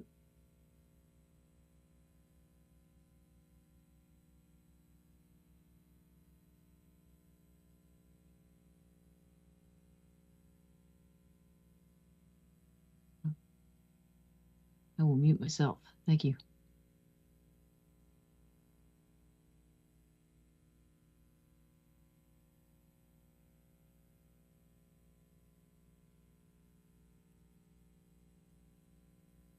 So let me say, Heather, on the formatting, I did allow the working groups to kind of have their own style. So I'm going to be a little cautious in trying to make everybody all similar, because they're written in different approaches. And I want to mess that up, but where I can, like you suggest, under recommendations, make bullet points that were similar, I will do that. Okay, please. I hope Carolyn and Dan are okay with this, but I'd say on behalf of our deployment team, I think that'd be a great idea. Okay. So, thank you. Heather, this is Dan. Yeah. I think what you were getting at is that you just wanted the numbers, and so that if somebody wanted to reference that, like a congressman or a senator, they'd just help them to remember it and where it was at in the report. And adding Yeah. that just to our report's fine with me. Okay, good. Yeah, I think it just speeds the search a little bit. So Sounds good. Okay. You bet. Thanks, Heather. Josh. Yeah.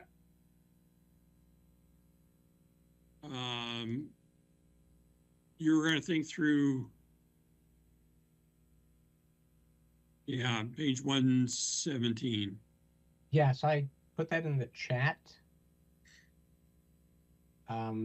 Edit for the adoption to remove any references to land grant universities and refer to universities instead. Okay. And then Josh, we didn't get quite to adding the footnote, so if you could just that's swap that fine. out, that'd be great. Yeah. Okay. All right. So the footnote that I thought I'm going back and forth on this. You know, on the one hand, I think that anyone who reads this and sees universities and extension services will know what they are. On the other hand, it can't hurt to say explicitly, I'm just reading what I put into the chat, that to drop a footnote at the first mention of extension services and note that this is intended to include those of land-grant universities, 1890 historically black land-grant universities established by the Second Morrill Act, 1994 tribal colleges and universities, and other systems with similar programs. yeah, I like that because I'm thinking of like Texas Tech, where they have a really good program, but they're not a land grant, you know. That's Heather. That is a reason I said, just like in our report, we don't want to name any companies or prefer any technologies. Right. I thought it would be good to just say university cooperative extension. Whichever university has it, they can have it. I mean, they can consider this recommendation or be eligible for funding when such funding becomes available, because there are other public institutions that may have some smaller scale of extension services.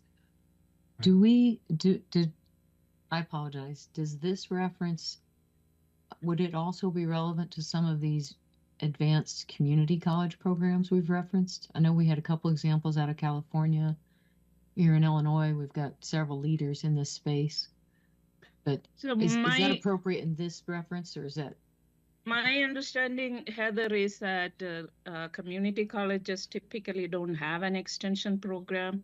Right. Those are, associated primarily with the three groups of land-grant universities, but some state universities also have it. Non-land grant state universities like California State University System, Texas Tech, or institutions like that who are not land grants.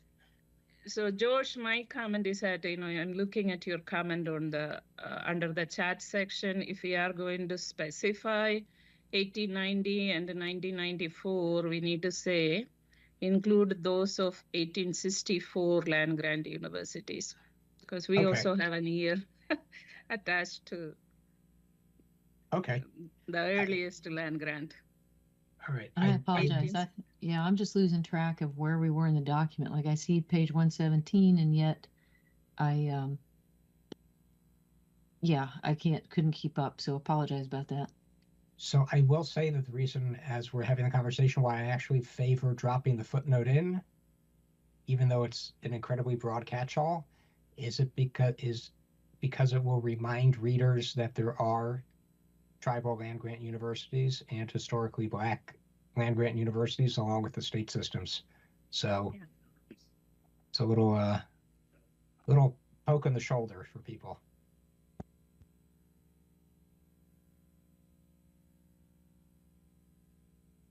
Any other questions for Josh? Or concerns? Not a lot of concerns, just questions. Great. All right. I think that is the parking lot issues that I certainly have written down. Does anybody else remember others that we haven't addressed at this point? Michael, I saw some spelling mistake or somewhere, I mean, we need to do a grammar check when everything is formatted and, before Yeah. we finalize it. That's the only comment I have. Yeah. And Shikala, we can vote on the document, the subject, and I can still change the spell, or get the spelling right. Mm-hmm. That's I have a university editor on standby to help me out. So Nice. I need one of those. once we vote, then we will certainly put these edits in and do the grammar check and the spelling check and all that stuff. Okay. So I have one more question, with Sure. Joey, one of the other discussion point was whether to put the bills where she refers bills, whether we need to include who the authors of those bills are. Did we decide that we are not going to change that? Whatever the task force wants to do is absolutely fine with me. I think that when I do a bill search, it's very helpful for me to have a bill number and an author's name. I don't think, and I gave a cursory description of the bills. I don't think I'm anxious to do much more because these bills are in very early stages going through and everything's going to be up for grabs after January again. So if you don't want to have the reference names, that's fine, but they're not sponsors, they are the authors. And so I find that helpful in looking for a bill. And also, when those people make pronouncements, it gives you a little flag to pay extra attention. I wasn't asking to change anything. I'm trying to clarify, Joey. I agree with what you said. I am completely open. I would leave it alone just for the sake of leaving it alone, but I do not have, what did they say? I'm in Georgia, that I don't have a dog in this fight. I think it's fine the way it reads. I'm just, yeah. Josh, you have your hand raised. Oops, but you're muted. You'd think that 4.5 years of using Zoom, I would unmute myself. So I have a procedural question that I should know the answer to. So the task force will vote the report. What's the next step after that?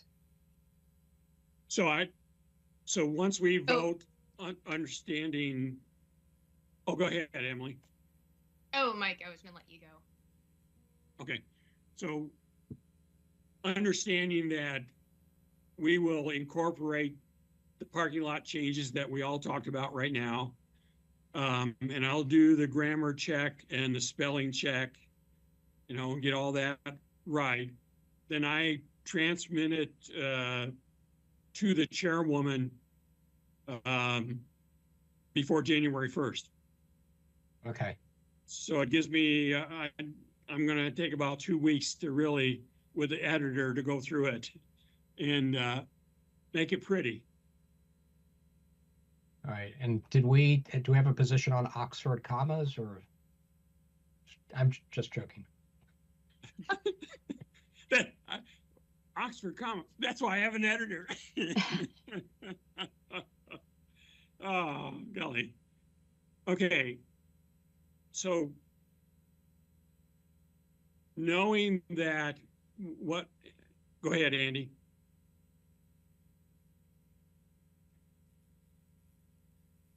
This is like a Columbo moment, so I apologize. Within the last month, we've seen a lot of discussion about pulling funding off the table that we discussed in our document. Removing BEAD, other funding, clawing back funding. I don't know whether we have the time. This is a situation that has changed radically within the last month, but the task force could insert a sentence or sentence fragment that the existing funding levels as allocated to date are imperative for the future of precision agriculture or something like that. And so I put that on the table because this is new information, current discussion among people about existing funding programs. Thanks, Andy. Any other thoughts on what Andy just said?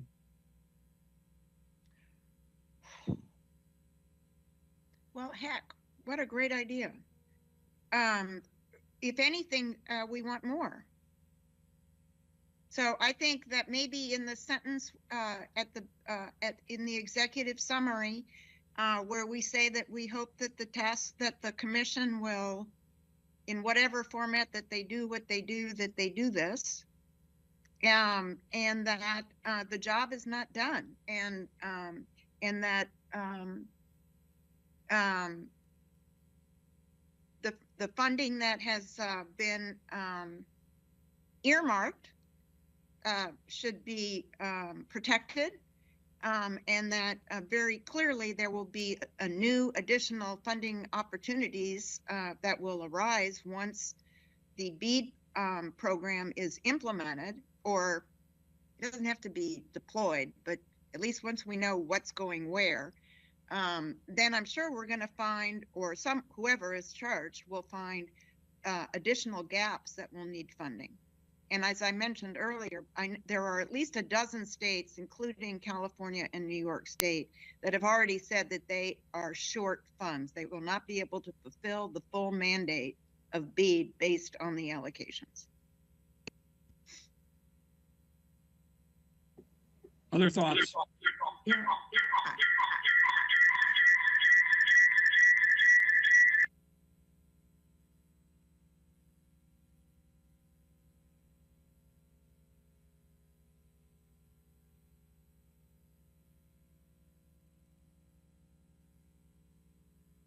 I think in general, I don't know if I'm prepared to address the funding piece specifically, but I'm definitely behind some sort of statements about carrying on the work and enacting priorities and policies, through whatever means possible. And if that includes being responsible with the funding that's out there and targeting it in ways that will make more of an impact. I don't know if that's the kind of feedback you want, but I'm just telling you that's my gut reaction. Okay, thanks, Heather. Others?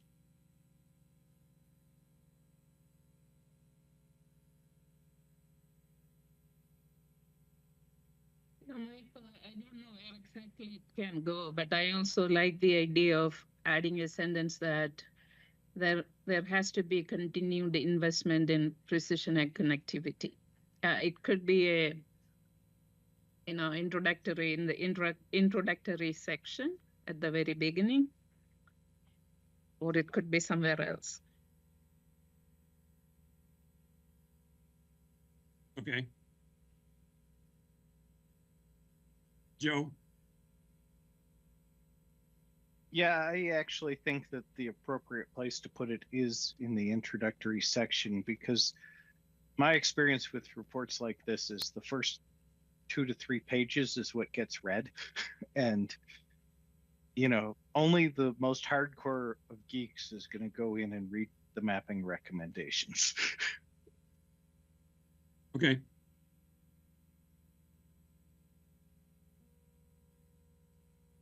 Mike, Carolyn is having some feedback issues, so she put her thought in the chat. I thought I'd just read it out for you.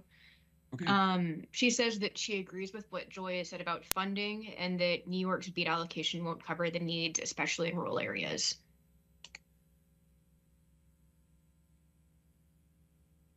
Okay, so with that said, the final sentence in the conclusion of the executive summary says, finally, we would be remiss as a task force if we did not recommend that both the FCC and the USDA continue in an approach of their choosing the work of the task force to help guide efforts and keep moving forward and preserving funding that is already allocated. What if we added that and preserve funding already allocated?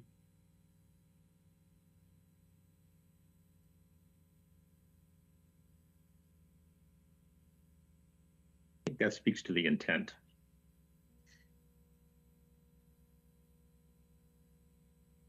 I think I need to see the document again because I was like, should it be a combo, a 1-2 punch where it's like preserving existing funding and look for new opportunities? Just kind of seal the deal. I'm trying Joy? to scroll. Okay. Heather, take a look at it. Joy? Yeah, I love the idea of taking a look at it, but I think we definitely want, I don't know how it reads, you know, whether we're preserving, but I think that definitely the concept that we want to get across is that to preserve the funding as already earmarked. In other words, no touch. And and then I think and then I see no harm in adding and looking for future investment opportunities.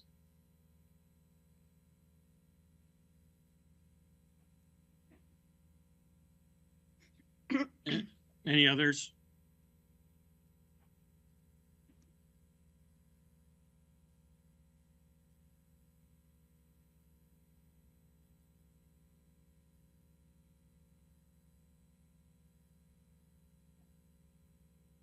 Yeah.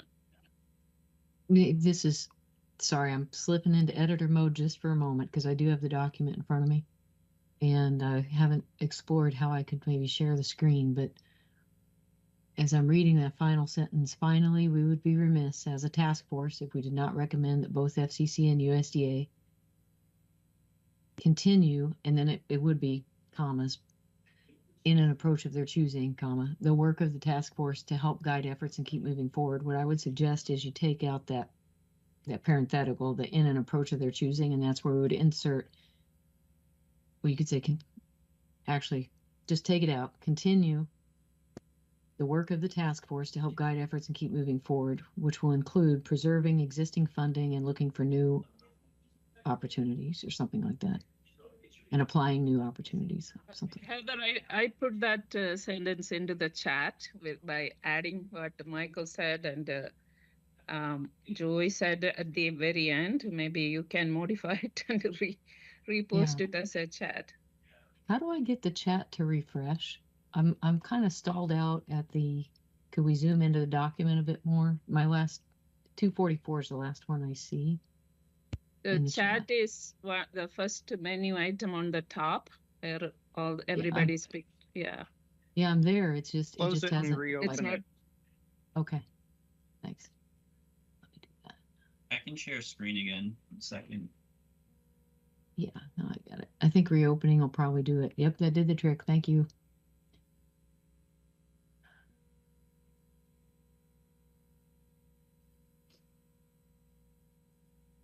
Yeah, while looking at future, Steve had some language there. Finally, we would be remiss.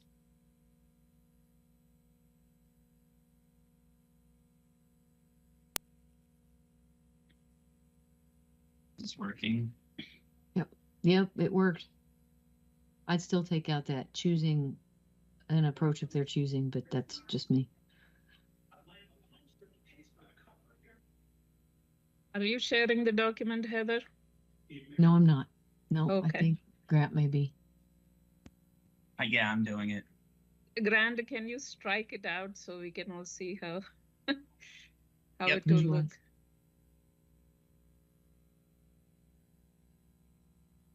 Okay, I hate to be that guy, but I'm going to be that guy. I'm I'm not sure. Well, the task force was created under the FACA rules, which literally requires an act of Congress. And so absent the act of Congress, I'm not sure how the FCC and USDA are expected to continue the work of the task force. So I'll just throw that out. We can make this recommendation. I don't object to this recommendation. I'm just not sure that the FCC and USDA will be able to follow this recommendation. Maybe we could say something like, we'd be remiss if we did not encourage Congress to, redirect, reappoint, reauthorize FCC and USDA to continue the work. I don't something like think that. I don't think we want to get into anything that would have any redirect. Yeah, well, I I think mean, the the point main being, thing we want to achieve is preserving what we have. So I would not want any reference to redirect. No redirect here. okay, my bad, wrong word. Just the idea that we mentioned Congress. Say Congress has the authority, and go do the right thing. Exploring new funding opportunities can be within agency policies. So, and all we're doing is suggesting that they think about it. We're not. Okay. Steve's got his hand up. Let me get a comment there. Yeah, my only thought was this document is based off of current funding that has been appropriated and the anticipation of future investments. I mean, I think you just put that. All the recommendations are based off of what we know today as funding. I mean, funding goes away, the recommendations change. That's all. Funding doubles, the recommendations change. Yeah, I think part of it, we've got two concepts here, though. One is funding as a matter of priority, but the other one is focus. And then we continue to have leadership at an agency level. And that raises the question of, but it's Congress who has to give them that continued authority. So basically, how do we say that? In a way that, because we can't tell Congress what to do, but how can we politely make a suggestion or a request?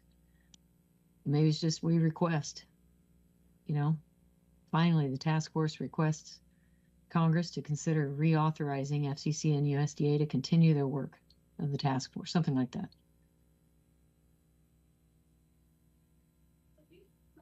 Well, I think in that case, I would just I would prefer to just preserve the current funding. I think that's most important. I would interpret Heather's point there to mean that, we want another task force. And what I feel strongly about is that we get moving on the recommendations we've made and that we don't detract from them by clawing back the dollars that our recommendations are based on, that we feel that all of our recommendations are valid and we hope will be seen through to the end.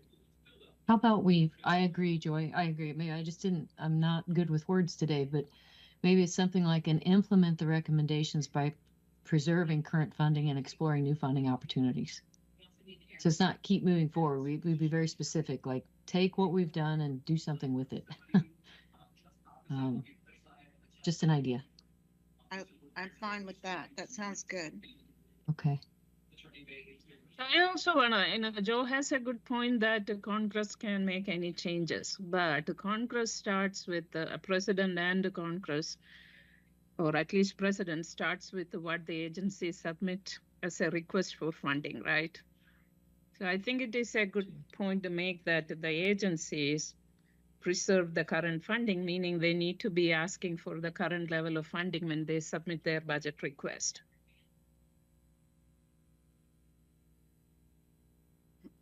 That looks good to me on the screen. We can go academically, we can go through this a lot. Yeah.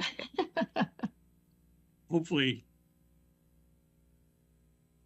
Does that? I think it says what we need though, right? We want them Okay. to do it, go do it. Yeah. Yep. Okay. So we want to say continue in the work of the task force or continue the work of task force? Do we need that in there? Or I don't know. Continue. I Or you agree. could say- strike the in. Yeah, not Okay. continue the work of task force. Never Okay. mind. Not the work, it's the recommendations. Yeah. Right, to continue implementing the task force recommendations. There you go. Yeah, Vice I like President. that. Yeah. Okay. Hey guys, sorry, Grant's network is dropping a little bit. So I'm just going to drop it in the chat and he'll update when he can. Okay. You realize how ironic that is, Emily. Well, of course, but here we are. Okay. Any other thoughts, discussions? Are people, with the changes that we've suggested, are people ready to vote? Yep. Okay. Yep. All right. What I'm going to do is go in reverse order just to mix things up. And yay or nay, knowing that we will make these changes, but the substance of the report, as talked about today, will stay the same. Okay, and I'm going to do a roll call, and I need you to say yay or nay. Okay, Dan Watermeyer. Yes. Do you need a motion? I don't think so. Okay. Joy Sterling. Yay. Josh Cinnamon. Yay. Brad. Yay. Caroline Price. Yay. She gets 5 votes. Yes. Stephen Hill. Yes. And our own Heather Hampton. No. Yes. Yay. Resoundingly. Okay. I'm going to miss everybody though. That's a bummer. You're all going to get invitations to the family picnic play date that we have in July. So Cool. get ready. Joseph Carey. Yay. Julie Bushell. Julie. Timothy Bradford.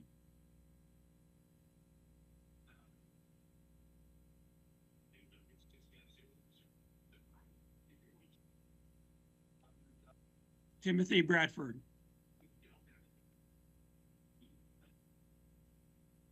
Andy Bader. Yay. Ryan Krogh.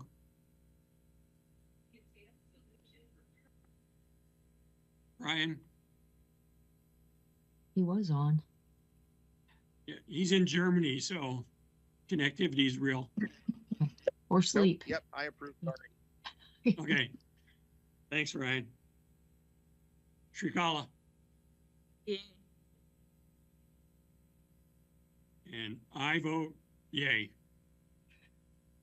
Keep us on suspenseful pause. So the yays have it. Grant, at this point, can you take down the document, please?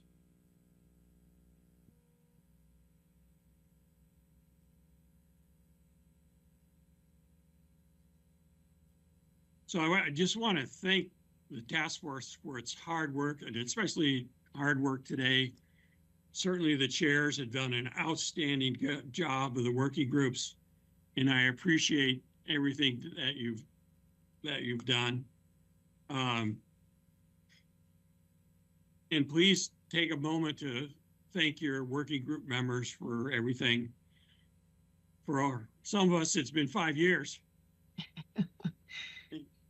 You know, and I've met some great people and made some friends, and certainly will miss our opportunities to discuss what's going on.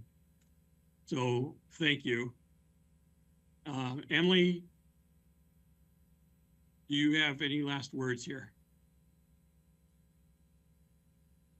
Yeah, so just to echo Mike and everyone else who came and spoke today, I just want to thank all of you for sharing your reports and recommendations. I've just been so impressed with this group's, passion for this topic, and also just, the amount of thought and effort that you've put into this report and all your work. It's, it's heartening to see, and I just know that I really appreciate it. Everyone at FCC and USDA really appreciates it, and we just want to say thank you.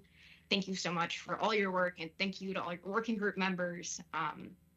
We know that this work is important and that it'll really help us in the future.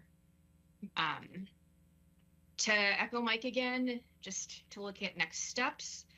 As you know, this is the last meeting, and then Mike will go back, implement the edits that we talked about today, and then transmit to the commission before January 1st. I would also like to take the time to thank Grant Lucas, my deputy, and Tom Hastings, my previous deputy. You two really have been rock stars, and we couldn't have done it without you. And I'd also like to thank all the liaisons from USDA and FCC that have served this term and last term. Their support also has just been really invaluable in this process. And I want to thank all the commission staff for their support in planning and running this meeting. And again, thank you guys so much for working with me. It's really been fun, and this is my first time being a DFO. And I thank you for your patience and just being so kind and fun to work with. And with that, Dr. Adeline, I'll turn it back to you to adjourn the meeting if you're ready. You bet. And Emily, we couldn't have done it without you. Thank you so much. We really appreciate it. Yes, absolutely. And everybody that helped, and the tech people behind the screens, thank you. It was great.